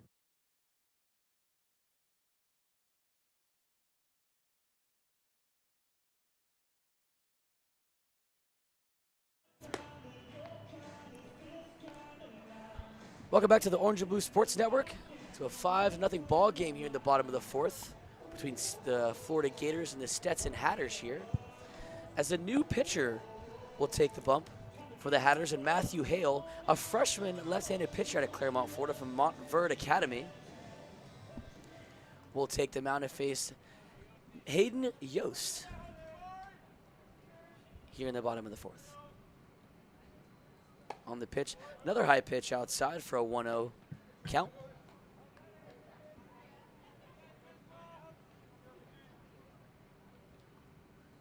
Another pitch up. Escaping. Labrador with an up-handed catch. 2-0 count. Yeah, so far in this game, Stetson, especially in the first batters of each inning, they've struggled with control. Ooh, big swing and a miss. Start a 2-0 count for Yost. Hale gets back to a 2-1 count. On the pitch. Another big swing and a miss. Another breaking ball down and in. Back-to-back breaking balls that Yost swung over the top of. Wouldn't be afraid to see if we see another here. Foul pitch. As the ball rolls in front of the plate, the catcher picks it up and will tag Yost in the batter's box. Strange play there. Yost is out. And we have 1 out for Matthew Hale in the bottom of the 4th. There we go. Jalen Guy back out to the plate. Center fielder for the Florida Gators.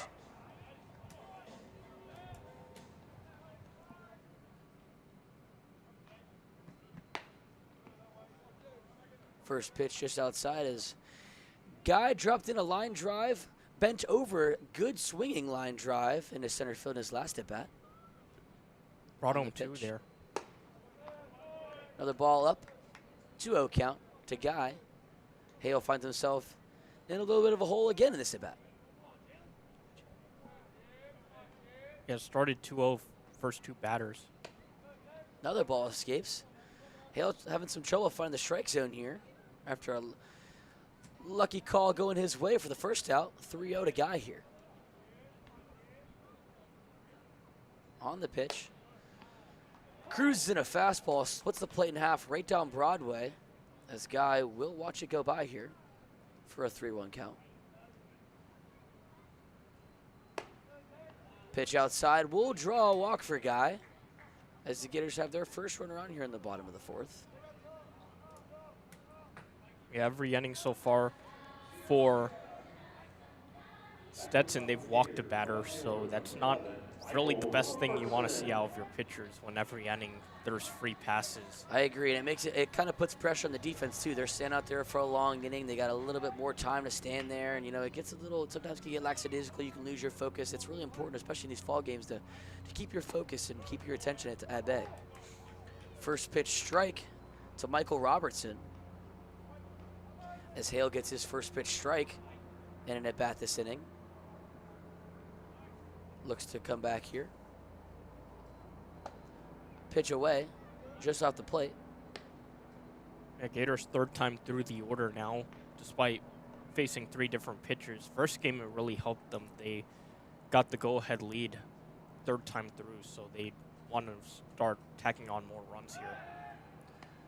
As a pitch, fake pitch, pick off to Hughes over at first base.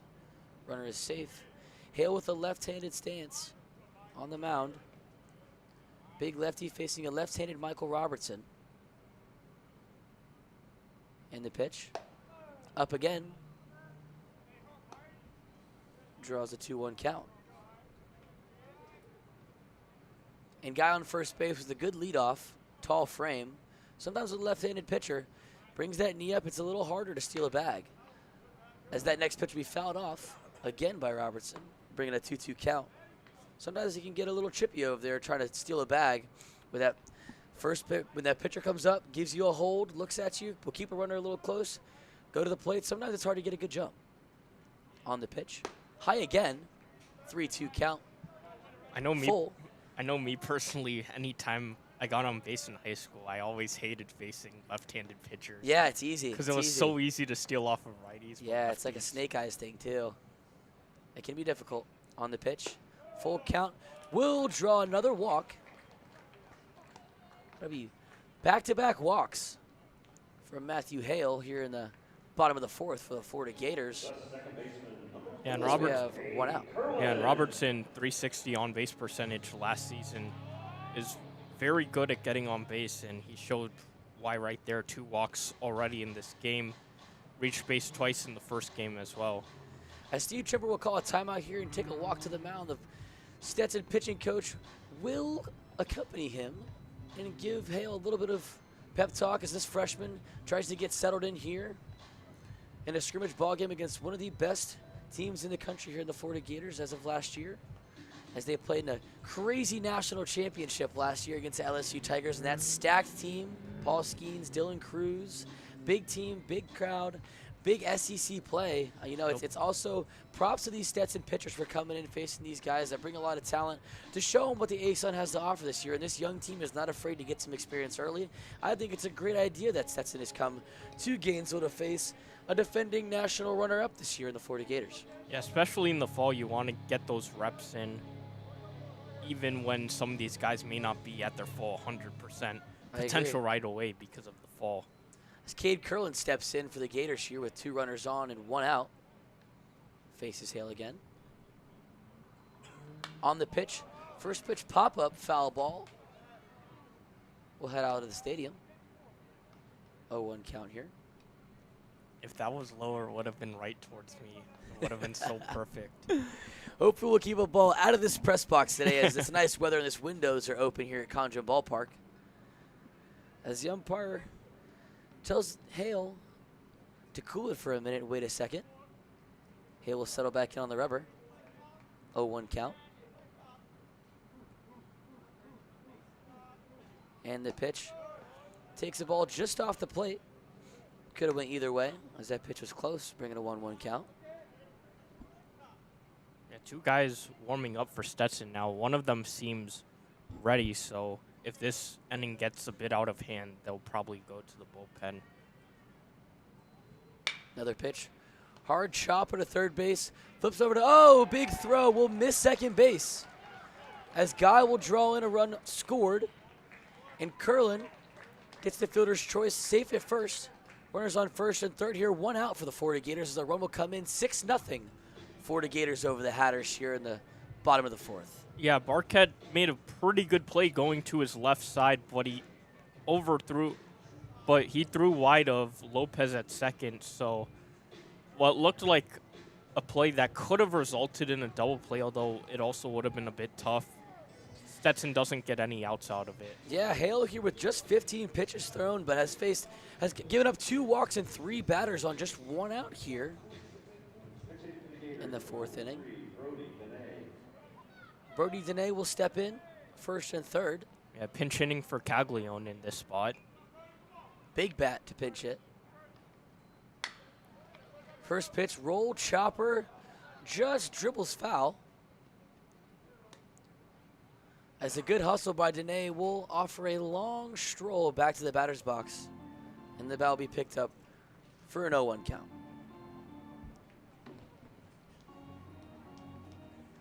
Dene's a big guy, is he not? Goodness. Yeah. 6'6". Catcher. Looks to make an impact here for the Florida Gators this upcoming season. Getting settled in and meshing with this ball club. For another pitch, down and in, swings over the top of it. 0-2 for Hale. Yeah, we talked a lot about Luke Heyman and Done about splitting duties. Now, in your mind, since he's transferred in from Virginia Tech, how do you think he'll really get into? I think he's settling with that long fly ball. Will it stay fair? It'll just inch foul. Goodness, I was about to say, what impact could he make? Could be a big one. But for now, it's a long foul ball. But as you said, Dene, I think him and Luke Heyman, I think it has a little bit of play. Luke Heyman has that ability to play first as well. I think a little bit has to do with Jack Caglione and his versatility, being a pitcher, first baseman, and a hitter. I wouldn't be surprised if they let Jack Caglione just pitch and maybe DH and see what Dene maybe he catches and make Luke Heyman go to first. We'll see how that dynamic will work this year. I could see it going a mix of ways. As the 0-2 pitch. Just outside for Dene. 1-2 count.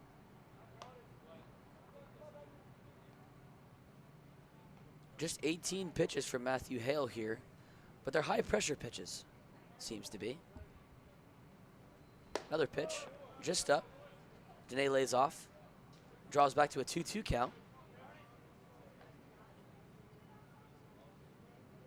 Yeah, good eye there on the inside part of the plate, just missed high.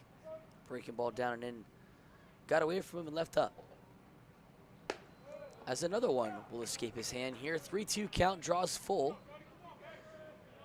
Wouldn't be surprised here if Curlin does take off full count. He will be moving.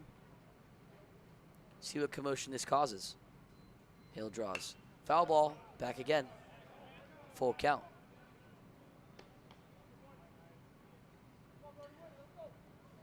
Whatever happens, they call this a quab. Quality at bat. 3-2 count, foul off a pitch. See some more. That's a good plate appearance from Dene early in this fall scrimmage. Hale again. Fastball down the middle. Potentially caught him off guard as he may have been looking for something else there. Draws the strikeout for Hale. And that'll bring up 2 outs for the Hatters here in the bottom of this fourth inning. First and third And a 6-0 ball game for the Gators. And a big out there for Hale, trying to limit the damage after walking batters 2 and 3 and having first and third. Absolutely. Kobe Shelton digs in here. First pitch. Breaking ball again off the side of the plate. 1-0. A lot of off-speed mix here for Hale early on. Had some luck early on versus a couple of batters with that first pitch breaking ball, but seemed to get away from just a little bit here. As another one draws Labrador, the catcher, into the other batter's box to catch that one, keeping it away from the backstop. Yeah, first 2 pitches, both of them have gone to the right-handed batter's box against the lefty Shelton. We'll see with the 2-0 count. Looking for a big swing here from Shelton. Could be very expected. And the pitch takes a fastball down the middle. Does Shelton.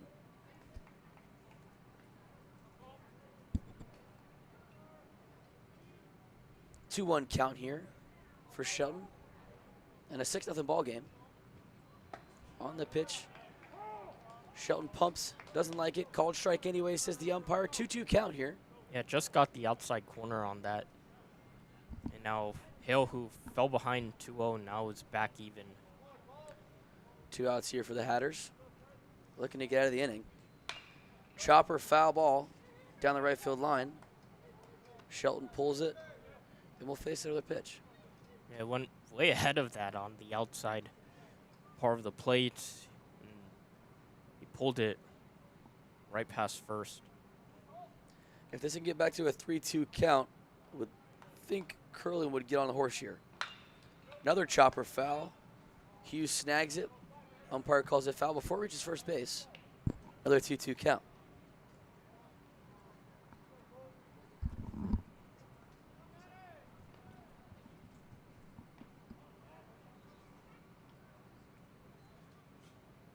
Quiet here in Condron Ballpark. Sounds like something might happen. As he pops that one sky high behind home plate. Labrador tosses the face mask, tracks it in, and gets the third out for the Stetson Hatters. It's a 6-run ball game. Headed to the top of the 5th. You're listening to the Orange and Blue Sports Network. We'll be right back. It's Ruth Rusi, and this is how I live United. I read to children as part of United Way's education program. It helps them create links between language and literacy and prepares them for a better academic future. I figure I have the time and they have the need. My name is Ruth Rusi. I help kids prepare to succeed in school. So I don't just wear the shirt, I live it. Give, advocate, volunteer, Live United. Go to liveunited.org. Brought to you by United Way and the Ad Council. Hey, you. Yeah, you. Sit right there. I got to tell you something. I bet you know someone with type 2 diabetes. Guaranteed. You know why? Because 1 out of every 3 little kids is going to develop diabetes in their lifetime. That is can lead to heart problems, strokes, and even blindness. I'm John Sally, and I'm telling you, it ain't got to be that way. Now, you can up your defenses by eating more fruits and vegetables, having more vegetarian and vegan meals. These steps can be the power plays to protect you and your family against the risk of diabetes. To learn more, go to blockdiabetes.org. I'm kidding. Hello, I'm John Lithgow. Manatees are unique, among the most amazing animals on Earth, but they're endangered. We pose the greatest threat to their survival. Many manatees are killed or injured by boats or other recreational activities. I'm a writer of children's books, including one about manatees, and I believe education is the key. You can be part of the solution. Please contact Save the Manatee Club right now. Call 1-800-432-JOIN. Thank you. At the American Lung Association, we're fighting for a day when we can all breathe easier. We're fighting for clear skies over every city and healthy lungs throughout the country. We're fighting to free millions of Americans from the addictive grip of tobacco and the devastating effects of lung disease. The American Lung Association isn't just fighting for air, we're fighting for all the things that make it worth breathing, and we can use your help. See what you can do at fightingforair.org.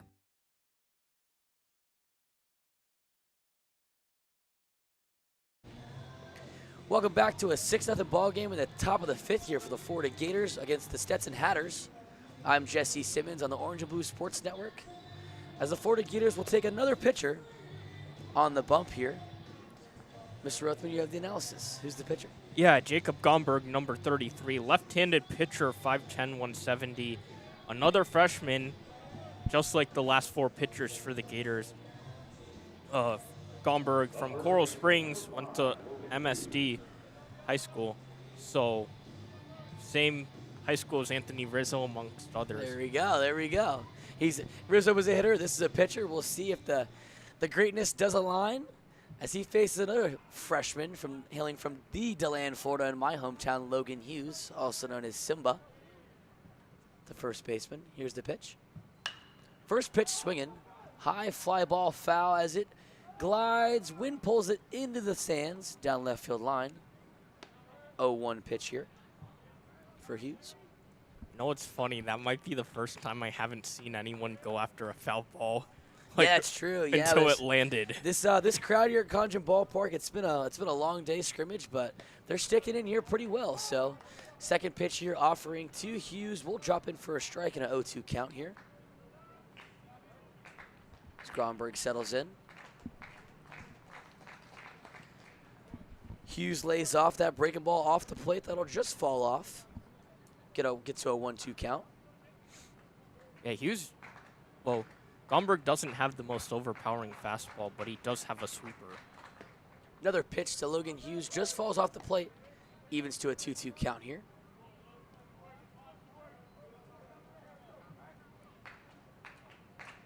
And the pitch.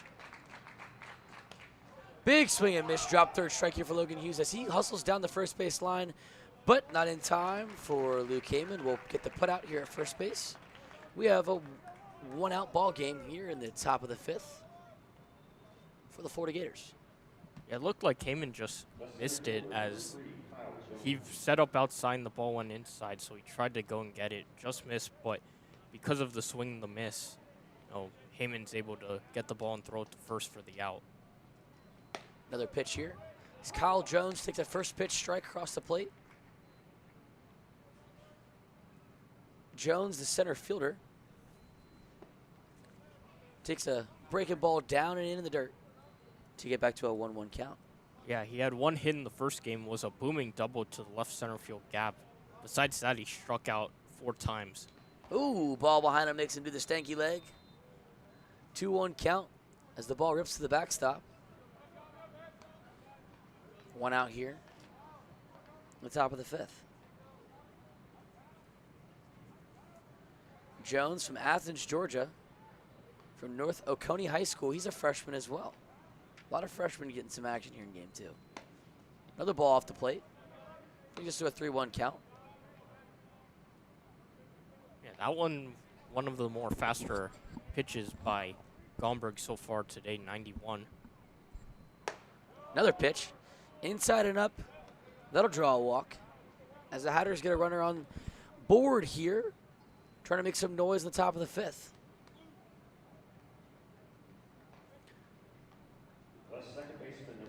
That'll bring up the second baseman, Nelfi Lopez from the Bronx, New York. Another freshman infielder for the Hatters.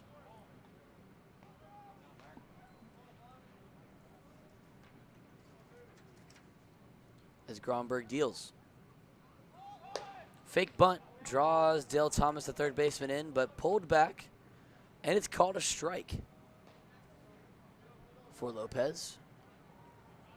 Yeah, 0-1. Sometimes when the corners are too deep, hitters will try to pull a bunt to force them in. Another pitch up. I agree, yeah. And sometimes if you, as a hitter, when I used to walk to the plate, I used to peek down third base a little bit. I used to like to think I could run a little bit. Sometimes maybe I don't feel like that way anymore, but sometimes you peek down there, it's a good idea. It's a good idea, and especially in these fall games, it's not a bad idea to try to draw a bunt, work on that bunting that you wouldn't typically do. It's a big stigma that bunting is boring and bunting is lame and no one likes to bunt, but there is a place for bunting in baseball, and that's why it's still alive. Well, unless you're Kent Murphy, then you think otherwise. 1-1 count as the runner takes off, and there will be no throw down to second base as the Hatters will have a runner on second. And Jones will go into second base with no throw and a stolen bag here. Yeah, I'm not sure if it was Gomberg who just took a bit too long and got caught with, similar timings, but Jones read that really well and stole second without a throw. Yeah, Jones' great jump looked like it was a little bit too easy, as Gronberg may have forgotten about him down there at first base. 1 out here, as head coach Steve Trimper We'll talk to Lopez as he strolls back down towards the plate and dig back in here. Coach Shrimper, one of the Stetson greats here, took over for Pete Dunn, led Stetson to a super regional appearance against UNC Chapel Hill not long ago. Looks to get this young Hatter squad in its midseason form here tonight. Ball chopper to second baseman. Flips to Shelnut for the out. And Russell to Shelnut will retire. Lopez for out number 2. As Jones will get over to third base on that chopper. Yeah, good composure there by Russell going towards his left side. And even though it was a slow bouncer and the speed of Lopez, he's able to gather himself really well and make an accurate throw for the out.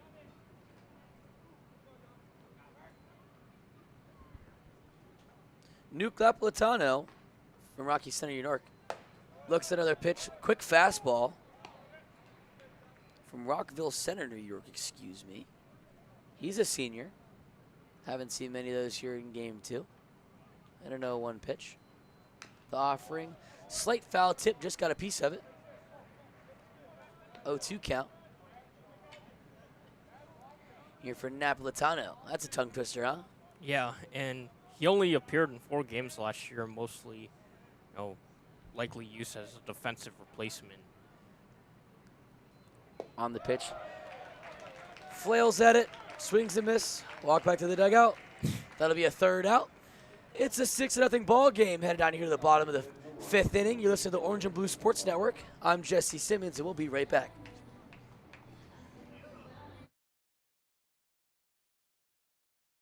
At the American Lung Association, we're fighting for a day when we can all breathe easier.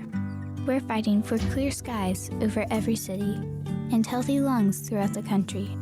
We're fighting to free millions of Americans from the addictive grip of tobacco and the devastating effects of lung disease.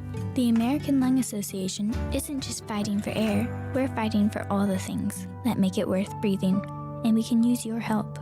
See what you can do at fightingforair.org. Welcome back to Science Today. And we already have our next caller. Welcome. Who's this? Hi, I'm Philip. Hello, Philip. You sound really young. Not really. I'm 9. Oh, wow. You're still in elementary school, right? Does that matter? Oh, no, not at all. What's your question? Well, I know the molecular formula for water is H2O. I also know that hydrocarbon is CH3CH2 50CH3. Glucose is C6H12O6. The general formula for an alkene is CnH2n plus 2. But what I can't seem to find is any scientific formula for Bob. Bob? My goldfish. Are you ready for kids who eat healthy? Good nutrition can lead to great things. To find out how a healthy lifestyle can help your child succeed, go to mypyramid.gov. A public service announcement brought to you by the Ad Council and USDA. From the vantage point, Mafatu saw 6 war canoes drawn up on the beach. But what held the boy's eyes in awful trance were the figures, the eaters of men, cannibals. Mafatu watched the strange scene, powerless to move. In that very instant, he heard a crashing in the undergrowth. 4 figures were tearing through the jungle. He turned and ran blindly down the trail, thinking only of his canoe. If only he could reach it before the savages overtook him. Explore new worlds. Find out what happens next by reading the book Call It Courage by Armstrong Sperry. For other great book ideas, visit literacy.gov. A message from the Library of Congress and the Ad Council. Welcome back to a 6-0 ball game here in the bottom of the 5th between your Florida Gators and Stetson Hatters. I'm Jesse Simmons here on the Orange and Blue Sports Network.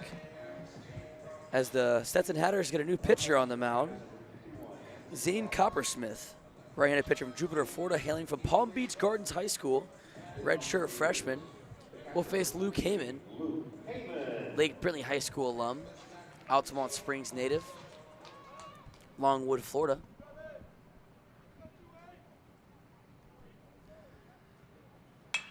First pitch, high, fly ball, deep. Center fielder draws back. Jones will draw that in for the first out.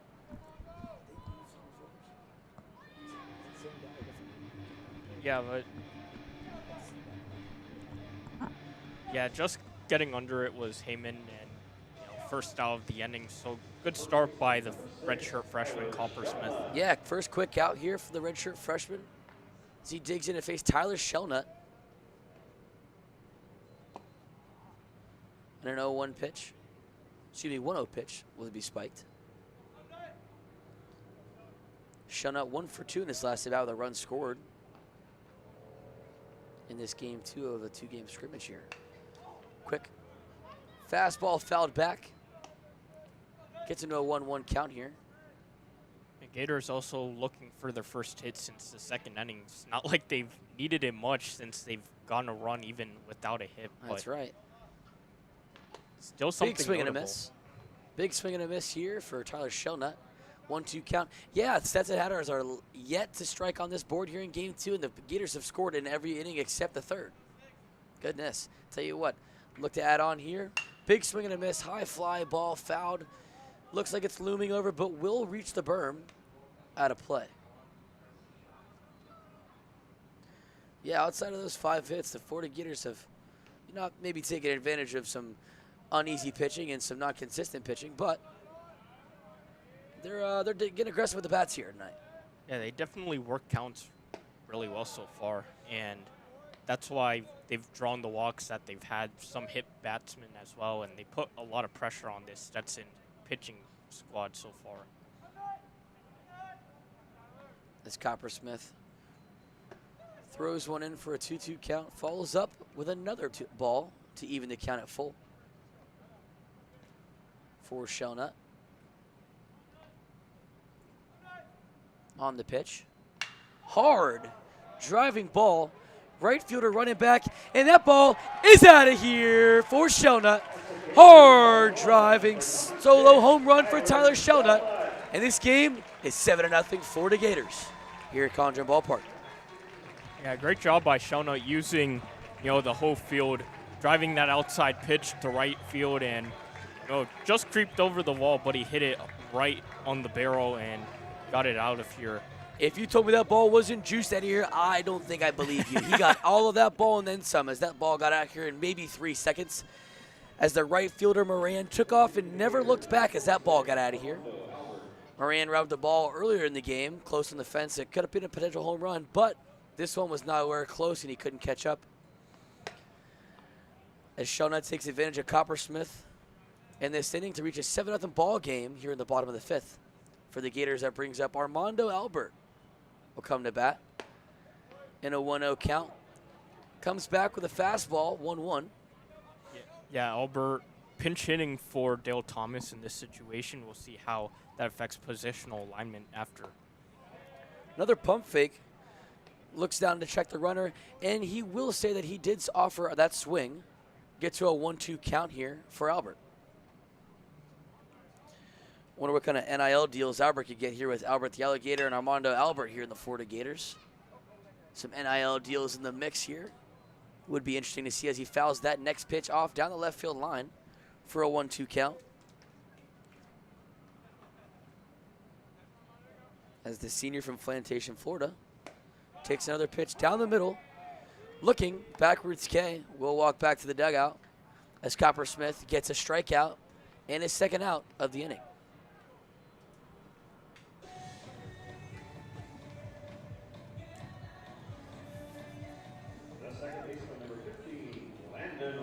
That brings in Landon Russell, number 15. As he looks to get something going here in the late innings. 0 for 2 thus far in game 2. As that ball will just be up out of the strike zone for 1-0 count. Russell, the second baseman. Looks at a pitch, fastball away. Low and away. Good take by Russell there. Yeah, Russell went 1 for 3, in fact, in the first game. Has yet to record a hit in this 8-inning game so far. Another fastball, Gronk spiked. 2-1 count here for Russell. A lot of wild pitching here for these young Stetson pitchers thus far in game 2 as they're trying to find the strike zone. Have a little bit of difficulty, and that draws a walk for Russell. As he will reach. And as you mentioned, some of the pitching by Stetson, this is a really young team.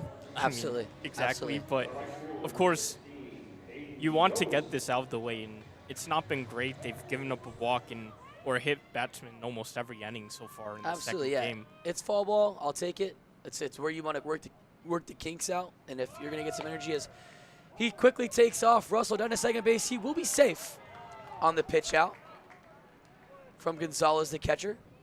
Sort of interesting to go first pitch because right on first sometimes. Quick to it, huh? Quick to it. Yeah, 0-1 count here. Gets a good jump, like you were saying. Gets right down to second base, and next thing you know, the Gators are right back in it with 2 outs here.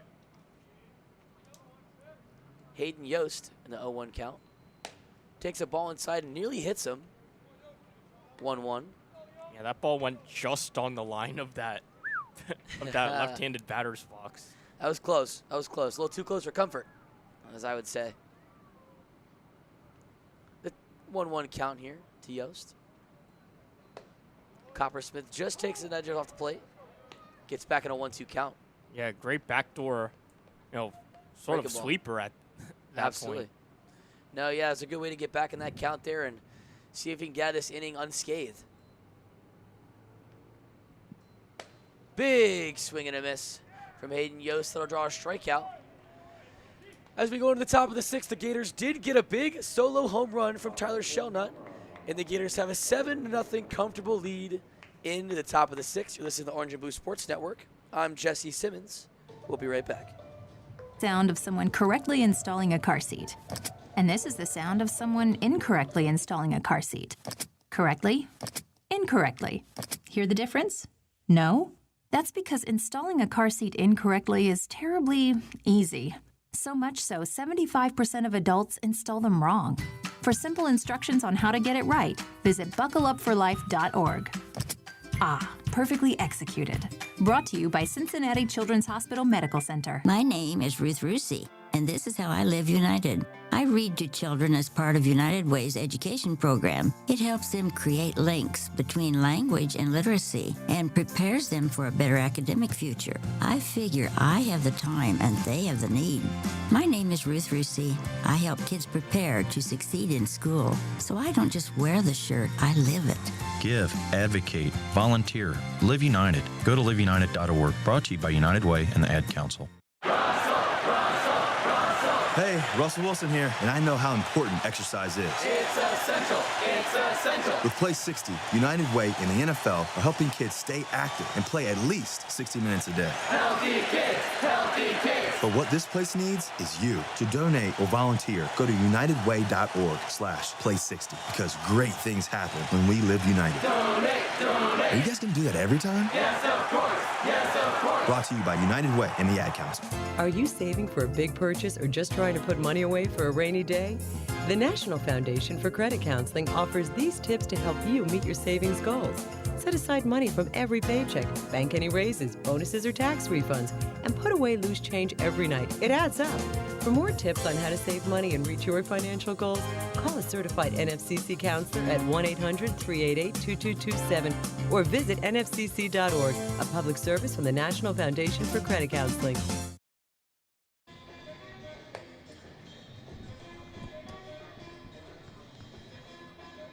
Ready?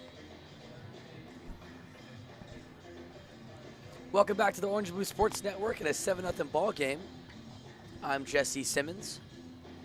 Going into the top of the 6th here, as the Gators will take another new pitcher here. Ryan Slater, 6'3" right-hander from Palm Harbor, redshirt junior, takes the mound against Lorenzo Miola in the inning. Slater was a huge part of the Florida Gators in their postseason run. Played really well, did he not, Rothman? Yeah, he pitched really well, and especially against Texas Tech when he went 5 shutout innings, fanned a couple, and that was a big reason for their win against Texas Tech. And also when he pitched out of relief against TCU, going 1 2/3 scoreless, and he was a big part of that run to that World Series where they just came up short against LSU. As back-to-back-to-back pitches don't find the strike zone. He comes back with a pitch to get a 3-1 count here. Yeah, his fastball definitely has potential on it. A lot of late life. Yeah. Another fastball fouled off by Miola. That fastball, the little arm slot he has, it gives you some good like juice to it and late life to it that it makes it harder for hitters to see out of the hand. It makes it harder for hitters to track. When he backs up that two-seam and four-seam fastball, it makes it a little difficult. Yeah, and his two-seam seems to run like rather late, which is going to be really tough for hitters. As that fastball is grounded, barehanded by the third baseman, Shelnut, and gets the out at first base to Heyman to punch Mule out for the first out of the inning.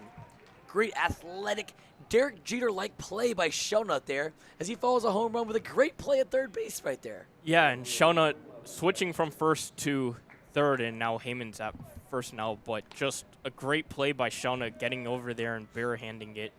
And an even better job by Heyman to stay on the bag, even though from our vantage point it looked 50-50 as to whether he was on or not, but he'll take it, 1 out. As a left-hander, as the left fielder, Evan Griffiths settles down in the box here for a 1-0 count. Another pitch, high, 1-1 count. Yeah, Shelnut's making his case for Game 2 MVP, huh? Here in this fall scrimmage. That was a fantastic play as that ball was somewhere in between shortstop and pitcher on the ground. He charged in hard, picks it up bare hand, under the body throw, punches out an easy, perfect throw to Luke Heyman for the out. As Griffiths draws a 3-0 count here on the pitch. Scoops up a fastball there to get a 3-1 count. Yeah, second straight hitter Slater's fallen behind 3-0 too, so want to iron those things out. Especially now in this fall scrimmage. As Griffiths lines a ball backside, Yost backing up, will get behind it for the out.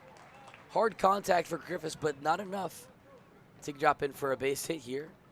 2 outs for the Florida Gators in the top of the 6th. Right fielder Landon Moran will now follow up in the box, one of the best hitters for the Stetson Hatters. First pitch drive, hard hit ball, just like Griffiths did last at bat, but it'll be down as Michael Robertson tracks it in for the 3rd out of the inning. Look, that was a quick inning. 7-0 lead for the Florida Gators. This is Jesse Simmons with Matt Rothmann. You're listening to the Orange and Blue Sports Network. We'll be right back. Sound of someone correctly installing a car seat. And this is the sound of someone incorrectly installing a car seat. Correctly, incorrectly. Hear the difference? No? That's because installing a car seat incorrectly is terribly easy. So much so, 75% of adults install them wrong. For simple instructions on how to get it right, visit buckleupforlife.org. Ah, perfectly executed. Brought to you by Cincinnati Children's Hospital Medical Center. My name is Ruth Rusi, and this is how I live United. I read to children as part of United Way's education program. It helps them create links between language and literacy and prepares them for a better academic future. I figure I have the time and they have the need. My name is Ruth Rusi. I help kids prepare to succeed in school, so I don't just wear the shirt, I live it. Give, advocate, volunteer, Live United. Go to liveunited.org. Brought to you by United Way and the Ad Council. Hey, Russell Wilson here, and I know how important exercise is. It's essential. It's essential. With Play 60, United Way and the NFL are helping kids stay active and play at least 60 minutes a day. Healthy kids, healthy kids. But what this place needs is you. To donate or volunteer, go to unitedway.org/play60 because great things happen when we live united. Donate, donate. Are you guys going to do that every time? Yes, of course. Yes, of course. Brought to you by United Way and the Ad Council. Are you saving for a big purchase or just trying to put money away for a rainy day? The National Foundation for Credit Counseling offers these tips to help you meet your savings goals. Set aside money from every paycheck, bank any raises, bonuses, or tax refunds, and put away loose change every night. It adds up. For more tips on how to save money and reach your financial goals, call a certified NFCC counselor at 1-800-388-2227 or visit nfcc.org, a public service from the National Foundation for Credit Counseling. You're listening to the Gator Baseball scrimmage against the Florida Gators and the Stetson Hatters. You're listening to the Orange and Blue Sports Network here at Condron Ballpark on the nice, sunny, Sunday, crisp night. We are back here as Jalen Guy digs in. First pitch, hard chopping ball to the second baseman as he eats it up and gets the out. Kind of close as Hughes does fumble it, but gets the out on the transfer. Quick first pitch out for the pitcher, Chris Shine. Yeah, Chris. good. But just a good job by Lopez. You know, that ball tailed to his left, and he was able to dive and make the catch to stop the play and then throw it to first for the out. Hot swing by Guy, but Chris Shine will settle in here from the South Plainfield, New Jersey high school right-handed pitcher. As the first pitch to Michael Robertson will not get over the plate in a 1-0 count. The pitch just down and in again. 2-0 count. Hitters count here for Robertson. I would put money on a big swing is coming. But it'd have to be a strike first to do so. Good plate discipline there by Robertson as the ball just gets off the side of the plate. 3-0 count for Robertson here in the bottom of the sixth.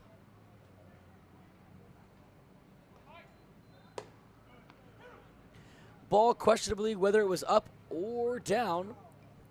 Creeps over the top of the middle of the plate. 3-1 count here for Shine. On the pitch, Robertson tattoos that ball right at the center fielder in Jones for the first out.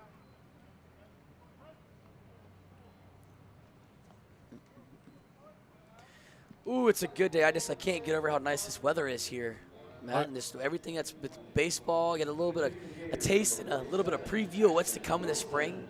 How comfortable is this? How great is this? Yeah, it's definitely awesome. Great baseball weather out here, even if it's gotten dark really earlier than usual. But, you know, the spring certainly get these jitters out of the way for the fall, some rust, and then spring is when they will come back and hopefully play as well as they did last season. Absolutely. As number 47,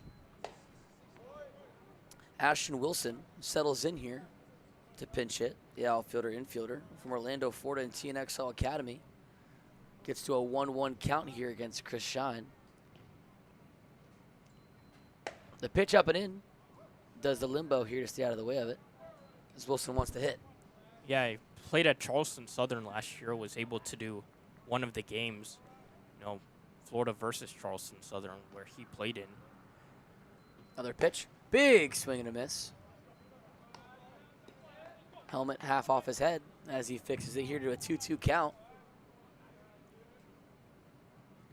Yeah, Florida played some good games earlier in the season last year that got you so excited, and you just could tell from the early games of the season how special that season was going to be. Yeah, and you saw it was the Cincinnati series, the one that I did, where they hit so many home runs on that weekend. So exciting. And you knew right away something was going to give for this team. Something was brewing in that Florida Gator coffee shop of a baseball team, I tell you what. As Ashton Wilson draws 2 straight balls to get a walk here, tosses his gear as he's jogging down the first base line and almost steps and fumbles over it, but he will recover. As Brandon Neely does some teamwork, picks up his things and strolls back to the dugout. That brings up Brody Dene, the catcher for the Florida Gators. Big swing and a miss and a 2-out inning here with a runner on. Dene's taking some big swings tonight. That big frame, 6'6" frame, is not afraid to swing that bat as a back pick to first base is no good. And it'll be safe here for Shine.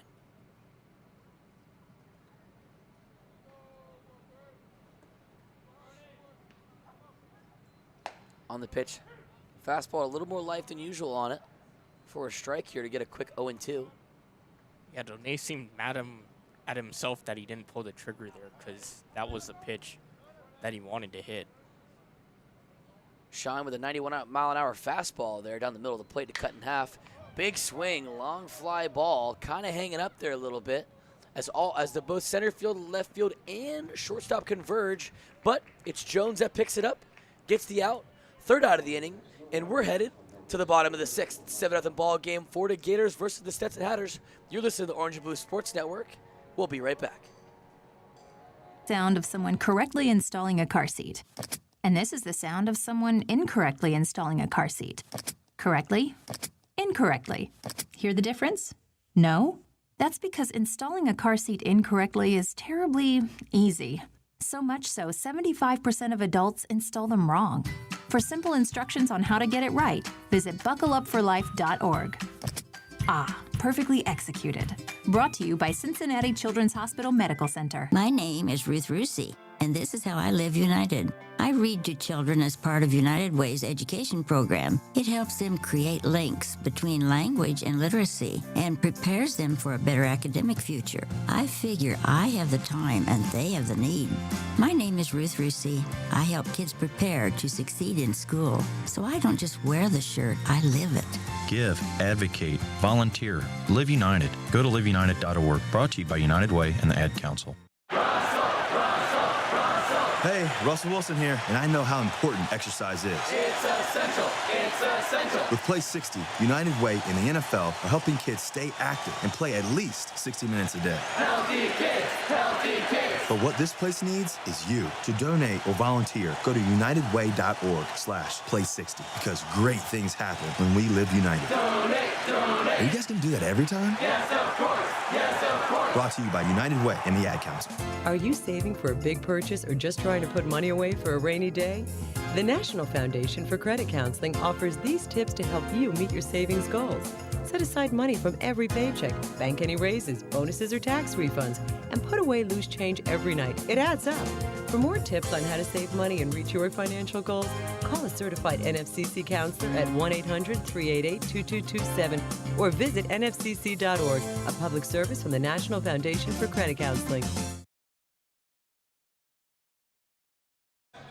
Welcome back to the top of the 7th in a 7-0 ball game between the Florida Gators and the Stetson Hatters here at Condron Ballpark. You're listening to the Orange and Blue Sports Network. I'm Jesse Simmons.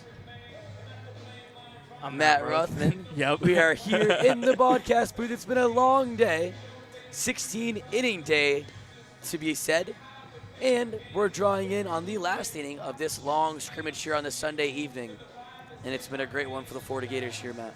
Yeah, it definitely has, and I think the more impressive part has been their pitching because last year, their pitching overall I thought was solid, but you had some games in which they really gave away, especially in the last couple games of the season to LSU because their pitching wasn't too great. So, great to see their pitching at least come out here and do well for a start. I agree, and one of those pitchers, Blake Purnell, as he digs in on the mound, has an unconventional approach on the bump in his delivery.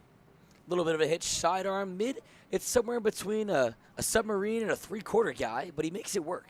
He has some of the most interesting, I think, movement on his fastball and breaking ball as you'll see in an SEC pitcher. As Isaiah Barquette gets a chopper to first base, picked up by Luke Heyman for the first out of the inning. Blake Purnell, 6'3" right-hander from Boynton Beach, St. Thomas Aquinas High School. And I think the biggest thing for Purnell going into this upcoming season would be to limit the walks, 17 of them in 21 in a third inning. His strikeout numbers are okay, 18 and 21 in a third innings, but he's got to limit those walks because his command wasn't really too great last season. Yeah, as Daniel Labrador steps in the plate to face Purnell. Purnell was one of those, I say, wishy-washy pitchers where he kind of struggled here and there, but the times that he's shown very well.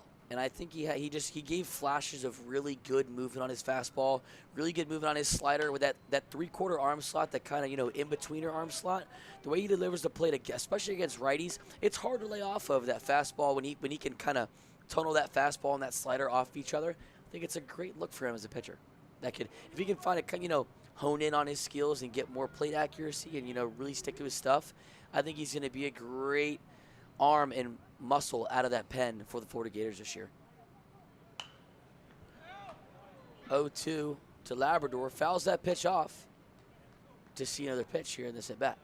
Yeah, and the pen's going to be really interesting to see this year because there's some reports that Neely could be one of the starters for the weekends. Who would you see for that third spot starter, assuming if it is Caglione and Neely that are pitching You know, that's a great question because Neely in high school, I do know Neely and I've played with him before. In high school, he was a starter, so he was kind of used to that starting role. I think he likes the starting role easier. It's a lot of pressure being a reliever. You never know when you're coming in. I could see Purnell. I could see Purnell being that guy that's a setup guy. You know, if you kind of come in with a backwards angle of a bullpen, I think he could be a guy that's not unconventional, but could be a starter as he hits Labrador in a 1-2 count there to draw a hit by a pitch in a 1-out ball game here. But I think Purnell could be one of those guys that, you know, steps up and could earn a starting role. I think that his arm and delivery will, you know, want to be used more in the back end of the bullpen of a setup guy or a closer because it's unconventional. But, you know, that's a good question. I'm not really sure what Coach O'Sullivan has in store for this Gator bullpen. Yeah, Logan Hughes, freshman, steps up to the plate here, takes a first pitch, ball outside. Yeah, of course they started Cade Fisher in a few games. He pitched the first game. Ryan Slater as well. He pitched in that game against Texas Tech. You know, he could obviously be one of the guys that's used. But it's sort of interesting how, you know, some of the guys who did start games last year, like as Logan Hughes rips that ball, hard line drive to right field, brings 2 runners on for the Stetson Hatters here in the top of the 7th in a 7-0 ball game. No, I agree. I think Cade Fisher, you can't argue that appearance he had against LSU to keep them in that series was so incremental, and it told a lot about that player and the guy he is. He's a great pitcher. I think he's so special. He easily could filter into that role. That could be him and Purnell. I think he favors over Purnell into that starting role, but I think he's just such a Swiss Army knife. He could come either way out of the pen. For sure. And, you know, they had pitchers like Yo Tejeda, who isn't, you know, with the program now, but agreed. You know, replacing, you know, Waldrop and Sproat is going to be a big question going into March. 100%. Kyle Jones steps in here with runners on first and second as Purnell looks to get out of the inning with 1 out. Foul tip first pitch. Followed up with a ball for a 1-1 count here. Yeah, things in the fall you look for is consistency from pitchers, trying to find the strike zone early. Another wild pitch gets behind Jones as the catcher throws down, and Labrador will slide in sideways to third base safe as the catcher Garrison tries to fire down to third base, but not in time. Wild pitch there, gets runners to second and third here with 1 out as Stetson is still scoreless here in the top of the 7th. Yeah, he threw the ball behind the batter that time and kind of hop, skip, and a jump to stay out of the way of that ball there. Yeah, and created a pretty big bounce. You know, I thought Dillane could have just turned right away and threw it, but would have been also risky to do so. Absolutely. The Stetson Hatters looking to press here, second and third, and a 2-1 count for Jones. And the pitch, swing and a miss. Frisbee over that fastball. 2-2 count. Yeah, good pitch by Purnell. That sort of sinking fastball that went down and forced that swing and a miss. Like we're talking about that late life, that it's kind of hard to track as a righty. Comes across your body, sinker down and in, draws a full count there. Won't work. Sometimes, like you said, that weird arm angle will kind of have it come across your body as a hitter, and it makes it tough to see a regular pitch compared to an over-the-top guy. So it makes it a little difficult. Draws the full count here.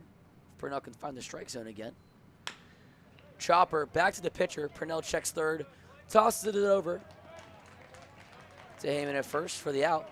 2 outs for the Florida Gators here. Can I just say that anytime I pitched during high school, I always hated when a grounder would come back to me, because when throwing off a mound, it's so different.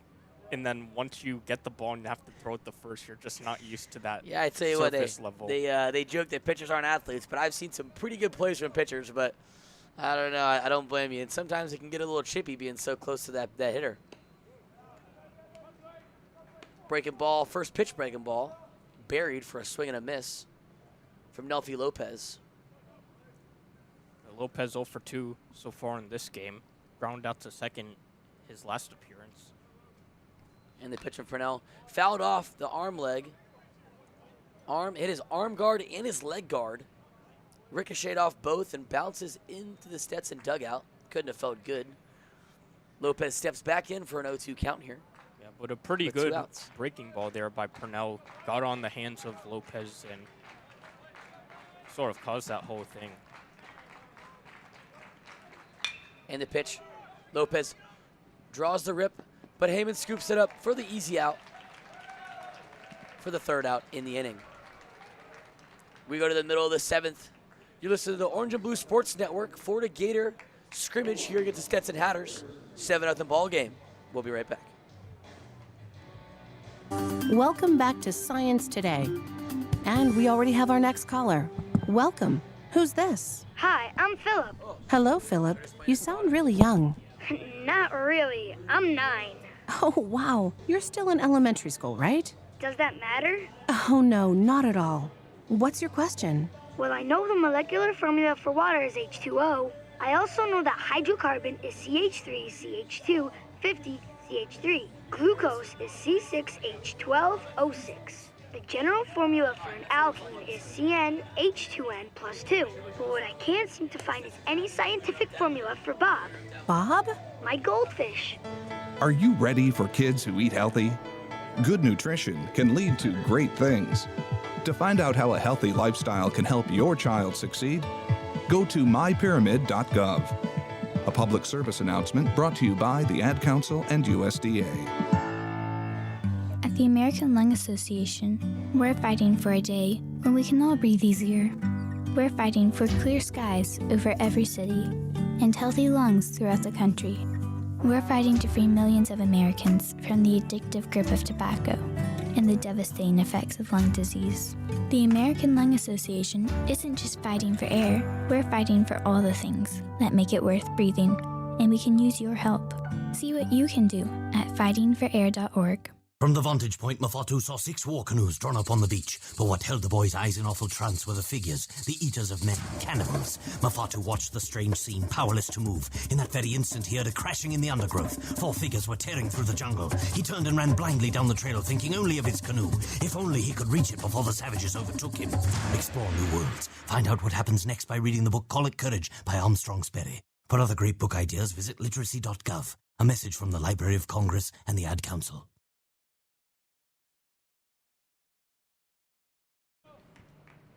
Welcome back to the Orange and Blue Sports Network.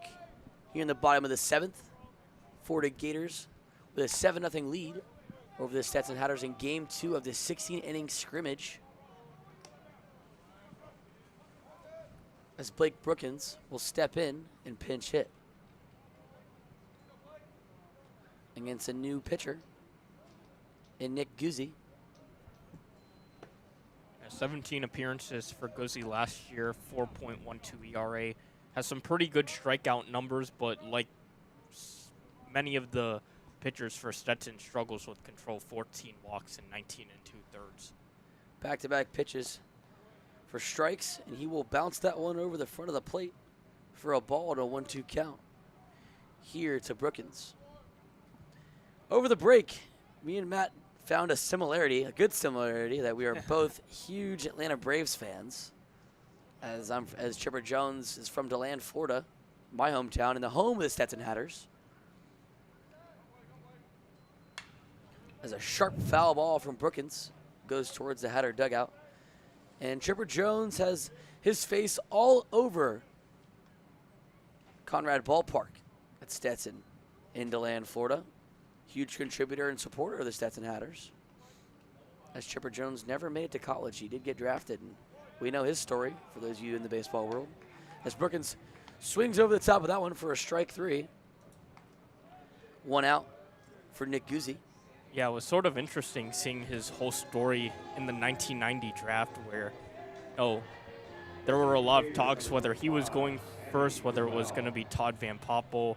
Yeah. And then, Chipper and the Braves sort of, cut a deal where, they met in the middle of it, and he became an Atlanta Brave. It's crazy, but I'm glad of the way it happened. So. Oh, yeah, I'm sure. Yeah, I played at Chipper so Jones Little League growing up, which is literally, how can you not be a fan? Yeah. Sammy Mamau steps into the plate for the Gators in a pinch hit. Swing and miss. First hit, sharp hit. Third baseman, Barquette dives catches it, stands up, sharp throw to first base for the out. Florida Gators dugout does go crazy, but Barquette stole a hit from Amau for the second out of the inning. Yeah, just a brilliant play by Barquette, diving to the left side and getting the throw over accurately for the out. Shelnut steps in with 2 outs in the bottom of the 7th here. Hit a home run his last plate appearance. In this 2-game scrimmage, the Florida Gators and Stetson Hatters will only be playing 7 innings in this Game 2 scrimmage. So this is the last inning. Though the Gators are up 7-0, would usually not play the bottom of this inning, being the home team. But Shelnut looking at a 2-0 count. Potentially could go back-to-back home runs in consecutive at-bats. On the pitch from Guzzi. Sharp hit ball, but it's a foul ball. Yeah, he's That's a hammered. hard hit foul ball. Yeah, he's hammered some of the balls he's had today. The first hit in Game 2 was single. He laced it to center, and even the line out he had to left field. First pitch just absolutely pulled it, but it was just straight to Griffiths. Swing and a miss fastball there. Excuse me, that was a changeup. Yeah, great off-speed pitch by Guzzi, getting Shelnut way out in front of it. Guzzi does tunnel his fastball and changeup very well, which could have been why Shelnut swung over the top of it. Another pitch. Shelnut offers, looking strike 3 to end this scrimmage. And that'll be the end of it. So to be. As the Florida Gators get the Stetson Hatters, the Florida Gators are victorious over here, 7-0 over the Stetson Hatters in Game 2 of this scrimmage. You listen to the Orange and Blue Sports Network. I'm Jesse Simmons. I'm Matt Rothmann. And thank you for listening tonight. And we will see you soon on the Orange and Blue Sports Network.